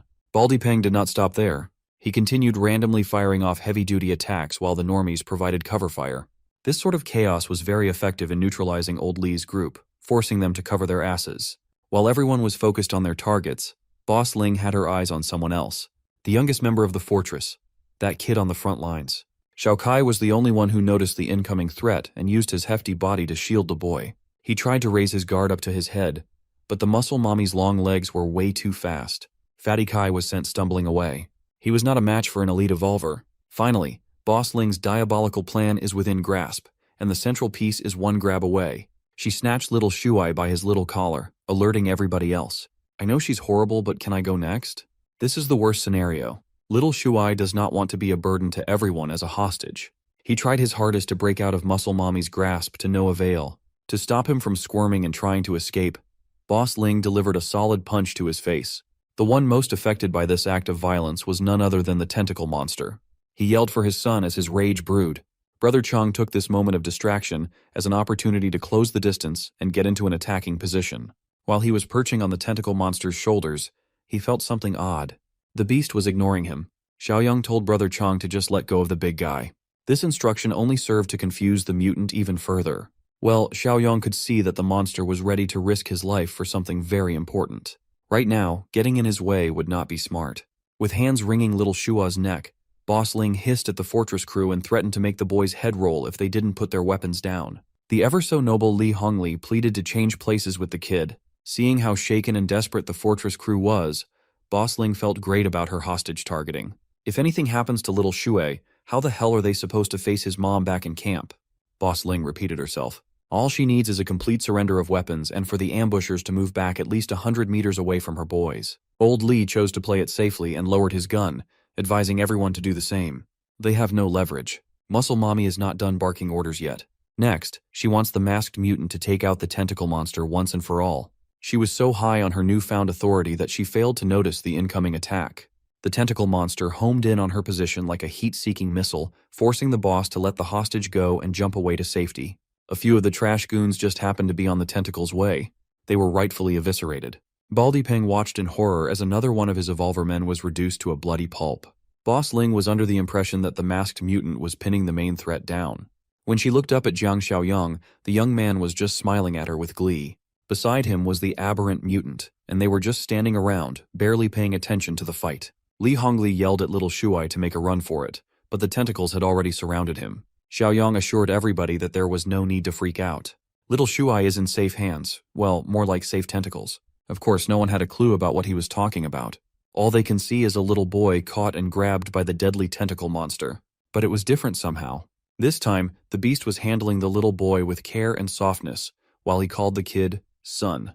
Xiaoyang chimed in, bragging about keeping his word to keep Zhang Shengji's wife and son alive and well. Yep, we've met this grotesque monster that everyone's been dreading before. Zhang Shengji must have the same type of mutation as Brother Chong. Upon recognizing the features of his dad that still remained in the monster's image, little Shuai's tears flowed. Baldy Peng watched from the sidelines and called bullshit on such a K-drama plot. They need to get the hell out. So he issued a retreat order. Unfortunately for his bald head and the rest of the steel mill people, they made an enemy out of something out of this world. While holding his boy with utmost tenderness, Shengji's tentacles extended for blood-soaked revenge. Baldy Peng was the first one to get caught and constricted. He yelled at the nearby Boss Ling to help him out and cut the tentacles off. They've always had each other's backs, but not this time. Huang Ling, the coward, made a beeline for the trees, hoping to escape with her life intact at the cost of abandoning everybody else. She is well aware of the disparity in strength between them and the monster. Her only way out is by using Wang Depeng as a sacrifice and hoping that he would hold out long enough. Unfortunately for Muscle Mommy, even that plan would never work in this situation. She was simply too slow, and those tentacles are really good at groping. Her ankles were unexpectedly grabbed, which led to her smashing her face on the pavement. Boss Ling's glasses were destroyed, and so was her nose. Right then and there, she knew that the next few moments were not going to be pretty. She was dragged back into the park. Those tentacles had no regard for her comfort whatsoever. Baldy Peng watched this scene with a smile on his face. The witch tried to sell him out, so imagine how vindicated he feels now that they're in the same boat. Still, Peng wants to use everything and everyone he has left. So, he turned to Li Cheng for help. Before the dumbass watchdog could lend a hand to the boss that already betrayed him, Jiang Xiaoyang Flash stepped behind him for a quick talk. The young man had a simple offer. All Li Cheng has to do is not move, and he will be guaranteed to walk away from this shit show alive. At this point, Xiaoyang is just letting the tentacle monster do its thing, massacre and mayhem. He started with Baldy Peng, bashing that shiny dome into the ground. The first bash disorientated poor Peng. That's gotta be at least a concussion. Afterward, Shengji's tentacles made quick work of the evil bald man. He whipped and slapped with immaculate force, tearing the evolver limb from limb until his eyeballs, guts, and flesh were mixed well. With Baldy Peng out of the picture, Boss Ling is next on the menu. The tight grip of the tentacles really accentuated her muscular figure. All those gains cannot help her now. Her fate is up to Shengji's dark, grubby, and slimy appendages. Boss Ling's death was slow and cruel. Slowly and painfully, the grip of the tentacles increased in strength until she bled in every orifice. The crush continued to increase in pressure until she was reduced to what can only be described as meat paste. Shengji punished her with the worst death for daring to take his kid hostage. With the death of the final boss, Nemesis of Evil Volume 3 has been completed. With another 80 points in the bag, Xiaoyang's total savings are up to 151. Now he can finally understand why the mission mentioned the appearance of a potential ally. Who would have thought that he would recruit yet another mutant into the fold? Then he turned to Li Cheng. He knows that the clueless bum has some questions that need to be answered. First, he confirmed if Xiaoyang was the figurehead of the East Fortress. Next, the question burning in his mind is regarding the mention of cannibalism in the heat of the moment earlier. Xiaoyang did not mince his words. People do not become evolvers just based on pure luck. Slowly, things started to click inside Li Cheng's slow brain. He remembered the early days in the steel mill when he would look after a lady and her daughter. One day, the little girl tried asking for his supply share, some kind of canned meat. He wholeheartedly offered that thing to the girl, thinking that it was not a big deal. When realization struck, Li Cheng hit that pose when a character was about to crash out. A few days later, he offered that little girl his meat. Wait, don't call the FBI. The first batch of the alleged tentacle monster attacks happened. The lady Li Cheng had been looking after had lost sight of her child. He's now realizing that those so-called tentacle monster attacks were just an elaborate excuse to thin the herd and slaughter their own people. It made him feel sick. Those fucking canned meats distributed among decent fighters were filled with human flesh. Those steel mill bosses turned him into an evolver by deceiving him into being a cannibal. Li Cheng wanted to rage. He pounded on the puddle of blood and goo that used to be his boss. He punched and screamed his heart out, letting the crimson hue paint his body. When exhaustion hit, he looked like he just came out of the womb. Then, he turned to Xiaoyang, baring his fangs, and asked if the young man also got his superhuman powers through such an abhorrent practice. Li Hongli stepped in to defuse the situation and clear the air. They are not cannibals. They know more than the average survivor. With Xiaoyang's intel, they know of other ways to gain power. He passed a mutant core to Li Cheng. It's better to show the secret than to explain. Mutant cores are not as common as human flesh, but they are far more potent and carry no side effects. As far as side effects are concerned, Li Cheng must have experienced the symptoms too. After evolving through cannibalism, the evolver tends to have a hard time regulating intense emotions. They become more prone to outbursts and committing violence. Unfortunately for Li Cheng, there is no going back to his old life. All he can do now is stop munching on human flesh so the twisted urges won't worsen. As for Shengji, Xiaoyang is just glad that the father and son have been reunited. When asked if he could speak clearly, Shengji replied with a string of gibberish that was hard to decipher. All he can do is throw vague words together, but Xiaoyang seemingly understands him well enough. Like Brother Chong, even though the mutation damaged the speech center, Shengji's mind is still reasonably intact. Right now, bringing the loathsome tentacle monster back to the base would surely scare the people. Thankfully, Shengji has become used to the city as his lair. He's just glad to see his son safe. For that alone, he's at peace. He called Xiaoyang super high IQ. That's his way of telling someone they are clever. Now that all threats are eliminated, the remaining people at the West Wind Steel Mill are left without a leading figure. Perhaps Li Cheng should take the mantle. However, he cannot trust himself at the helm after finding out that he has become a cannibal. To compromise, Xiaoyang assigned Li Hongli to take over the supervision of the steel mill, and the cop gladly accepted. As for Li Cheng, the young man swore to keep watch over the demon in his heart as long as he joined the fortress. While the bloody business in the park was wrapping up, something intense is happening in the nearby border of City S. A group of survivors are under attack. They are being chased by a bunch of bizarre creatures under a green haze blanketing the city. They had to make a bunch of tough decisions. They had to abandon those that were beyond saving. When the wiry plant bastards are upon you, running is the only option. And so, that's what they did. They ran and never looked back. Those who were left behind were subjected to an agonizing end. As the thick green smog bellows, the plants continued to take over. When they were done with their victims, the poor survivor was unrecognizable. After a few moments, a corpse taken over by seemingly sentient plant monsters rose. City S really needs a gardener. The number of survivors thinned as they ran away from the plant mutants. But the remaining lady's lungs had given up. Her man tried to force her to continue running or be torn apart. Suddenly, eerie sounds echoed from nearby. Upon paying closer attention, they determined that it was the sound of wind. That means they are close to the forest edge. Well, the exit is ahead, but the mutants are hot in their heels. They cannot afford to dawdle and waste any more time. The couple in the back tried to hype each other up. Victory and safety are in sight after all. After a few more minutes of running, the light from the forest edge was finally visible. Due to no fault of her own, the lady was caught by a loose vine moving on its own like it had eyes. The vine wrapped around her neck and lifted her up in the air, blocking airflow. That green appendage belonged to a giant Venus flytrap mutant, hungry for bigger prey. Everything happened so fast. Her upper and lower body were separated like Aaron Yeager's mom. Her lower body dropped to the ground. At least she wouldn't need shirts anymore. Her man crashed out like a crazy person, calling Xiaotong her virgin girl and whatnot. The dude is a weirdo. The group has no time to grieve. The plant mutants are close enough that their gurgling sounds have become audible. The leader of the troop had to slap the dog shit out of the crash-out dude to bring him back to Earth. Xiaotong is dead. They can't do anything about that. Now, it's up to him if he wants to join his girl in the afterlife. In the end, the group made it out of there, entering a different city. The plant mutants continued chasing, moving as slow as proper horror villains. What they lack in speed, they make up for in numbers. They look like the Last of Us zombies low-key. The survivor leader continued running in circles until he found a place he recognized. He's positive that they've just entered M City Wilderness Park. What's strange was the lack of any and all signs of activity. It's like the park had been neatly abandoned, undisturbed by humans or zombies. With what happened in their last settlement in S City, it's no surprise that the neighbors have evacuated too. On a random street and a random street pole, the group found someone hiding and not doing a good job at it. Since the figure did not attack, they assumed it was human. So, they politely asked where the evacuation point was. Well, the guy they're asking for directions is the farthest thing from a human. It was Jiang Shengzhe, the tentacle monster. When he showed his tinted skin, dark eyes, and wriggling tentacles, the survivors realized that they were idiots. They thought Shengji was like those mindless plant mutants that had been haunting their dreams. The bums continued another round of running until they were certain that the beast was away. They deliberated on the possibility that the areas outside the forest have also fallen. Then, the hunters that have locked onto their scents have shown up once more. The gods must hate these dudes. They are sprinting marathons left and right. This time, they are surrounded on all sides. Every angle had been blocked by a coordinated encirclement. Hopeless, the survivors started breaking mentally. If they just stayed in the forest, they could have pulled through and lived for a few months. Maybe Xiaotong would still be alive. As the plant mutants close in on their doomed position, the boys are presented with a tough choice. It looks like their leader is choosing to take matters into his own hands. Instead of being torn apart by alien creatures, he might as well do it himself. Thankfully, there is no need to do all that.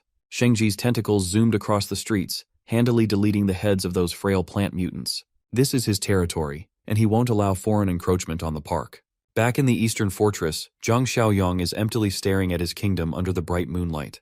His utopian mission has progressed quite well. Right now, his community score has grown to 62, and store points are up to 231. At this point, he can be considered rich. When you have points to burn, checking the daily shop is a treat. Right now, he can buy a level 2 armed deterrence box for 20, a level 2 black tech box for 50, or a level 3 superpower awakening supply box for 100. Xiaoyong is rarely ever surprised, but that last choice knocked his socks off. Without hesitation, he spent his points like a madman and cleaned out the shop. Armed deterrence contained an armored jeep. Black tech gave him another physical enhancement serum. Finally, the superpower awakening box contained a level 1 enslavement mark. The skill allows him to enslave one life form. He doesn't see the need to use it right now. Brother Chong, Brother Shengzhe, and Li Cheng are still stable. After all that spending, a chance to earn points presented itself. The mission. Weed Control Volume 1 has officially begun. He thought the mission was a literal gardening job.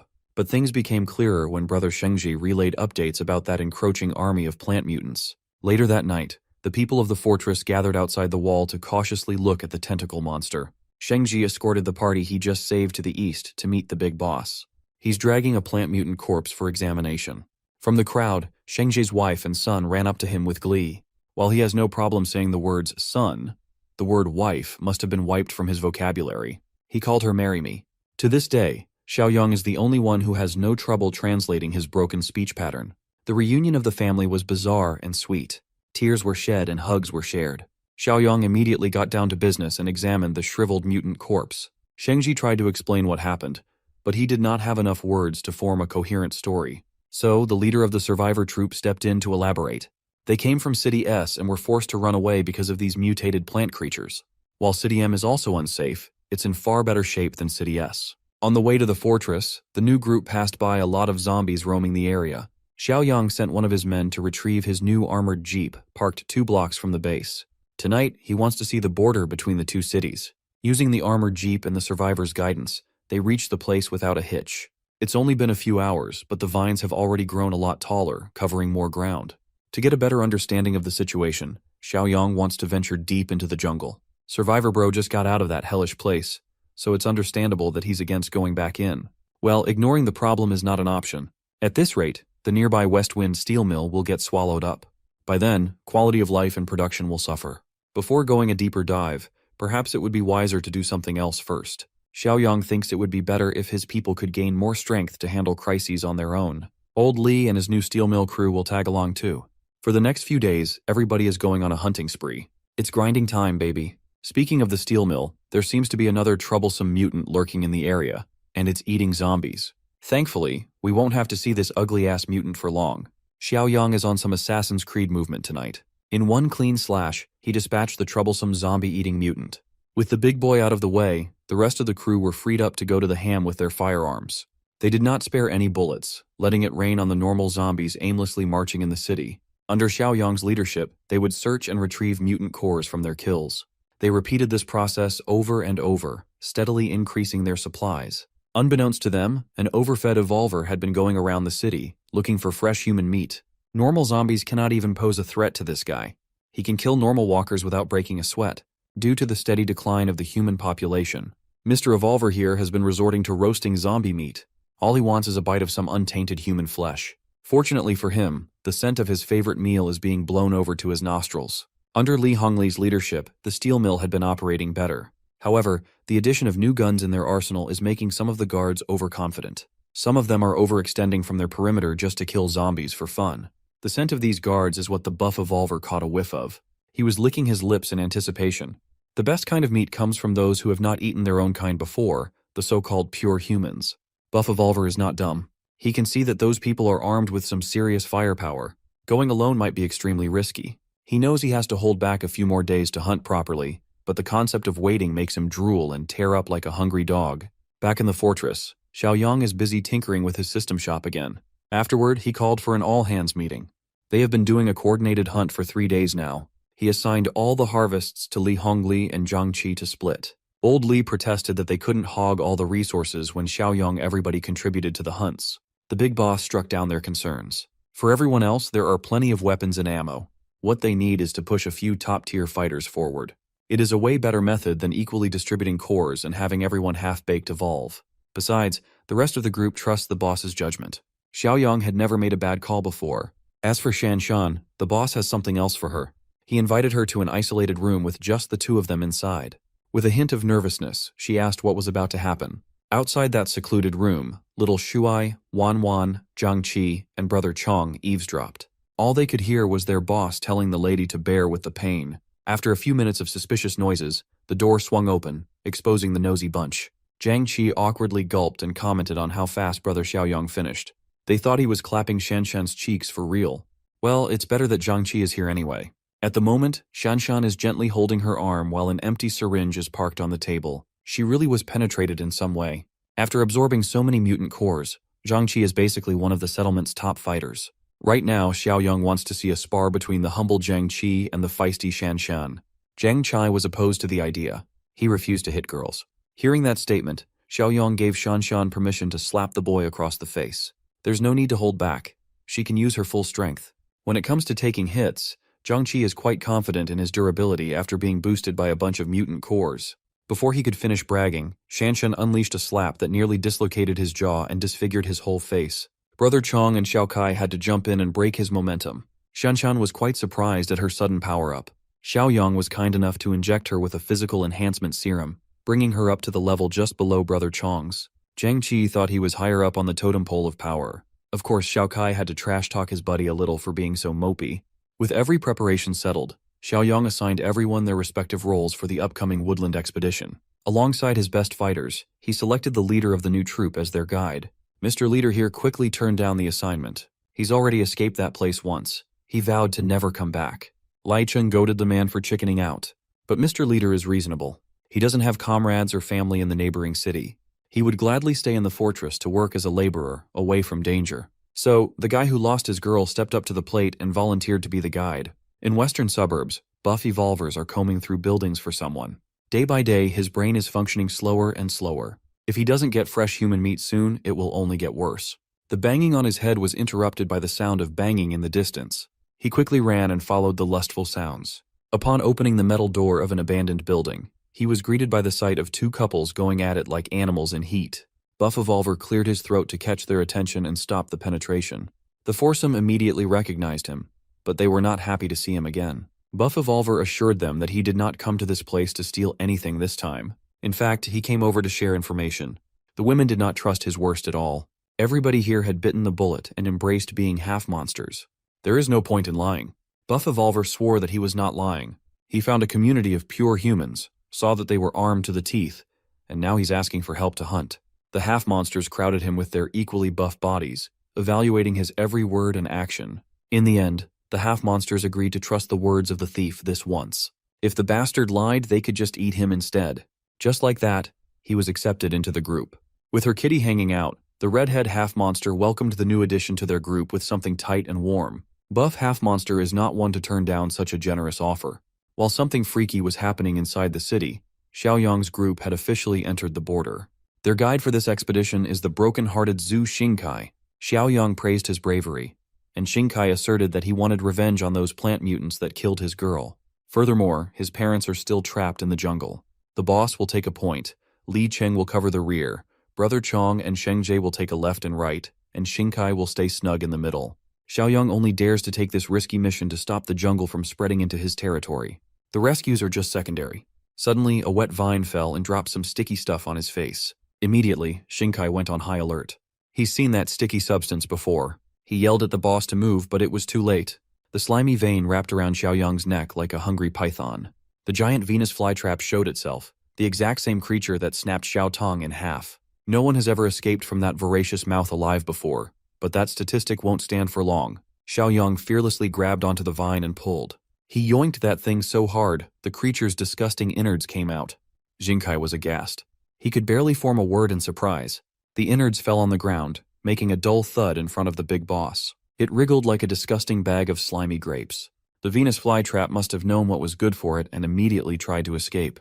Xiaoyang could not be bothered to chase, so he delegated the task to Sheng-Jie and his tentacles.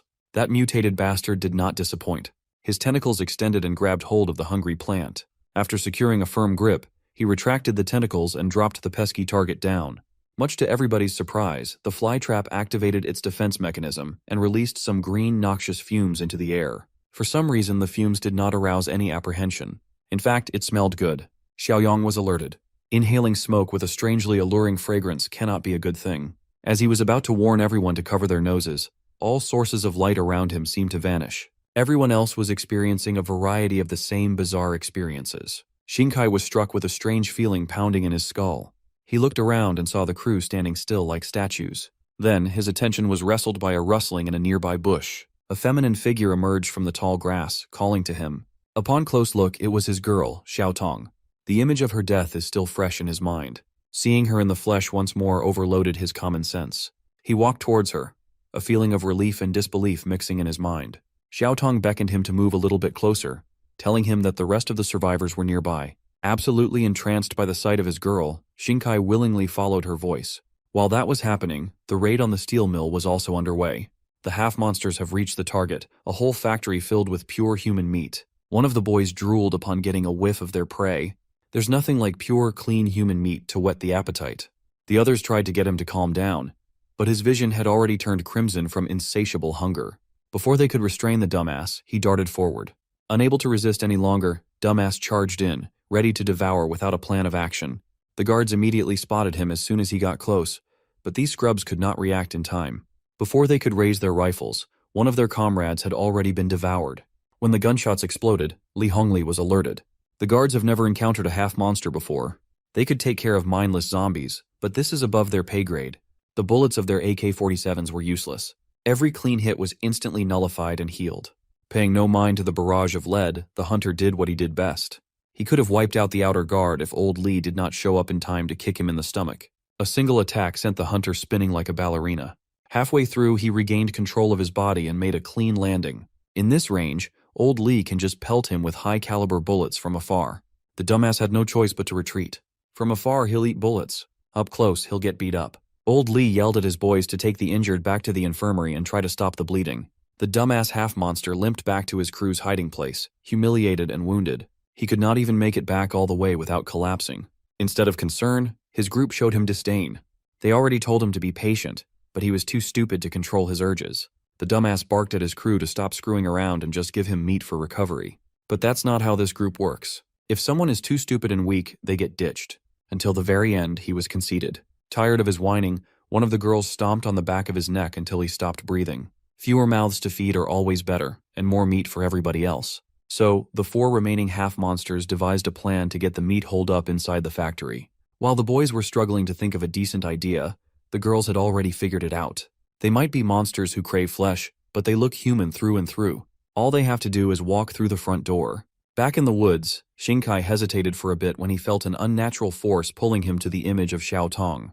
The creature impersonating her is growing impatient, and the mask is slipping.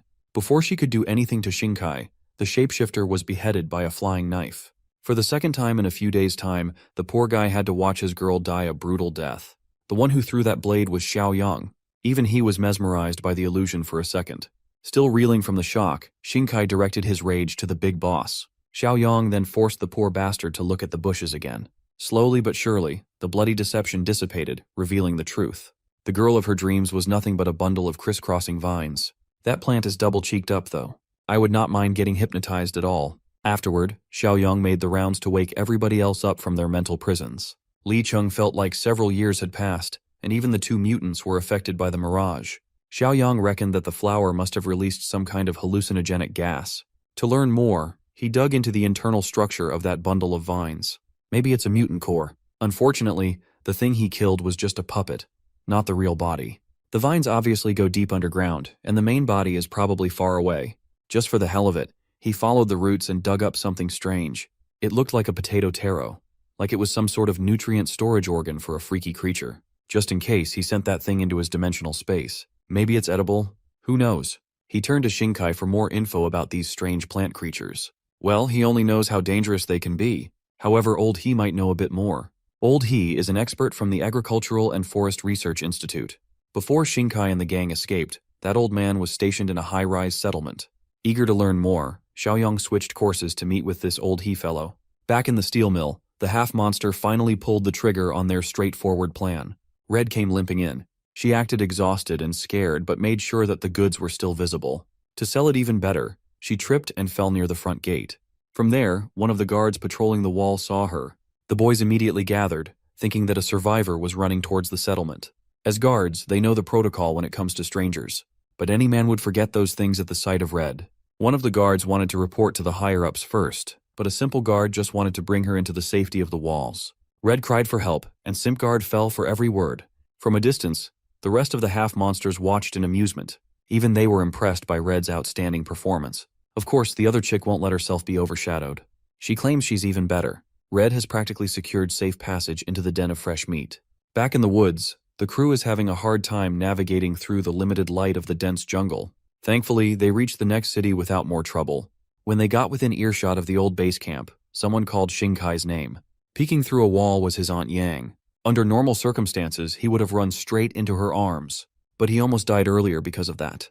He wiped his eyes and Xiao Yang laughed. He assured the dude that they were no longer under the effect of the hallucinogenic gas. On the other side, Auntie Yang's camp is also freaking out, thinking that whoever comes out of the woods is an enemy. Some wanted to grab Xingkai and bring him to safety, while the others weren't even sure if it was him anymore. Aunt Yang seems to be on the fight first.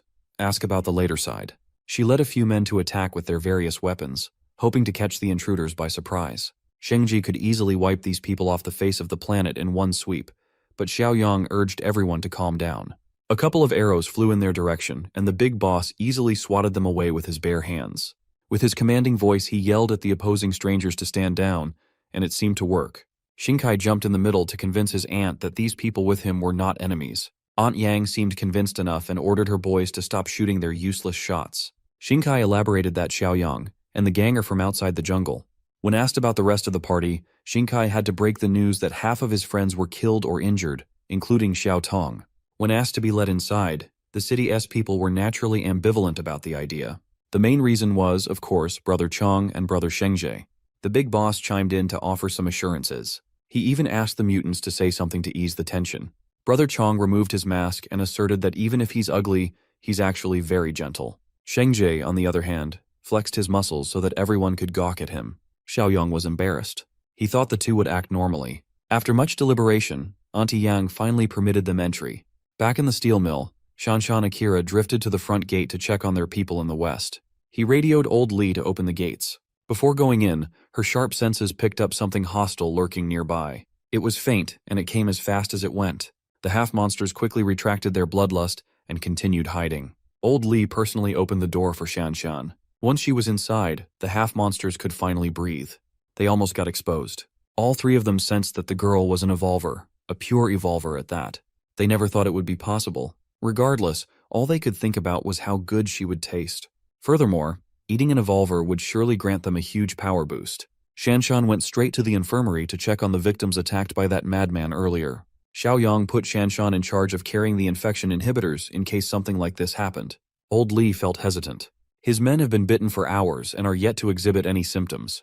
It's highly likely that the guy who attacked them was not a zombie. There are so many questions in the air, and Red asserts that she has the answer. She alleged that in the western suburbs, mutated people have gathered to hunt humans. Old Li had never seen Red before, but it sounds like the woman knows what she's talking about.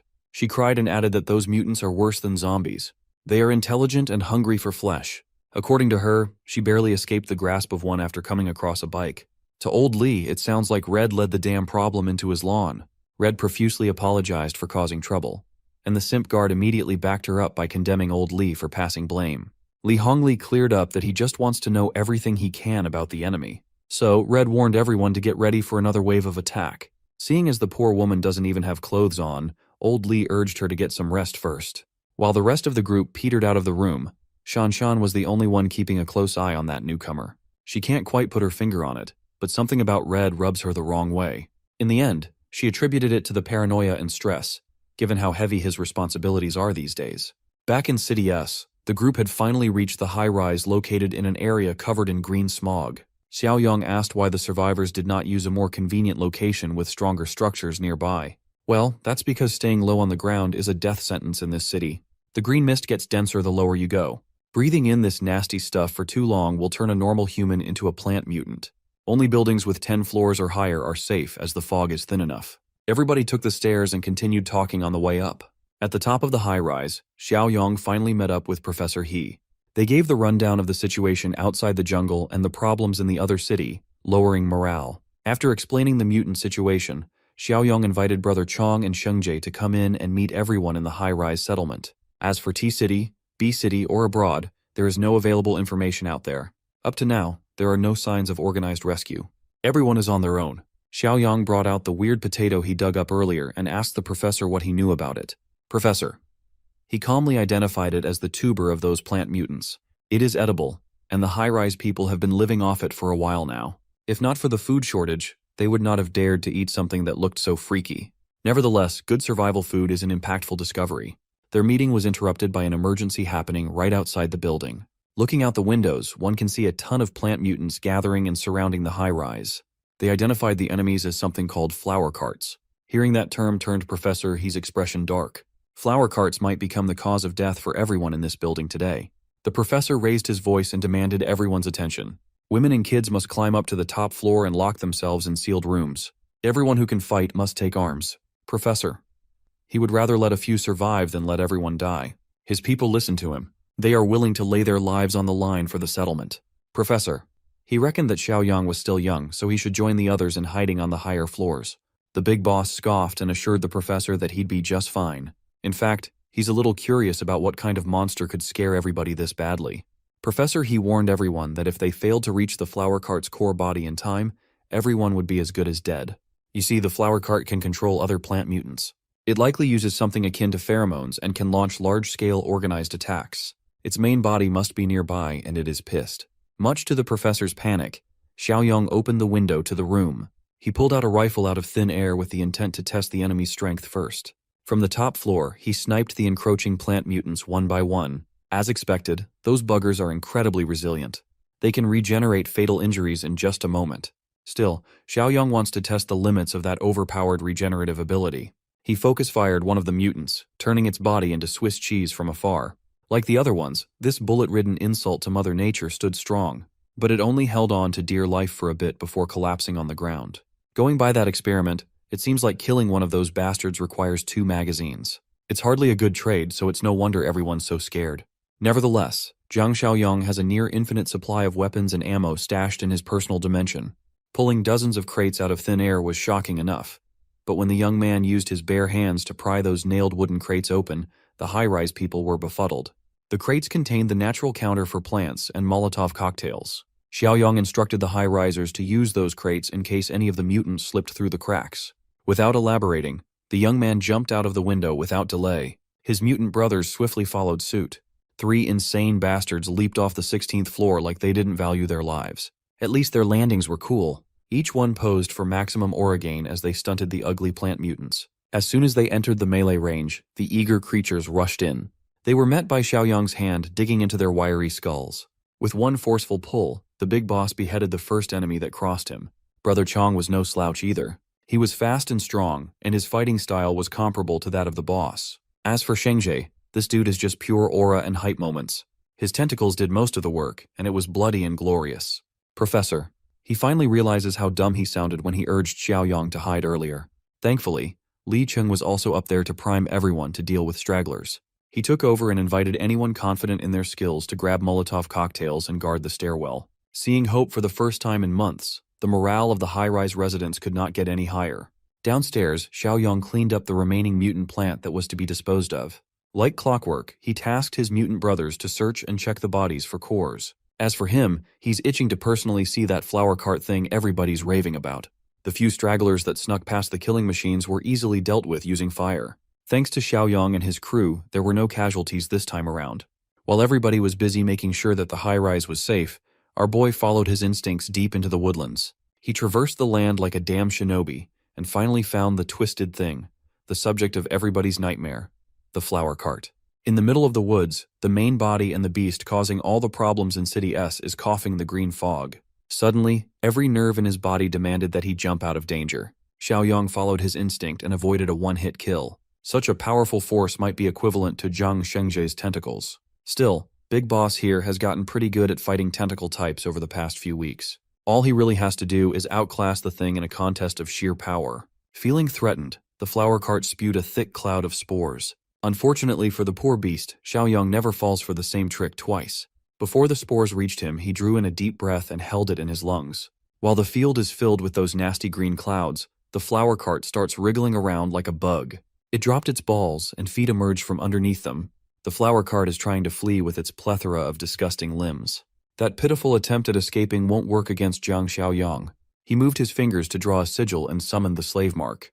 His new power swirled around the mutated beast. A few minutes later, the people in the survivor building were alerted by the arrival of Flower Cart's true body. Professor, he was beside himself.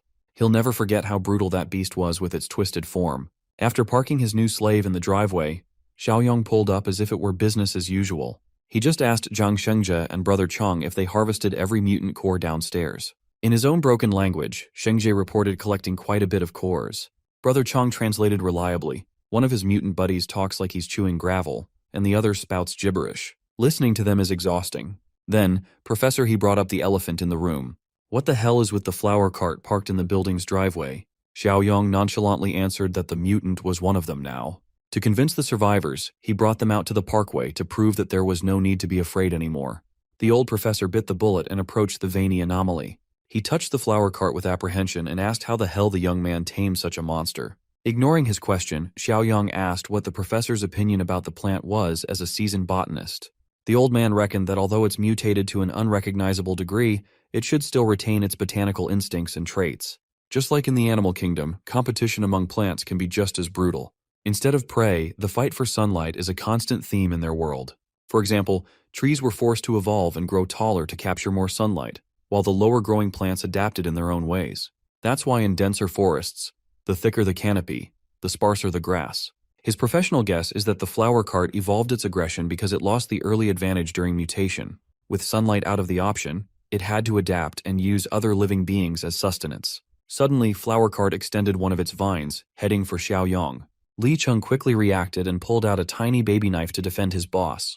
Wholly unaffected, the young man asked his underling to stand down and let the vine proceed.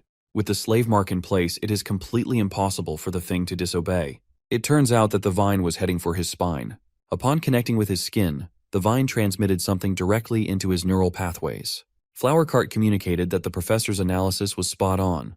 The entire S-City has become a battlefield for mutant plants.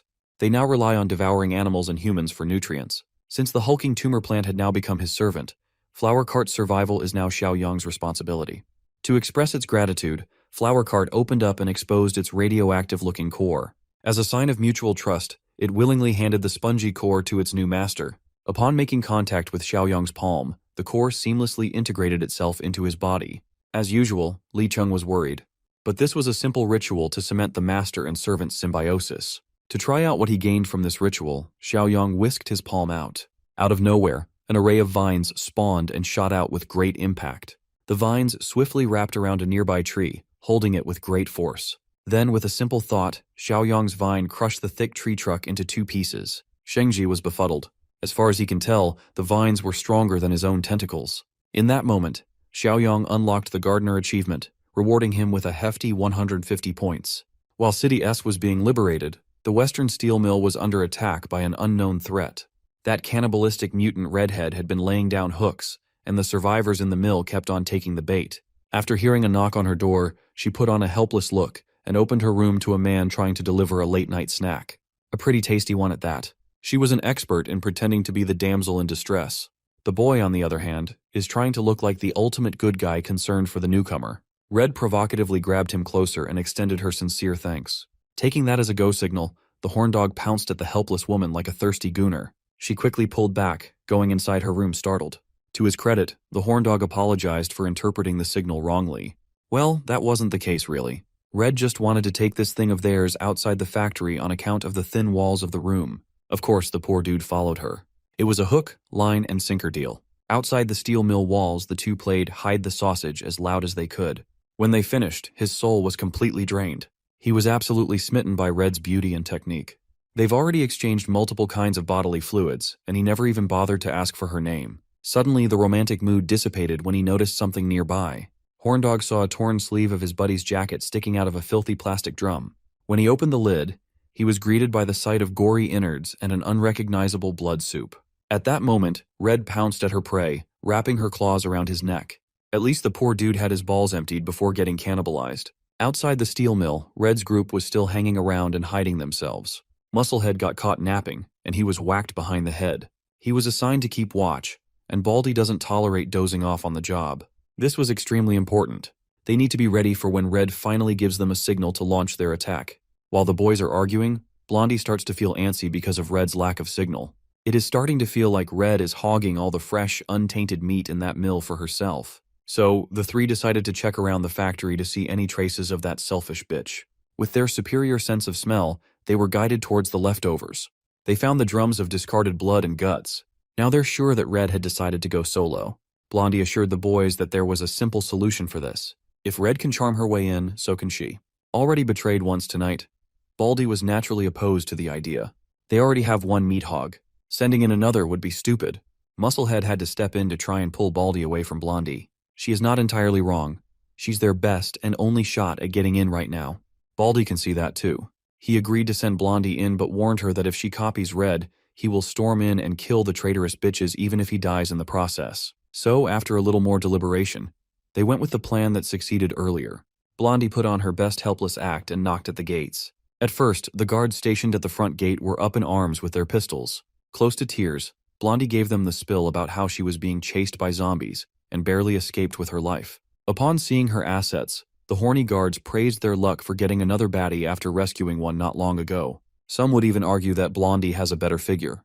Before Blondie was let in without the required examination, Red stormed out of the mill to warn the boys to not trust the witch. She asserted that Blondie was the mutant disguised as a human that had tried to eat her before. Red erratically yelled at the boys to shoot the flesh-eating bitch. Trusting the newcomer's words, they emptied their magazines on the lady, chasing her out of the gate. Blondie felt the bullets going through her flesh and body, leaving lethal wounds. Riddled with holes, she tripped and accidentally exposed what was under the short dress. The guards ran back inside to get some gasoline to burn her body. That gave Blondie enough time to recover a little and escape. These guards were so incompetent. There were 3 of them, and they didn't leave one to guard the body. While they reported the incident to Brother Lee and Sister Shan, Blondie had already limped her way back to her group. After spending all her energy to retreat, she slumped down to their feet. Knowing that she's damaged goods now, Blondie begged them to be spared. She even swore to do whatever they say from now on. Baldy did not even budge at her desperate pleas. They are the same kind, and they know what being compromised means. He grabbed a big boulder with one hand and lifted that thing above his head. Well, they can always come up with a new plan to secure the food in the settlement.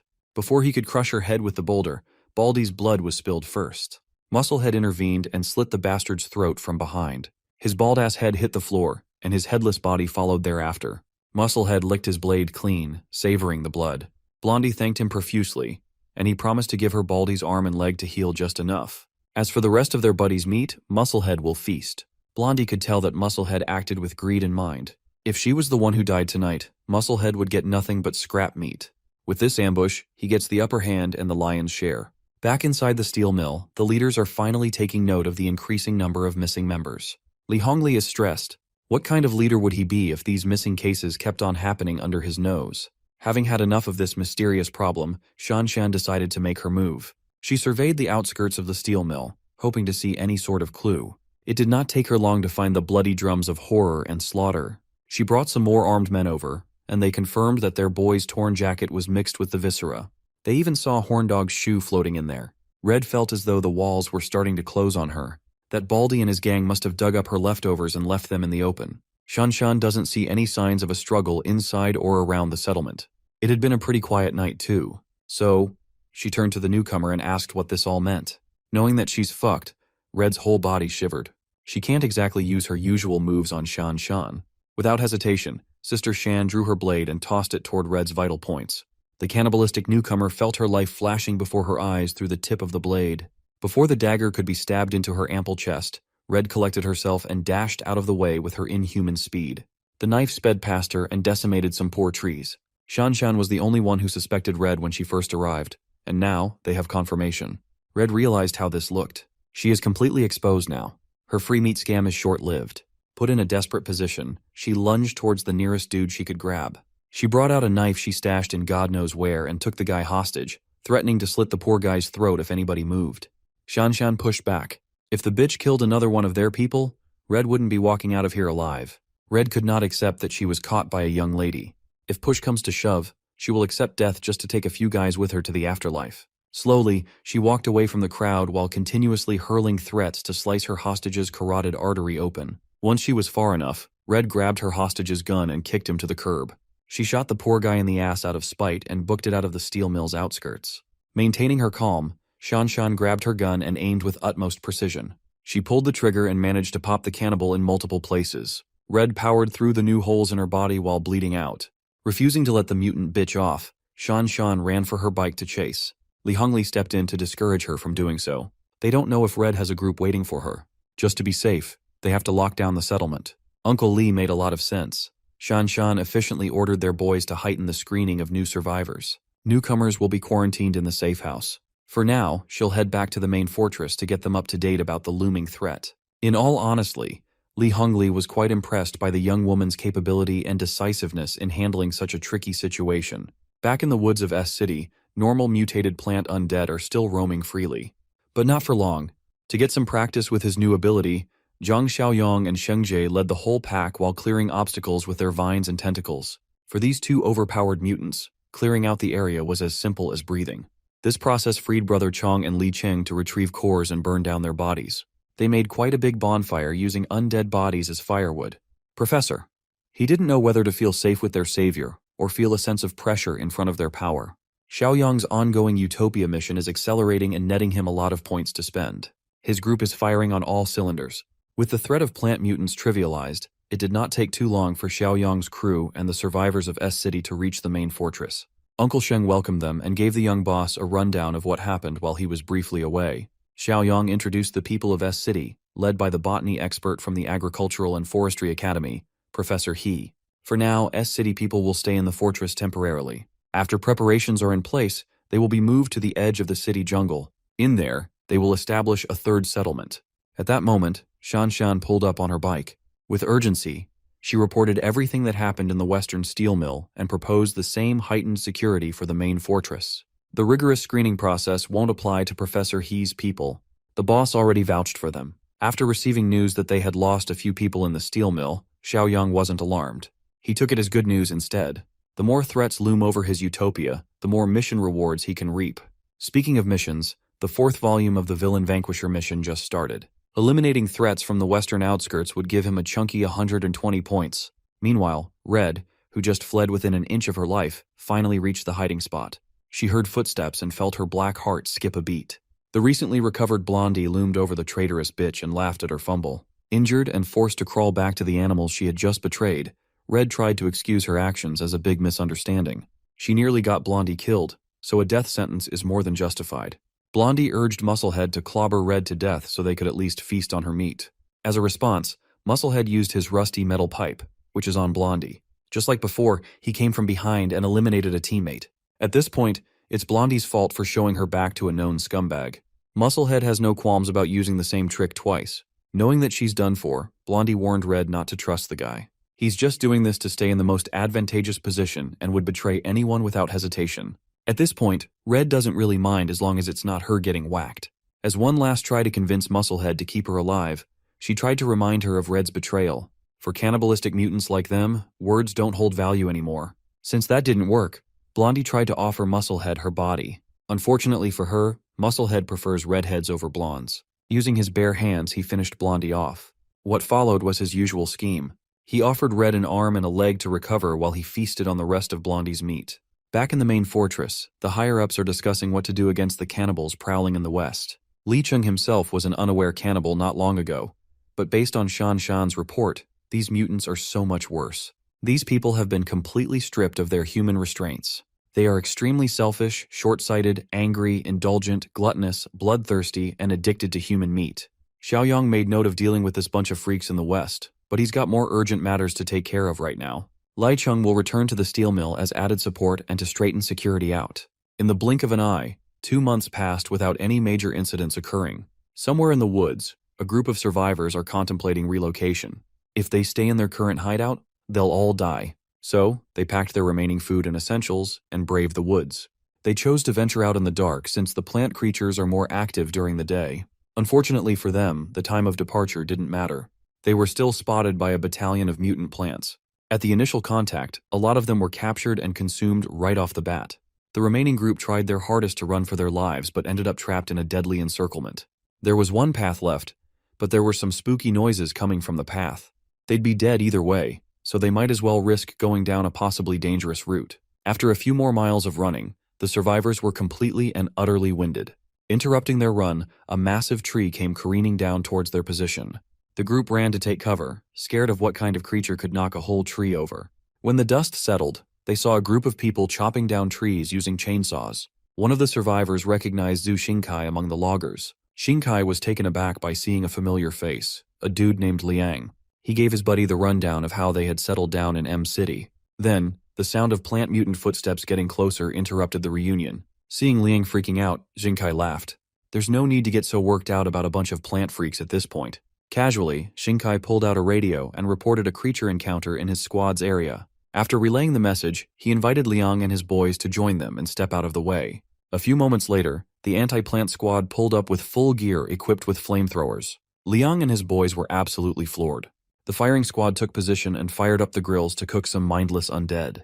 With their flamethrowers, they burned the bastards, making the mutants growl and scream in pain. Li Cheng, Brother Chong, and Shengji also stopped over.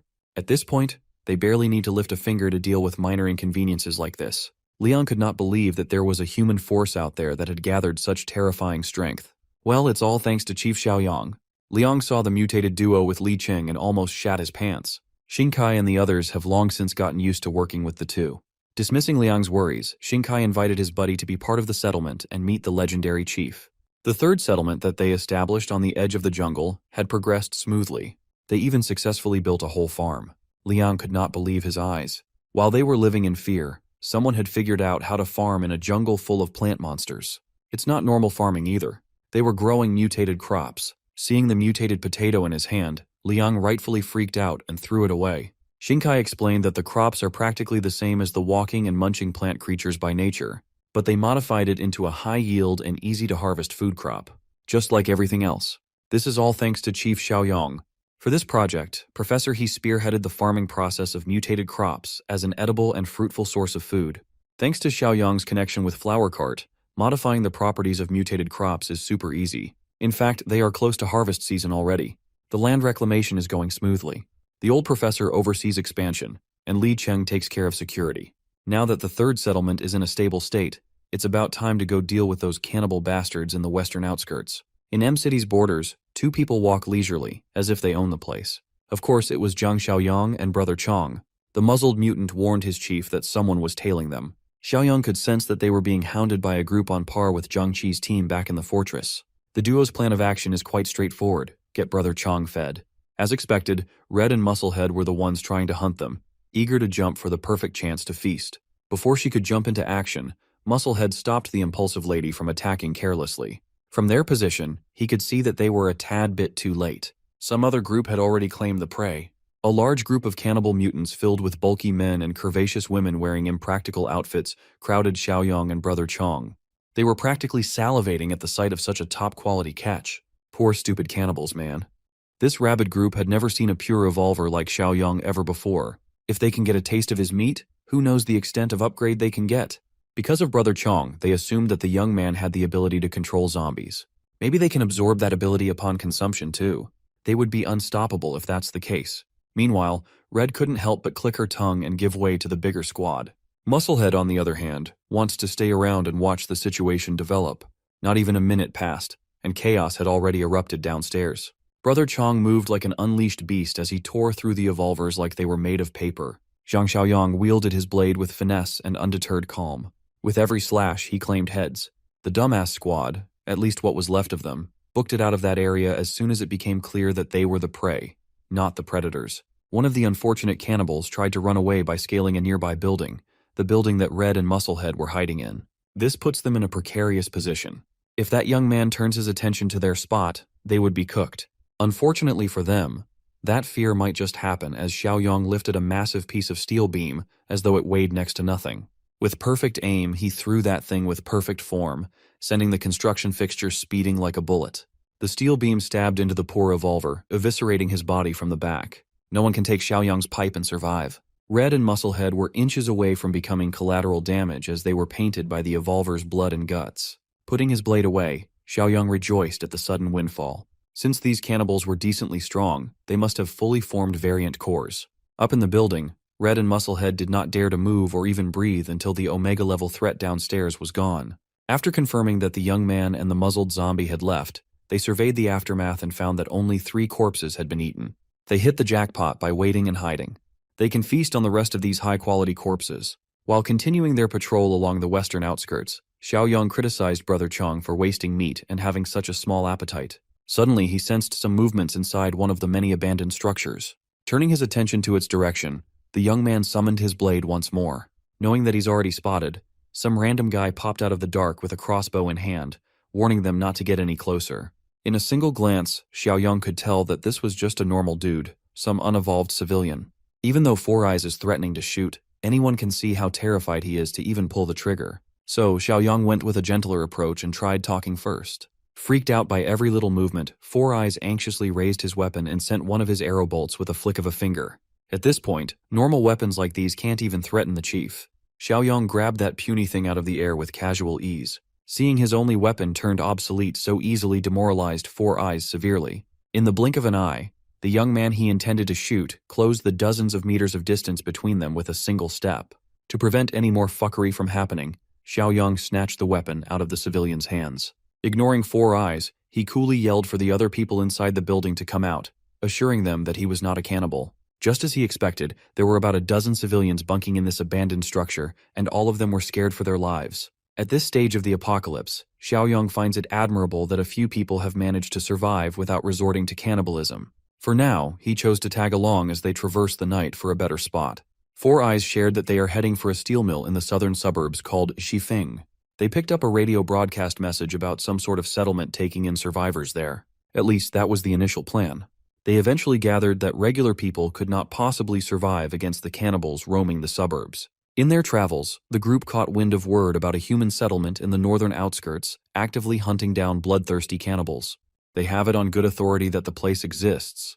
Word in the streets is that the leader of the settlement is strong enough to fight 5 or 6 cannibals by himself without breaking a sweat. Still, the western outskirts alone have at least 1,000 cannibals roaming around. One guy can't possibly protect everyone. Four Eyes believes that cannibalistic evolvers rarely form groups and prefer hunting alone. Some of the people in his group argue that he's mistaken in that regard, though. Four Eyes firmly believe that if cannibals cooperated on a large scale, all of them would have died from infighting by now.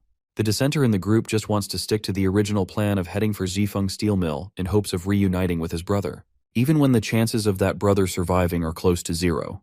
Those Zifeng people might even be cannibals themselves. Four Eyes was partially right in his assessment. The previous leaders of the steel mill were absolute bloodhounds, but the new chief was right in front of them. Xiaoyang casually explained how he killed the evolvers that used to run that place and changed the whole bloody system. As for the dissenter, he tearfully communed that his brother's name is Li Cheng, a former deputy officer in the southern suburbs. The same Li Cheng that's been folded into the chief's inner circle.